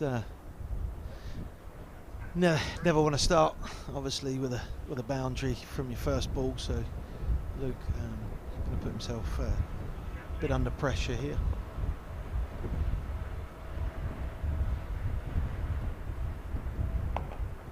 Much better line. How much pressure does he come under? When he's batting, he gives the air, and I've spoken to him about it, and he said, I'm glad he picked up on this, Kev, because that's exactly what I want to portray at the crease, that he's got, you know, not bothered, been here before, done it all before, do it again. That's very much the air he wants to give about his batting. Yeah, I mean, with his bowling, he can from the outside looking in, he can look a little bit frustrated at times. You know, I think with Ian Salisbury coming onto the coaching staff here will be a great advantage for Luke. You know, for the coming months, very experienced bowler and person that will be able to guide him. But again, there is just a little bit of width. Gives the freedom for the batter to throw his hands through, and it's dissected between the 2 extra covers quite comfortably. As a young spinner at the moment, what's Holman's greatest challenge? I think the greatest challenge for him is that he won't have played a lot of cricket before coming into the first team, so he's got to try and learn his art, and he's doing it on the toughest stage, whereas obviously a lot of spin bowlers get a lot of overs in the reserve team cricket and coming through and get an opportunity to learn their trade and art. You know, this will be one of the tougher moments for him getting those 4 or 5 overs, and what then happens is that you go and play on a spinning wicket, and you've only bowled 5 overs a match, and then you're expected to come on and bowl 40 overs and get 8 for 50 on a spinning wicket, and so that's his biggest challenge, is getting overs under his belt. And he got that 10 for end of the over, 192 for 4. He got that 10 for at Hove a couple of years back. Exceptional from a young leg spinner on a pitch where it was turning, it was doing a bit, but he was up against a strong batting lineup for Sussex as well. 10 for on any pitch anywhere is exceptional, but from, I'm not even sure he turned 21 at that stage, Holman. What can Middlesex do to support a young spinner coming through at this stage? There's been a lot talked about the development of young spinners in modern day cricket. What can Middlesex best do to support the development of Luke Holman as a leg spinner? I think it's patience, ultimately. Don't expect too much too quickly. I think that would have been one of the benefits of getting an overseas spinner, was to take some of the pressure off of being a frontline spinner for him, because as we've seen in his scores this season and the way he goes about his batting, he is he's got a talent there, and he's not a one-dimensional cricketer, so he's doing the toughest of all the spin. Higgins immediately around the wicket to start this over against Duckett, which we were talking about at the back end of last. Had Maharaj been here, then arguably Holman, if it was Holman not to play, or if Holman's to play this game, then probably it's one of the batters who missed out.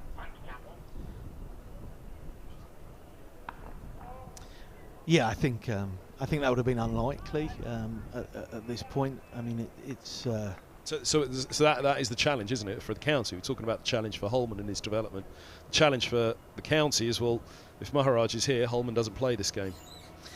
Yeah, I mean, but as I say, it's Luke's got more than one bite of the cherry to play in the game. As a batter, he's shown his capabilities in his short career already. That whilst he's batting 7 and 8 in this lineup, there's nothing to say that he couldn't be a 5 or 6 without doubt. And obviously, Middlesex have got a strong middle order there, with Simo, who had a great season last year, and obviously Higgins coming in now, got 2 scores in the opening games as well. So, the challenge will be to get him enough overs. The wickets are not spin friendly, and he won't want to miss out on first team cricket to develop his bowling, but sometimes that can be of benefit to players.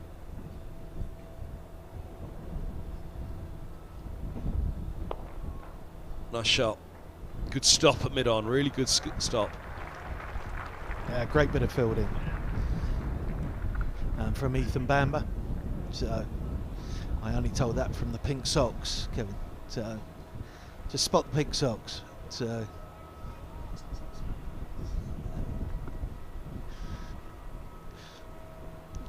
pink socks for Mr. Bamber. I think I spotted those in the last match. Bamber? Somebody had pink socks on, certainly, in the last match here. It was Bamber.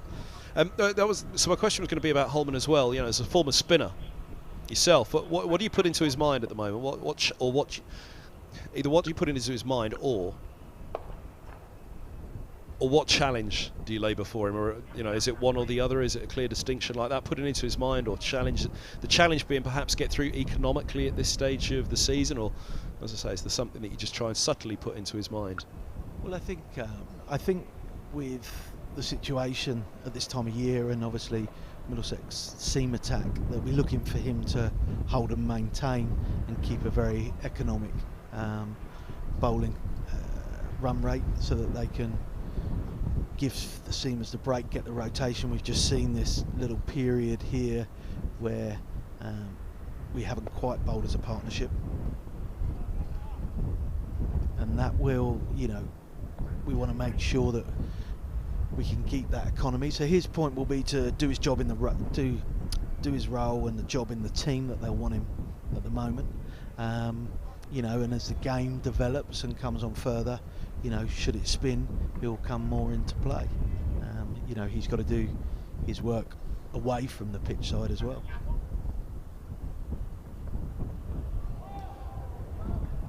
now. Close from Higgins. Let's have a look at how that went.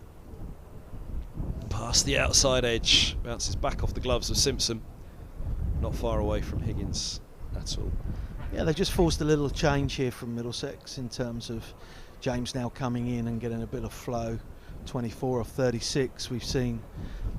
Higgins now coming round the wicket to duck it, and obviously we've seen Simpson come up and stand to the stumps just to try and stop James coming down the wicket, trying to adjust and put Ryan off his length. So this will be interesting little period here, because very good player of spin, Duckett, square of the wicket, short boundary on that left side.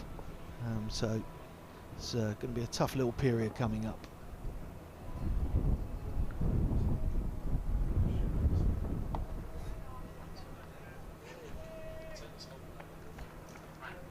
You just bought yourself another over. Holman's on. Keith Dutch, former Middlesex and Somerset spinner, alongside myself, Kevin Hand. Live here at Lords on the Middlesex stream. This county championship match in Division 1.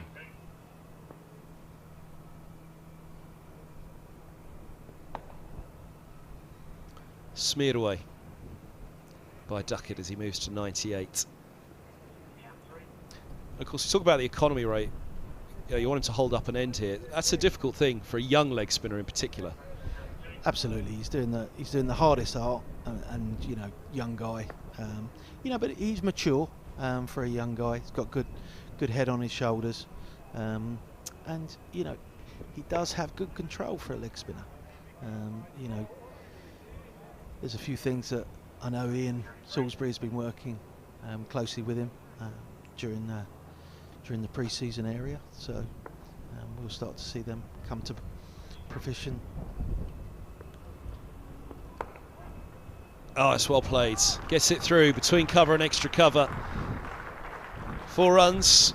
James on to 28. 200 up for Nottinghamshire. Yeah, James turning into the aggressor in this partnership here. So just a fraction full. Looks like that's into James's strength area. I think 4 of the 5 boundaries have all come with drives, either off the seamer or off the spinner. So he's just got to make sure that if he's going to come up and induce a drive, he's going to get his line right, so it's coming back to him and mid-off. As a leg spinner looking to hold up an end here, what do you particularly look for from Holman? That. Yeah, I think, you know, he's just the line, you know, especially with the split field at the moment. So really just tight, middle and off, make sure they're not giving any width.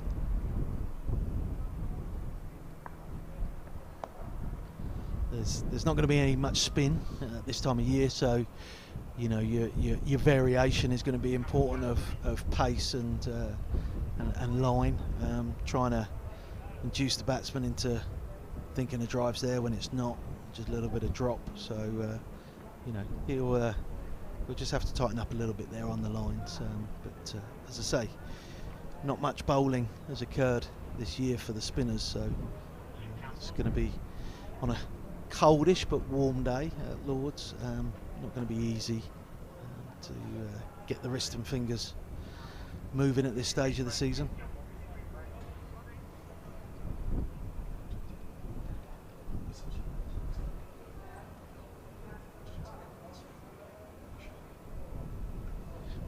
So, I mean, one of the things when I was watching Holman last year, and I was asking Gus Fraser or somebody who was on with me at the time, what are you looking for him to bowl it that little bit quicker, try and get more revs on it? The comparison between, I think, was it Parkinson? They did that comparison on Sky a year or 2 back. See, it's Higgins. Top ball to start the over, where... Well, what did Gus say then?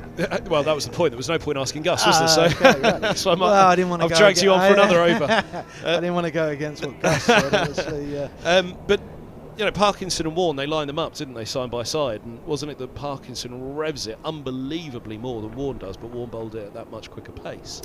Yeah, it's a fine balance, because obviously what you have, people like Warne and Luke, they're strong. you know, tall, strong bowlers physically, whereas, you know, some of the smaller spinners, you've got to get the ball up out of your hand, you know, so you're going to be looking to get more revs on the ball as the ball's spinning up, you know, so you're unlikely to drive the ball into the wicket as much as a taller bowler would be able to do. Someone like Embry here, obviously before me, very tall, was able to control and just drive the ball into the wicket and build an immense amount of pressure, and then still had the ability, obviously, to spin the ball up out of his hand and draw players to get caught at the wicket. It's easy to forget, actually, showing almost 6 foot. Yeah, he's a powerful guy, you know, really was powerful, you know, so in terms of, you know, you've got those two styles of spinners, the spinners that are stronger, walk up to the wicket, deliver it from over 6 foot, and then you have smaller spinners, maybe, you know, Harmer as well, you know, he'll be tall. But then you have the smaller spinners have to get the ball up out of the hand and be able to draw in that variation and look for that dip a little bit more. So it's a fine balance. I mean, as a leg spinner, you know, you want to get revolutions on the ball, but at the same time, it's, you know, there's only been a few great leg spinners based on their control. Top ball again. It's the kind of tied over that Middlesex are looking for at the moment. Warren was 23 when he made his Test debut. I'm trying to think, was the ball of the century that same summer? It was January. I've got a feeling it was a year later. I think it was a year later. Test debut was in India in '92. Because he said that. I mean, that was another thing we were discussing, was that, you know, Warren wasn't a genius from a young age. He was more of a maverick, wasn't he? And then he was sent away and shaped by Cricket Australia. Yeah, and you know, Terry Jenner took some time with Warren, and you know, very set in his ways of what he wanted from Warren and what they took on. But he was an extraordinary talent, you know, in terms of a leg spinning wrist spinner. The stats are unbelievable.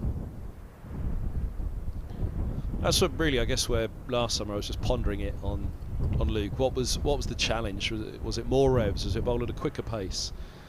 Because to some extent it almost felt as though he was falling between the two last summer slightly, and what Middlesex were looking to mould him, not mould him, because you don't want to change it. The player's got to find their own natural game as well, but a recommendation, a nudge in a direction.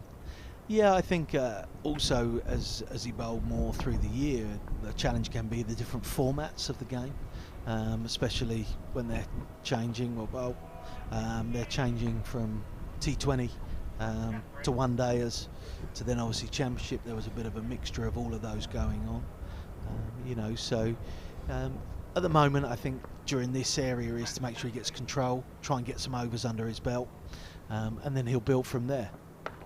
Bit of width to duck it, slaps hard at it, only a single out to the deep cover. It was the summer of '93 when he bowled ball of the century, Shane Warne.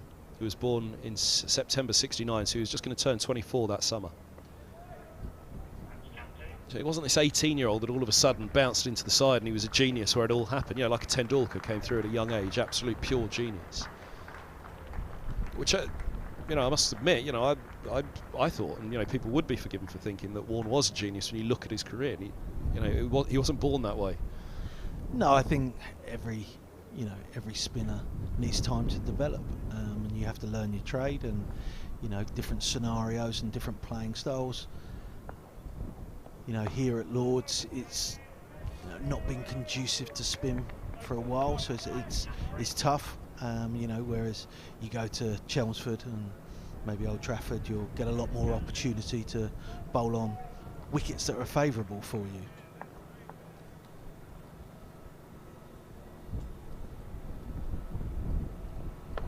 So I think his challenge will be maintaining his first team spot, which he will, to get enough bowling in during that, because he looks like...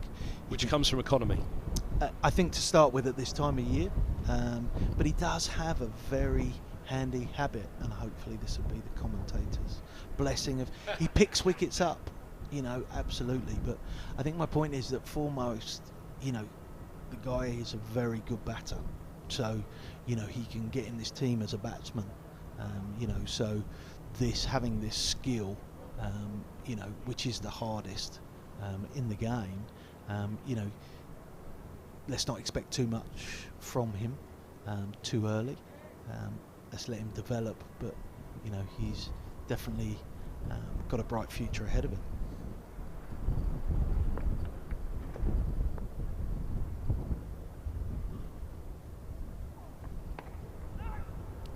So to the square leg, no run. They're thinking about it, but there's not one there. One to come in the over. Just 2 off this over from Holman. Again, it's a good over to get out of, isn't it? Just to try and bring back that economy. Look at the bottom right there. 35 off his 6.5.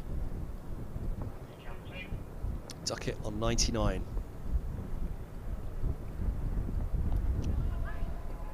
And he remains on 99. End of the over. 2:03 for 4. Key touch, thanks very much. Change up on the mic, good to see you.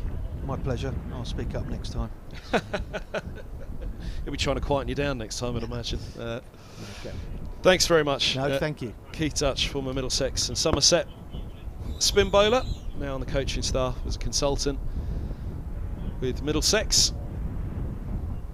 So 203 for 4. Having been put in, his partnership it's just nudged past, doesn't it? Just nudged past the 50 partnership in that over.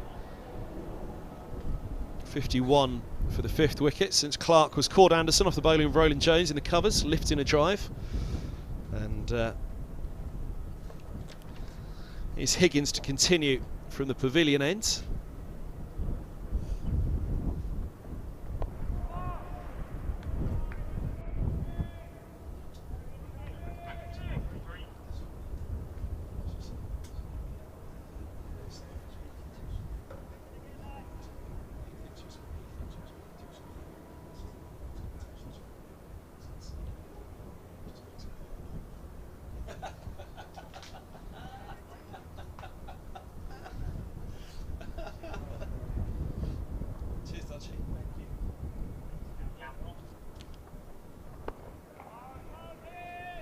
So 3 for 4.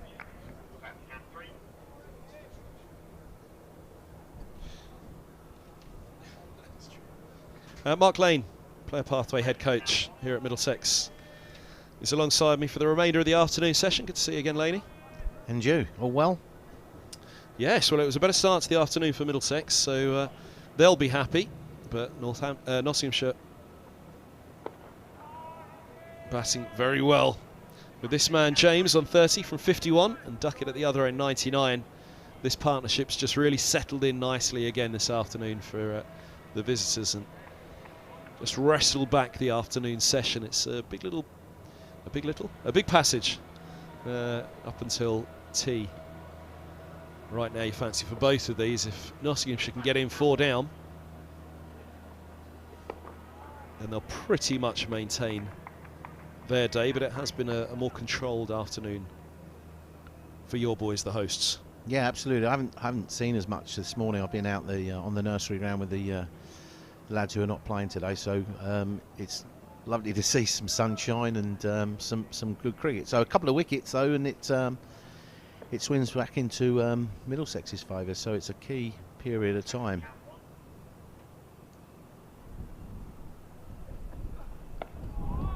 Pace off slightly there from Higgins. Really looked in position for a long time. 62 miles an hour. There we go. Looked in position for a long time, James, on that, didn't he? And then belatedly brought the bat down comfortably, but belatedly. Yeah, it's that funny position on day one, isn't it? When you have a full day one and you've got that 16 overs either side of tee for the second new ball. And they go in with 32 overs remaining in the day.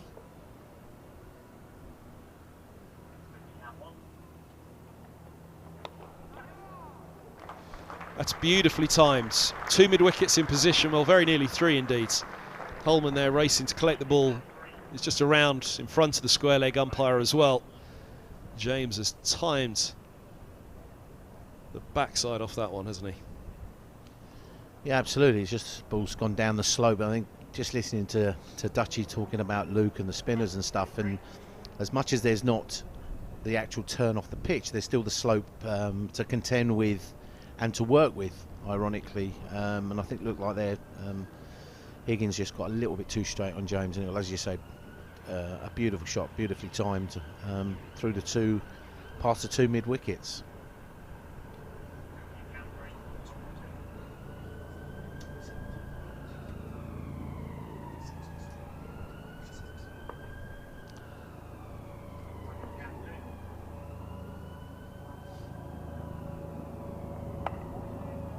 Top ball, Duckett on the verge of his century here. It feels like he's been on the verge, in the 90s certainly, for a long while, and on the verge of it for a while.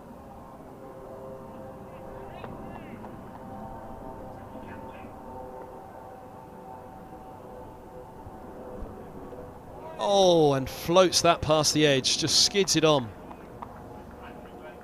Beautifully bowled from Holman. Let's have a look.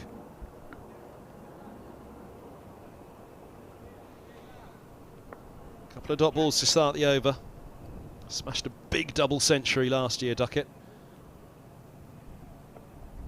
And goes for the paddle to bring up his first century of this summer. 100 off 152 deliveries for the England opener. Offered a chance on naught, but since then has barely put a foot wrong with the visitors at Lord's. A magnificent century. 10 fours, he brought up his 50 with a 6, and another dominant display at the top of the order for Ben Duckett. It's ironic he scored that with a sort of a little dab and a sweep, you know, sort of white ball skills. It's interesting how it comes into play, certainly in the red ball as well nowadays.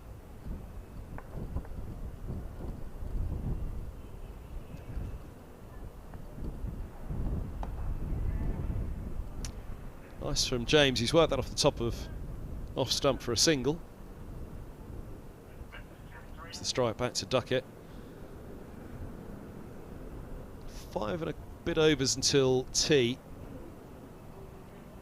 Holman on there. This isn't going to be a bad little spell here up to tea for Holman to stay on. Whether Duckett can just manufacture some runs to force him out of the attack and give Middlesex a problem, but equally Holman here should really be looking at this, that by the time tea comes he's into double figures in terms of the number of overs that he's bowled. Duckett won't want to give this away before tea, but equally in his mind he'll be thinking, take Holman out of the attack and Middlesex have a problem before that second new ball.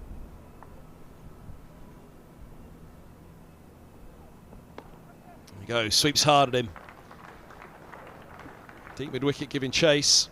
And they'll take 2 to 11 for 4. Let's have a look at that field for Holman. You see under the home dressing room, long leg. Quite fine down there because of that paddle shot. He's been moved finer. They've thought about a 45 and how they go about it.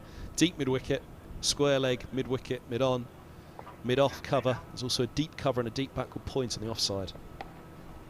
Now that goes up in the air. How far does he get it? That was a sweet, sweet pickup. Economy of effort, 4 runs for Duckett. Moves to 106 and 8 off Holman's over with a gimme at the end.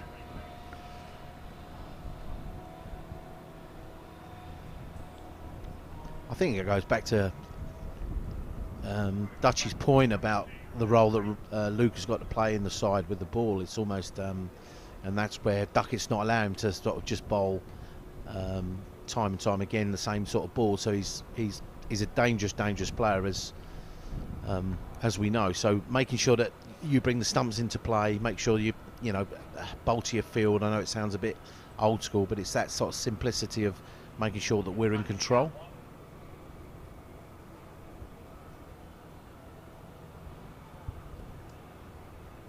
That was Duckett's 24th first-class century. 41 50s, an incredible conversion rate. Middlesex knew, I'm sure, this morning when that chance was offered on naught, when in between Simpson and Eskenazi, the slip and the keeper. They'd have known full well at that point they let him off the hook. And he's made them pay. Definitely, and it's not allowing certainly England players two lives, let alone just good players. So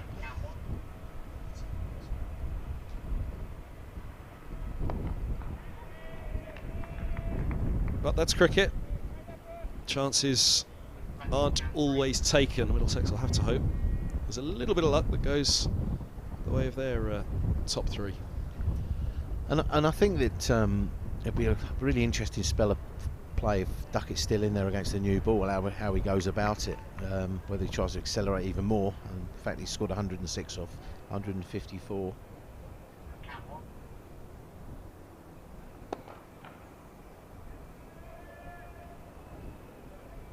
I guess the challenge is as well the fact that James is going at a nice pace as well, so it's not being able to sort of string some dots together from, you know, both ends. It's almost both players are able to score reasonably freely.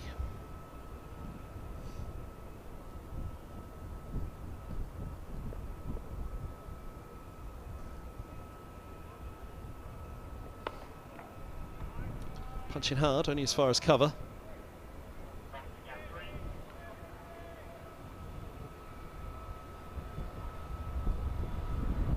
Just going back to the nursery end, Keith Dutcher was on before. He was telling us that he had the spinners that are playing in this, Wallaluita, Fernandez and De Caries out of the nursery ends. Were those 3 of the 6 that were just with you?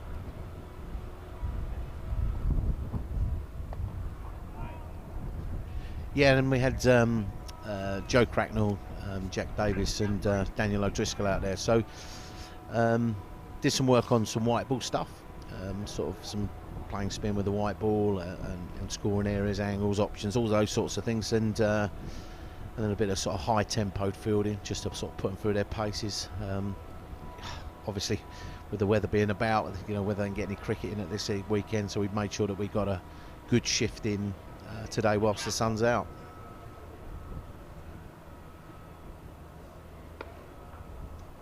That's a lovely shot. He's looked to get out of the way on a couple of occasions. Standing up tall again, James. He lights that one on the back foot. Big dominant figure at the crease. Boundary to end the over. 219 for 4. He's on to 39. 4 overs to tea. And it's looking somebody's warming up down below. Is it the skipper? No, it's not. Ethan Bamber maybe at mid-on, just to have 2 from the pavilion end, just to try to push things through, force something against batters who will be turning their mind to tea over the next over or so. I'm not so sure if that's Sam Robson getting loose. Oh yeah, you're right actually. He's just warming up for tea itself.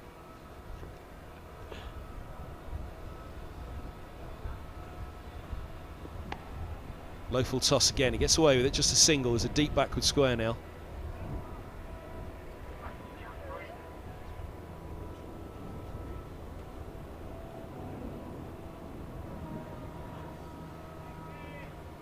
Here's 5 deliveries now. I'd imagine as Holman you'd be thinking against James at this point, just before tea. Try and settle on something. It's hard to settle against Duckett as a bowler, be it a leg spinner or a pace bowler. But against James, just find something, a groove of his own here.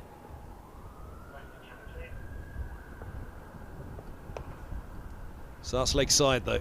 Gets away with it with just a single. Mid wickets, Ethan Bamber coming around to deep square to hold them to 1. Yeah, I think with a 6-3 offside field, the ball's, you know, we've got to be targeted and got to be tight to middle and off to make sure that if he does want to score through a gap there, he's got to be half a bat to score within that. If you start bowling leg stump and straight, it's actually quite an easy single.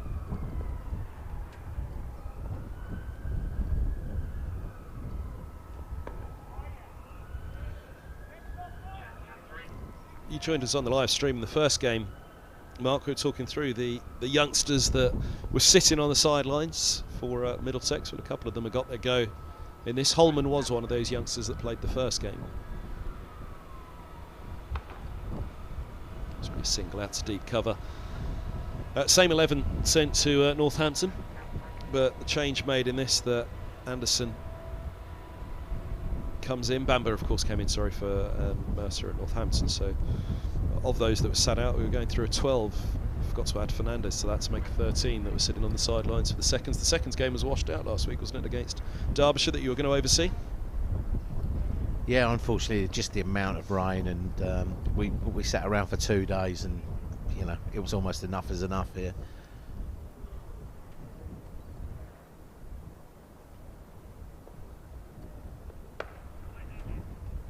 Was that Radlett or Merchant Taylors? Yeah, that was at Radlett, and what that actually allowed us to do is we were able to get a training session in Wednesday, albeit that it was indoors, and it allowed Derby to get back up home and organise some training for their lads as well. So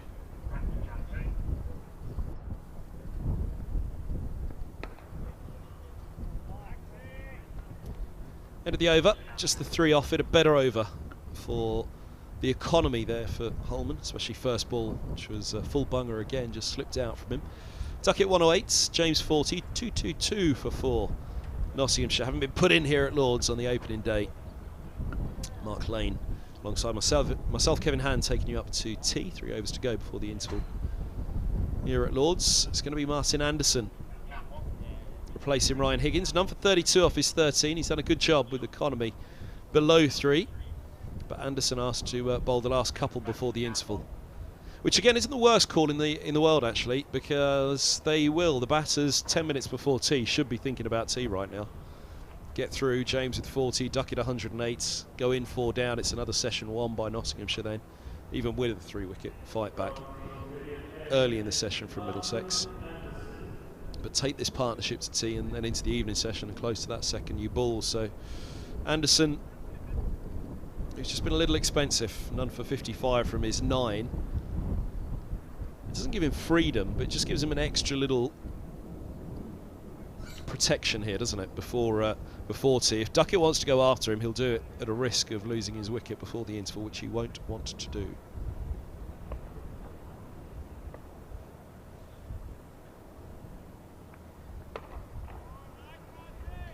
And I think that's a good ploy for Martin to come round the wicket, just a different angle. You can just sense with Duckett the way he's sort of shaping up that he wants to kick on. If you looked how he played Luke, he looks to try and get into the sweep position as quick as he can, and then if it wasn't quite there, he's played it back. So could be an interesting little spell.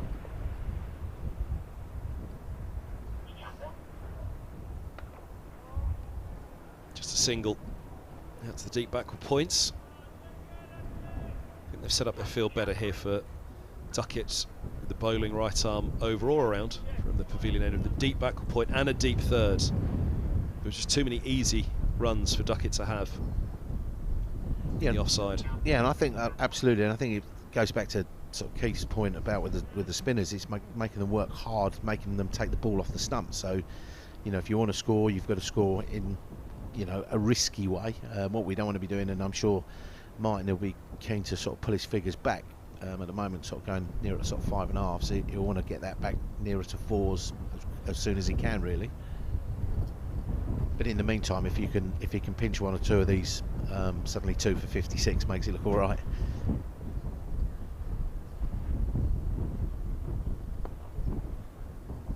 It's the hip.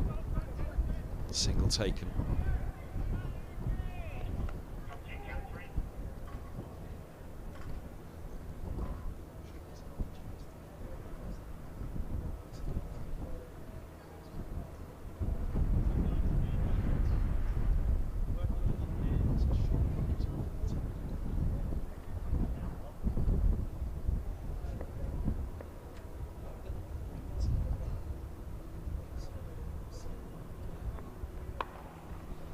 Wasn't that short, but Duckett able to free up his arms at it. Just a single again.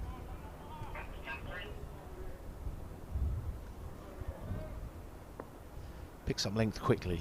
I think that's what I've seen. You know, just how quickly he latches onto that back of a length, shall we say. You know, it's quite a small, short batter, so picking up length quickly against the seam is looking to go square at the wicket.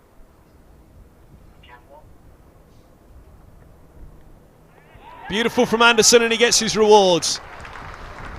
Good line of length from Anderson. Just holds its line up the slope. Well taken, John Simpson. And a breakthrough just before tea. A partnership that had really been troubling Middlesex, fighting back for Nottinghamshire after the tumble of wickets just after lunch.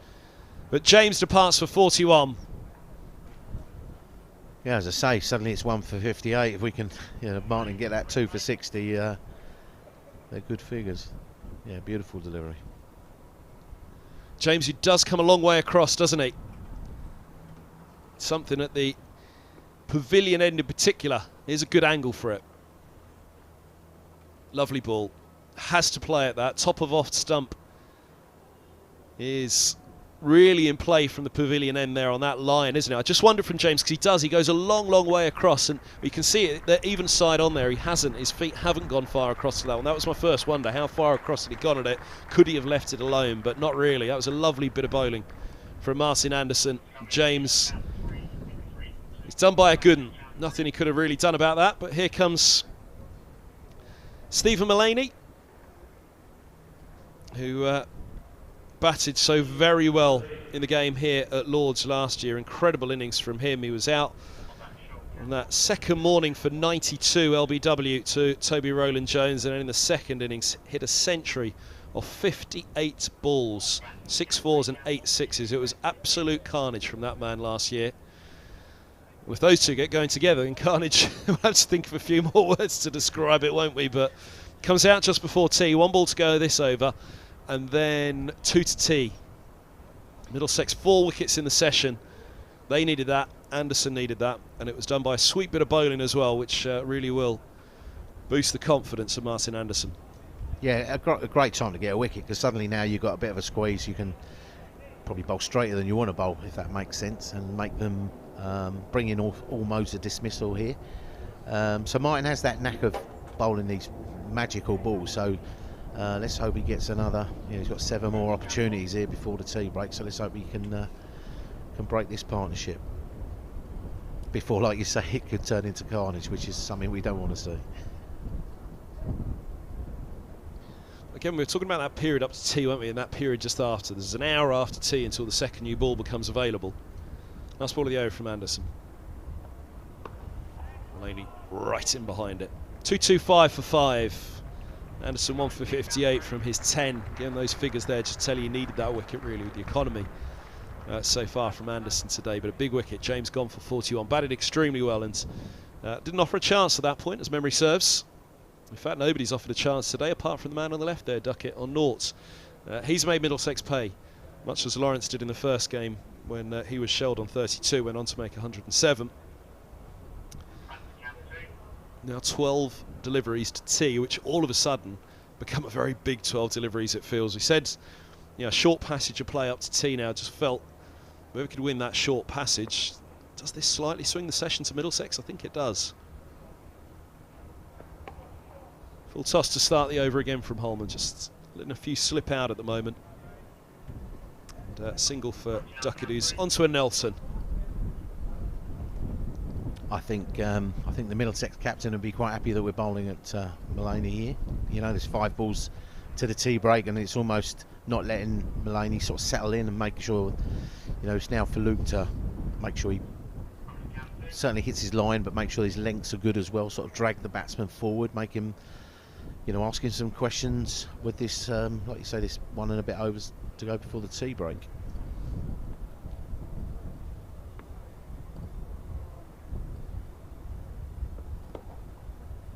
It's a little short. Having let the first one slip out, he drags the second one down on a single for Mullaney. 227 for 5. Penny for Mullaney's thoughts right now, losing the toss this morning. The fancy is not sort of bowled first as well. Try to get at that Middlesex top order that's under a bit of pressure. They're building that pressure now with their first innings score, which is why this partnership in particular now ahead of the second new ball will be very crucial, you feel. Round the wicket to Duckett. Is that the first time? No, I think that's his first time. I think again it's a nice change of angle, just asking a different question of the batsman. Asking it just before tea as well is clever. Absolutely. Rather than thinking, right, it may be something you do straight after tea as well, just to change things up.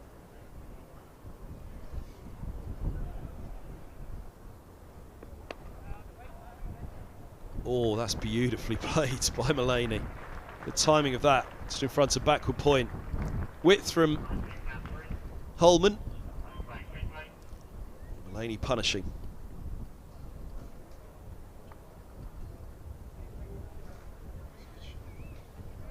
put away beautifully. I mean, Wasn't the worst ball. No, it wasn't the worst. It was slightly too wide, but you'd think that, you know, having only faced 3 balls or 2 balls to that point.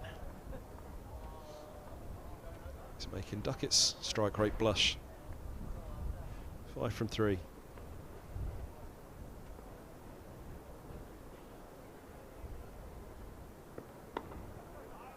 That's nice from Holman. One's come before tea for him. Mullaney averaged 52 last year, 3 centuries, one of them here of course, 4 50s, one of them here of course.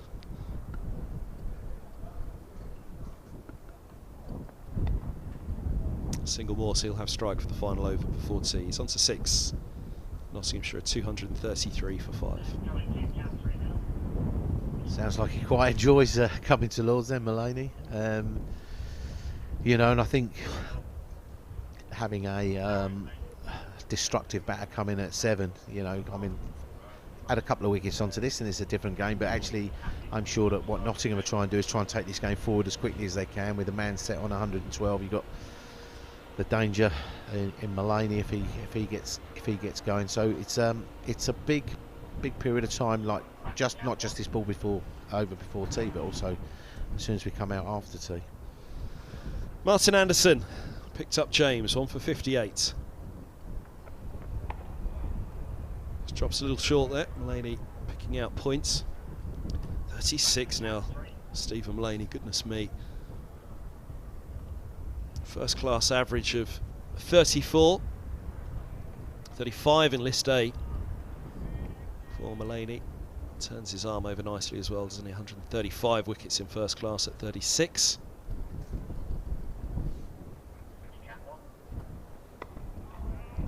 But a strong leader for Nottinghamshire for many years. Lancashire lads. Berry behind the stumps and John Simpson. Warrington at the crease in Stephen Mullaney. Shared the mic with him for 4 days at Old Trafford when Lancashire played Middlesex in 2014. Whoever failed, how do I phrase it? Lancashire had to win the game to avoid relegation. In doing so, would have sent down Middlesex. No doubt about it, he was a Lancashire fan at heart for that match, Stephen Mullaney.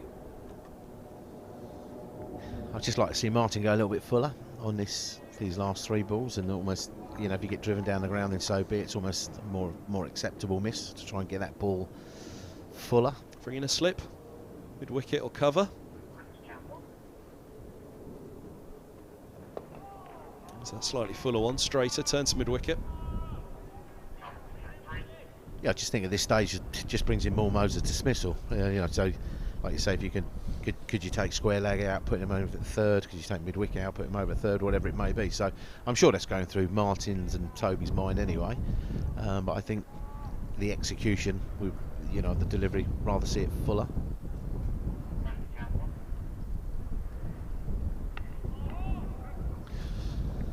Just died a little on Mullaney on the back foot, chops the bat down on it, takes 2. Another look at that one.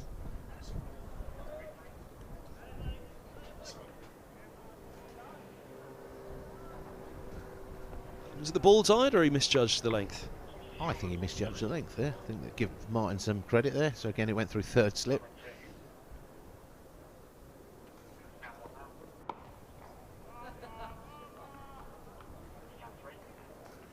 In behind it to end the session. 64 done in the day, 32 to come. That's tea on day 1 at Lords. Nottinghamshire put in. They're not going to be disappointed at all with 235 for 5. How did Middlesex feel about the session, Mark Lane? 4 wickets in it. And well, there was 100 on the board by lunch for Nottinghamshire, which was a strong start for the fall of just Hasib Hamid for 55. Duckett still there on 112, making them pay heavily for that chance missed this morning. But the only other batter to make it to double figures since then is Lyndon James with 41. Yeah, I think you would suggest that 4 wickets in a session, that would be a good session for Middlesex. Obviously Duckett plays the key here. He's the key player in all of this, and you know, if we can get him out early after there, suddenly, you know, 260 for 7. You know, we know we've got other batters who will probably come and have try and move the scoreboard forward quite quickly. So it's going to be a really interesting period until the new ball, and then making sure that Middlesex bowlers capitalise. That man in the background behind those two there, Toby Rowland-Jones, 7 for 61 in the first innings against Leicestershire. Made that second new ball really sing, didn't he? And I think that's going to be crucial as well for Middlesex. Joins back 4:25. We'll pick up the commentary. Mark Lane, thanks very much for sitting in with us. Back down to the nursery end. Your day's not done yet. Much appreciated. Mark Lane, Middlesex's player pathway head coach, working with the seconds on the nursery 11 this afternoon. And good of him to come up and join us on the live stream. Join us back, as you can see, 4:25, player resume. We'll be back on the mic just before then. Nottinghamshire resume, 235 for 5.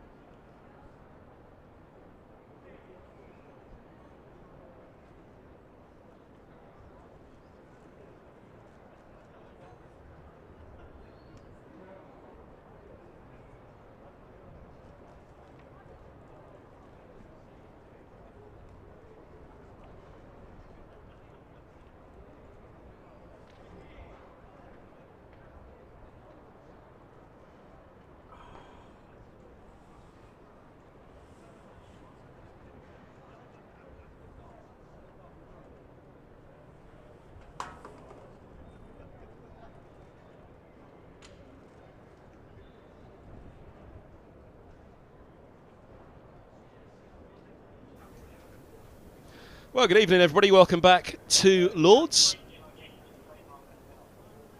You'll just about spot the umpires in the distance, heading down the steps to start the evening session here in NW8. The fielders, Middlesex, to the left. And bounding down those steps in a moment, Ben Duckett and Stephen Mullaney, 112 and 8 to their names. It's a crucial passage of play now up into the second new ball. 16 overs where Middlesex will be mightily happy with the 4 wickets they claimed in the afternoon session. There's a slight air of what if about today so far, because the Centurion offered a big chance which was not taken when he was yet to get off the mark. But 235 for 5 means a couple of quick wickets after tea, either or both. Then with the second new ball not far away, Middlesex have the chance to get at the hosts. It's just clouded over a bit. As you'll see, the lights dipped slightly here at Lords. Middlesex taking to the fields. I don't think anything particularly threatening, although tomorrow's forecast doesn't look great. But interesting passage of play to come this evening. I'm Kevin Hand. Alongside me in the commentary box for the evening session is Alan Coleman, the Director of Cricket at Middlesex. When we left each other at lunch, Middlesex rueful of dropping Duckett. They still are, of course. He's still there, but 5 wickets have been claimed, 4 in the afternoon session. It was an afternoon Middlesex very much needed. It very much was. 112 for 4 that afternoon session compared to the 123 for 1 in the first session. So Middlesex very much bowled themselves a little bit more into the game, gave themselves a little bit more of a foothold in the game, and this is a huge period here. And we've now got the conundrum of 16 overs till the second new ball. I expect we'll see Roland Jones and Bamber, Middlesex's 2 best bowlers today, starting up, probably for a short spell before they hand over the reins to Higgins, Anderson and Holman, and save themselves for the second new ball. But this will be a huge period of play in this game. Credit to Ben Duckett. I think he's been outstanding today. Gave that chance early, and a tough lesson for Middlesex to learn that in this division, if you don't take your chances, then high quality players like Duckett will make you pay, and I think he's played fantastically today. There's a couple of England batsmen dropping a cup in succession at the start of the season at Lords. Lawrence in the first game, Duckett in the second. They've been made to pay twice, as both have gone on to make centuries. As you say, it's a lesson at any level, really, isn't it? Nobody really needs to learn it at this level, but big chances. Big chance at the start of this session. Toby Rowland-Jones from the nursery ends, the Middlesex captain, has just realised he hasn't placed his run-up. An apology for Duckett. He'll go again. 1 slip. There's a deep third. Long leg, deep square, deep backward point as well.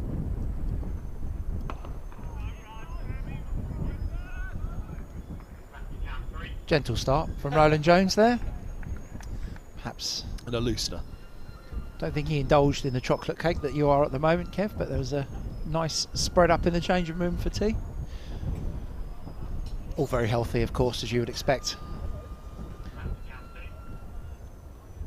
What was lunch today? I don't know, I don't go up for lunch, although actually I'll tell a lie, I do know, because Tom Helm brought his back down.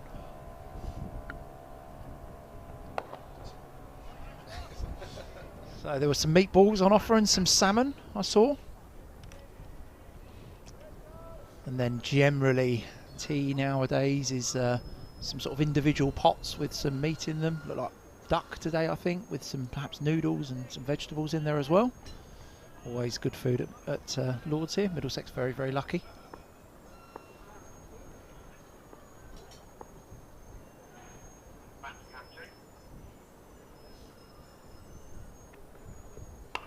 Oh, a bit of a long hop, and he gets away with that one as well. Roland Jones easing himself into the evening session. Now you'd imagine this will be a pretty short spell from Roland Jones. 16 overs until that second new ball. Yeah, Richard Johnson, Middlesex first team coach, is a big fan of sort of starting with your best bowlers on the day to set the tone of a session, and I'm pretty certain that that'll be the strategy here with Roland Jones and Bamber for a short burst each.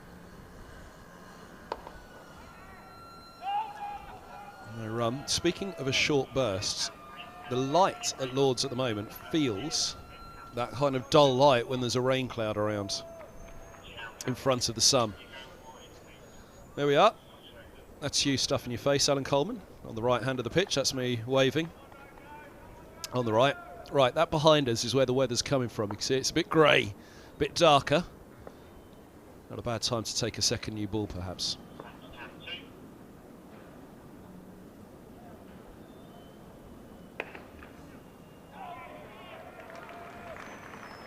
Two, 3, 5 for 5.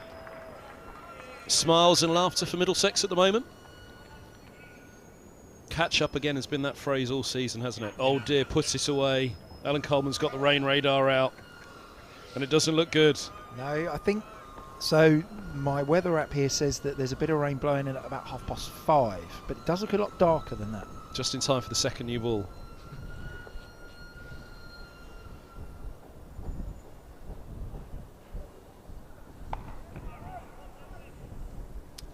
There's a spot. Duckett's seeing it big, even in a bit of bad light. You'd imagine the floodlights must be close to coming on right now.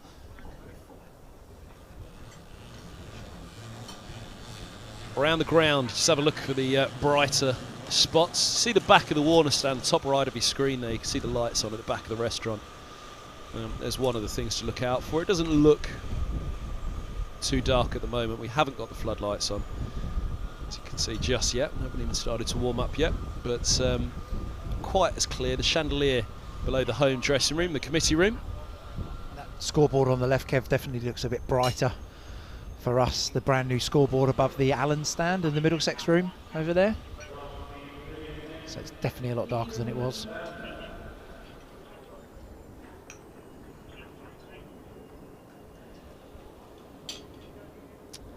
Looks brighter from Middlesex perspective. That 55 from Hamid, 113 from Duckett. Then only James making it into double figures thereafter, but it's a innings still in the balance here.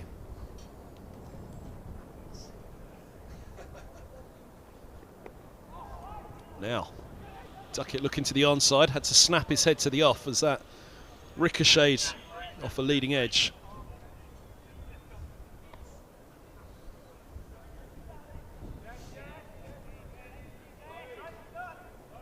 The high quality players for Notts keep coming, don't they? Mulaney, we were talking earlier on about his 100 last year in the second innings of the Lord's game. High quality player to be coming in at number 7 for this very strong Notts side.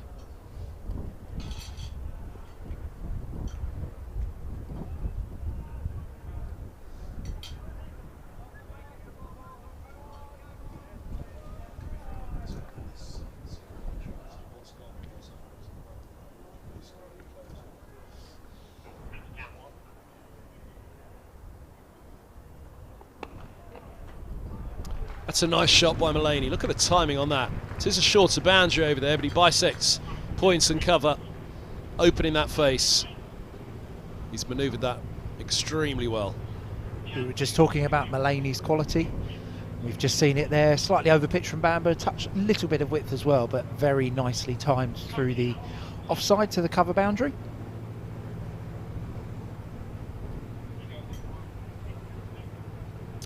Have a look over the back of the pavilion there. Much brighter skies in the distance overhead at the moment. It's not quite leaden just yet, but getting there.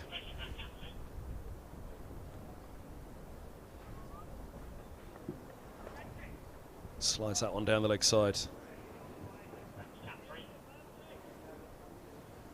Yeah, Mulaney was out. It's an LBW start of the second day in the 90s, and then made amends in the second innings when he smashed a century all around Lords in the second innings last year.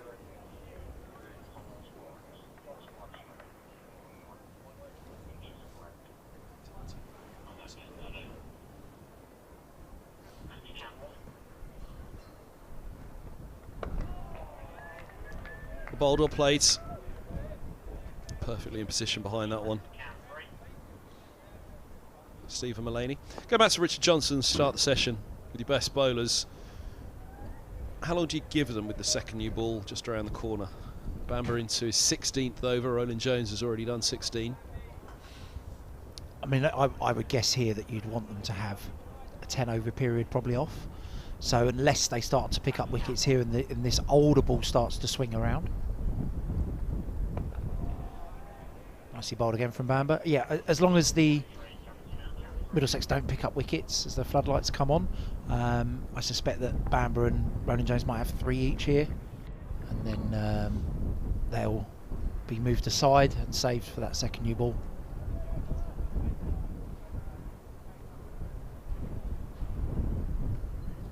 Floodlights coming on at Lord's. You'd imagine they'll be on for the rest of the day. Well, no doubt they'll be on, but they'll be required for the rest of the day now. Let alone turn the over. 2:41 for 5. And I say that in terms of they will be on for the rest of the day. The reports are that the cost to start them up, to get them warmed up, to get them going, costs so much that once they're on, leave them on. Is that just Chinese whispers? I don't know.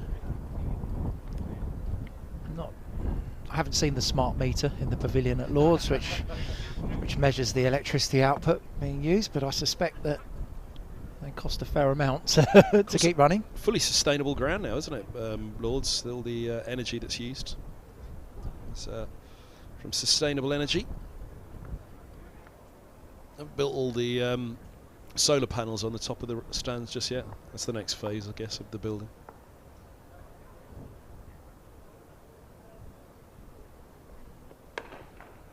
Right up there, once again from Roland Jones. You can just see the floodlights coming into effect now in the shadows of the players. So I assume that's sustainability fact is based on the day-to-day output. I mean, there's been a lot of construction here, so I assume they don't take that into consideration. Good point. Yeah, good point. Let's put it to the committee next time they're sitting. Not sure about the sustainability of the cake consumption in this media centre.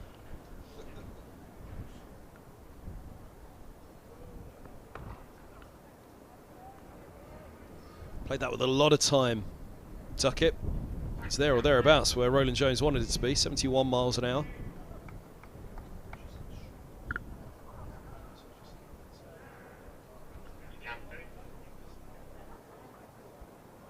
Do you see the shadows starting to develop here as you follow Roland Jones back to his mark? Generally the umpires are looking for 4 clear shadows around, and then that suggests that the natural light has been overtaken by the artificial light. Not quite there yet, but you can definitely, from our position in the media centre, can definitely start to see them.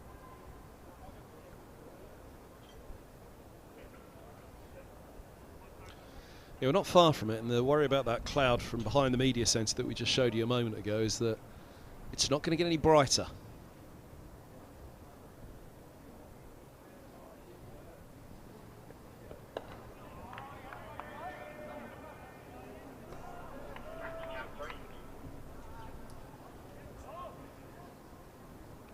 Do the 4 shadows still, does the 4 shadows rule still come into effect if it's spinners on? Because you'd imagine Luke Holman's going to bowl a fair amount up to that second new ball. Yeah, I believe they've tried to take all of the conjecture out of that light rule, haven't they? I think the umpires are now just in control, irrespective really of who's bowling. Although I would guess a degree of common sense needs to be shown, but yeah, in the main, it's now the umpires. That situation where they used to offer the light to the batting team has gone. So very much up to Alex Wharf at the nursery end and Martin Saggers at the pavilion end to make their decision. That shot you just saw over the back of the Compton and the Edgeridge behind the media centre there, that was the one. It's really set in. Complete difference to the back of the pavilion end.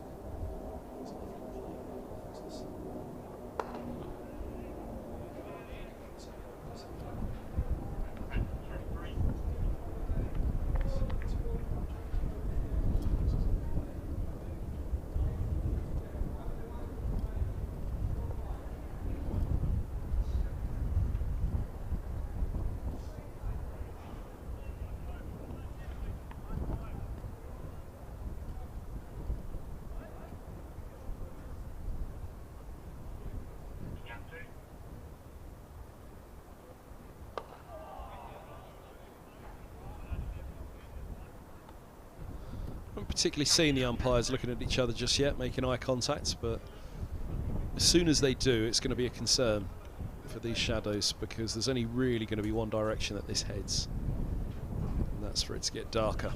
So make the most of it while they're still out there. It's going to be very difficult to see them get back on this evening if they go off for bad lights. At what, 25 to 5 already.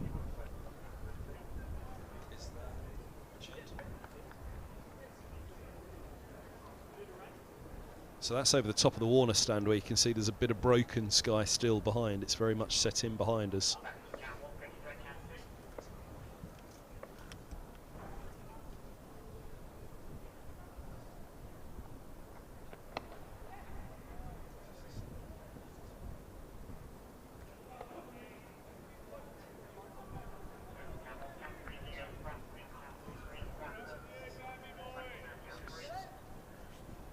Second over after tea for Bamber.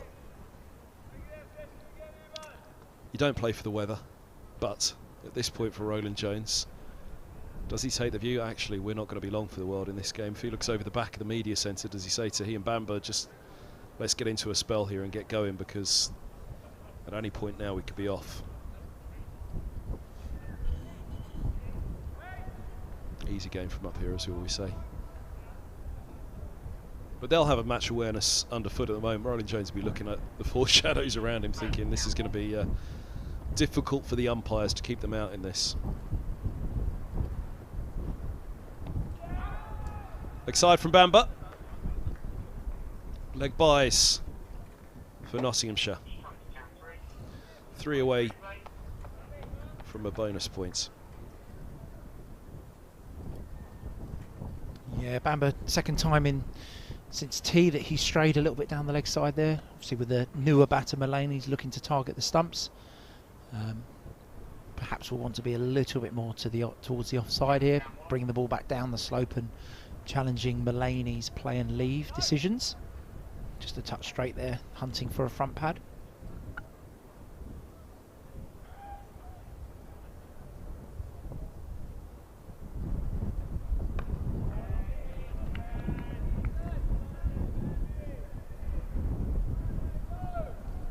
It's the weird thing about the bonus points this year, isn't it? I suppose, you know, you would look at today and go, Notts have really dominated the cricket today. They've yet to record a bonus point. Middlesex have got one and are 1 wicket away from their second. Just about to ask what's your feeling on the ruling, moving up to 250 for the first bonus point. It was one that I found it a bit confusing, if I'm honest.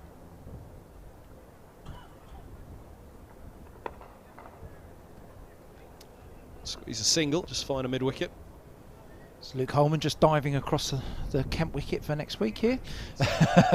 No, I thought last year, and I think generally around the county, the view is pretty well reflected in that the standard of cricket was very, very good in both divisions last year, and I didn't know if it warranted any need to change the bonus points or the draw points, actually. I felt that the competition last year was good. And we saw some really good cricket played across both divisions. Great stop. Holman in at cover. But as a game, we do like fiddling with the rules and regs, don't we? Unlike Is some the other sports. batting one purely baseball to get people to bat quicker? I think yes, to encourage batters to be slightly more positive. Again, to encourage, I guess, the pitches to be even more suited to batting as well, if you're producing a home surface. But there aren't many sides who target bonus points. There was an interesting interview with Ryan Campbell, the new Durham head coach, who said around actually to play more positive cricket, maybe we need to look at declaring earlier. So actually, rather than batting all day through the first day and into the second day, that teams could put more pressure on the opposition by perhaps batting for 85 overs and declaring and giving themselves time to bowl at the end of day one, which I thought was an interesting point of view on it.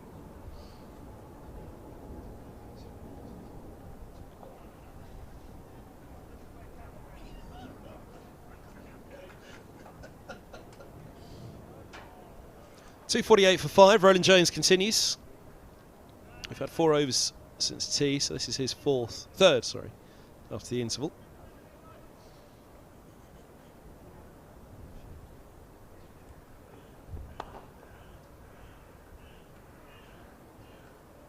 That run rate's just got back up over 3.5 and over. But when you've got Duckett batting all day, you're going to struggle as a side to keep it around the 2.5 that sides aim for. And of course, to achieve maximum batting points, you have to score 4.1 and over for 110 overs now, which is a tough ask.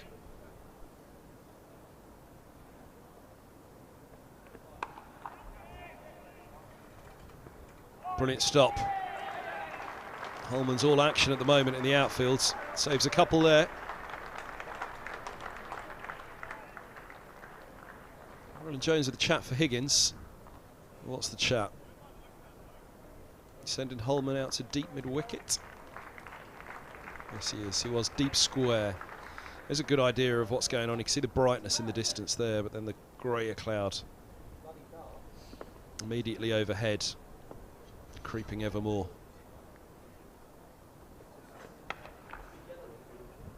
Swatted again.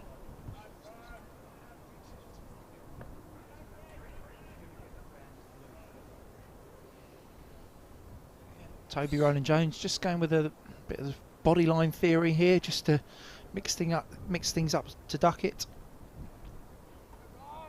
But very well played by the Nottinghamshire left-hander.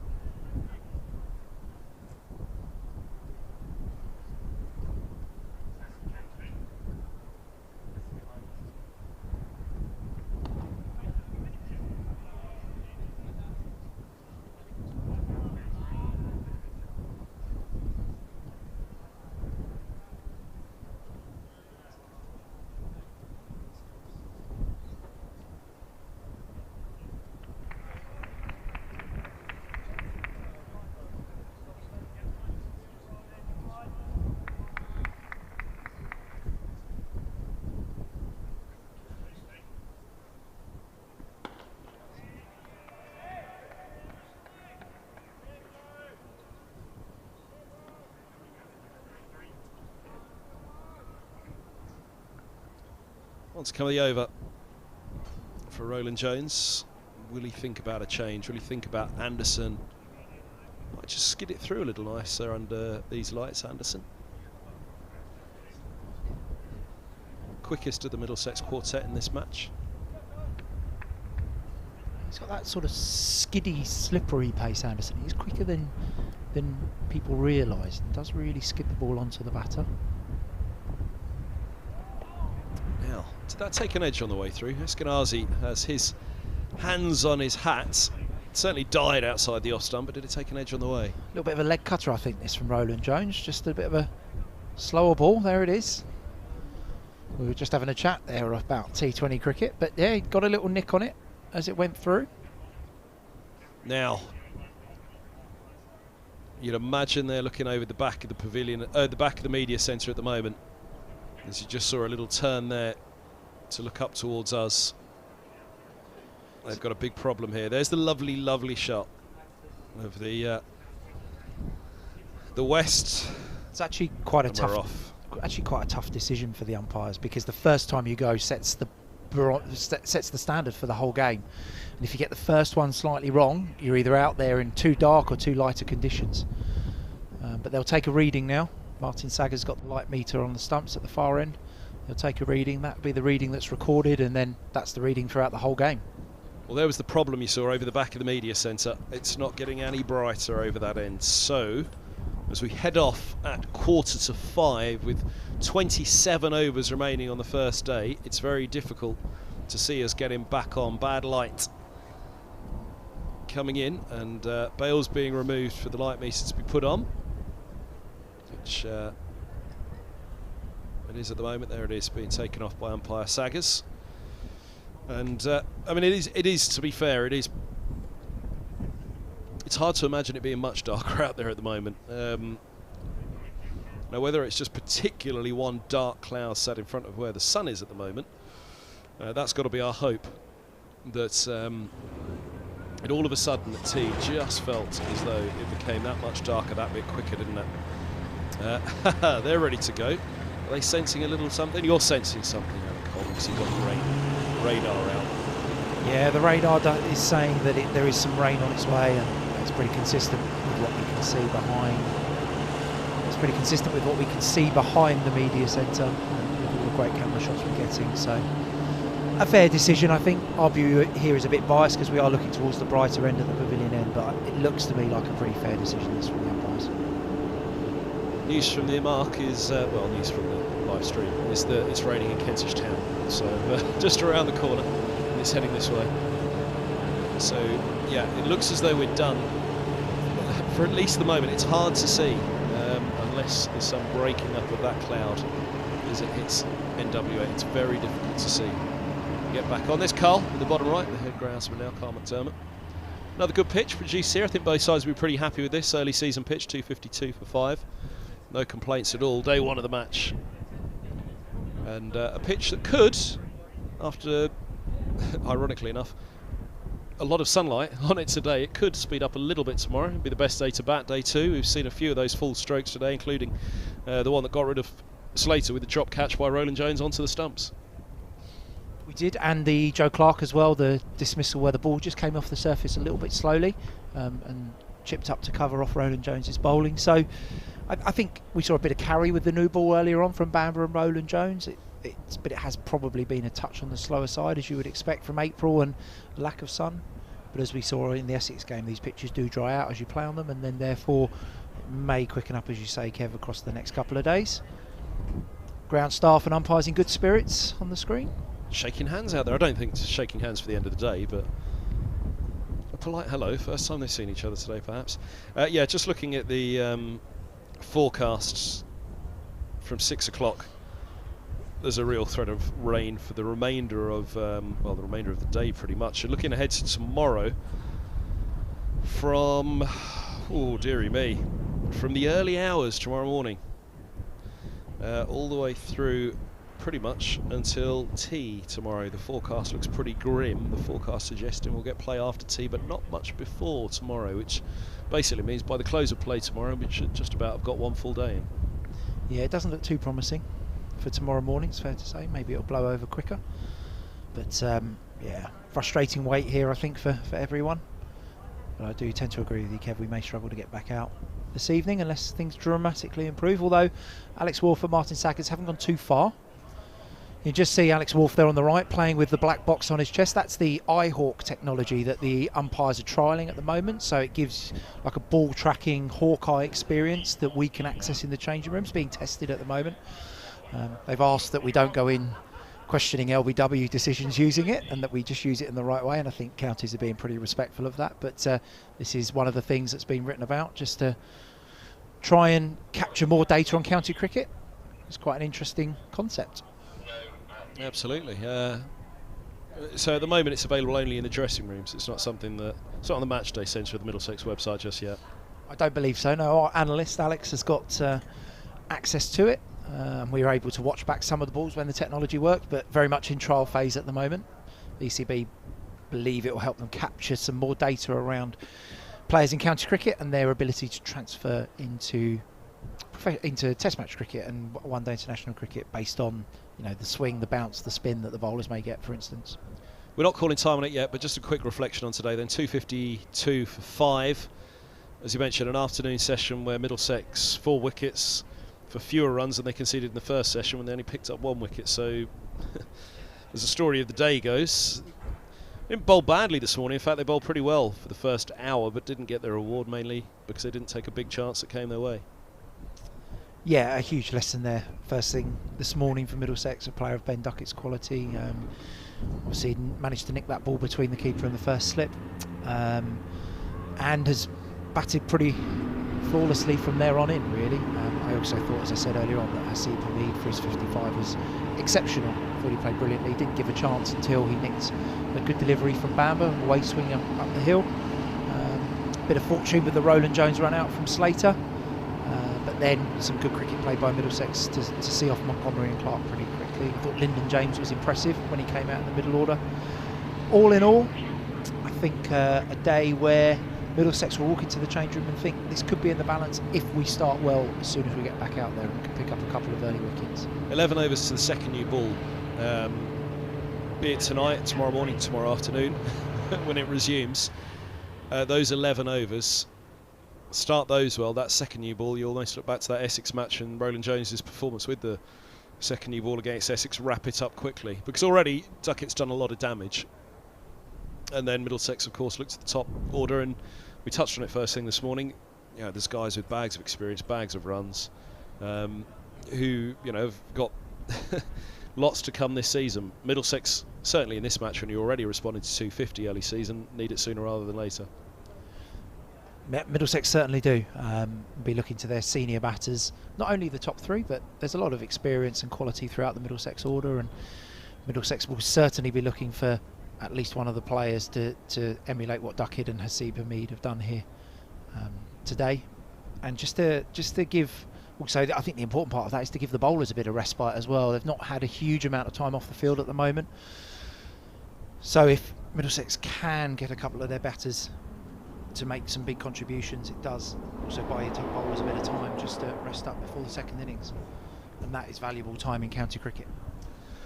Hopper covers on, so the rain is starting to fall out there already. Obviously not enough for, you can see a few wrapping up in the background there as well, so whether it is just a spit that has begun, but we're expecting more to come in.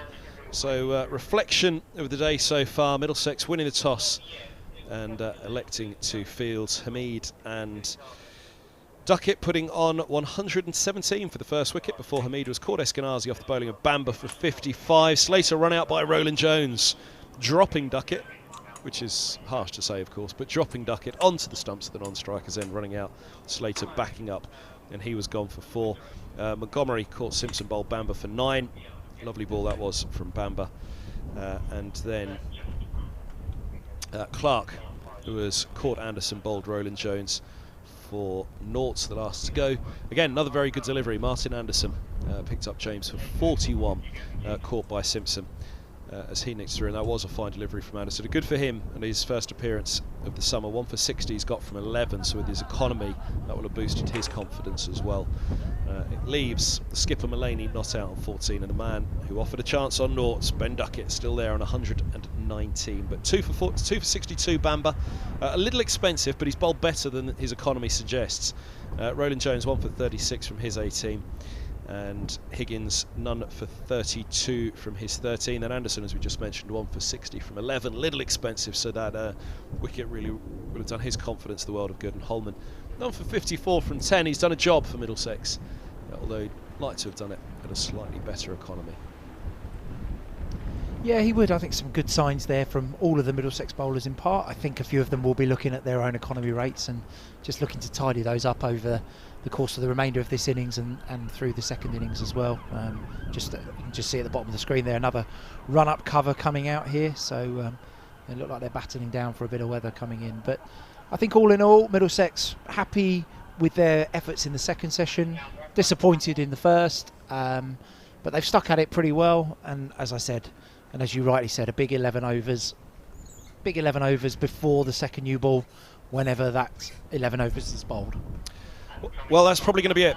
We'd fancy, you've just seen the covers coming on down below for the run-up for the bowlers at either ends. I'd imagine they'll be stretching that out all across the fields of play, so we won't call it stumps just yet, but highly likely that's probably going to be it for the end of the day, unless there's dramatic change in that forecast that's about to hit us. So it'll be all eyes on day 2, and again, pretty much Alan Coleman in summary, it's first thing, isn't it? Those 11 overs before the second new ball, and Middlesex will have to strike hard and fast. Equally, Nottinghamshire will be thinking, listen, get up to that second new ball, and there's 2 dangerous batters there who that newer ball, if Middlesex are offered all, that ball will go hard and fast.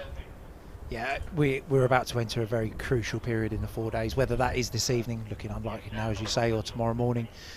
Some tough decisions for the captain Roland Jones, with only 11 overs till the new ball now, probably too long to bowl him and Bamber, so it might be looking at Higgins and Anderson tomorrow morning to be those that have to have that impact early on.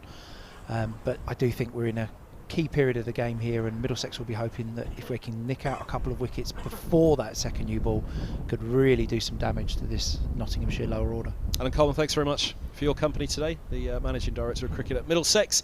From myself, Kevin Hand, and the live stream team, we'll take a break here at Lord's. You would imagine that is probably it for the day, but as soon as there is any resumption, be it today or tomorrow, we'll be right back with the live stream. Keep across all the social medias for the updates of how things go. But from now, from Lord's, we'll say goodbye.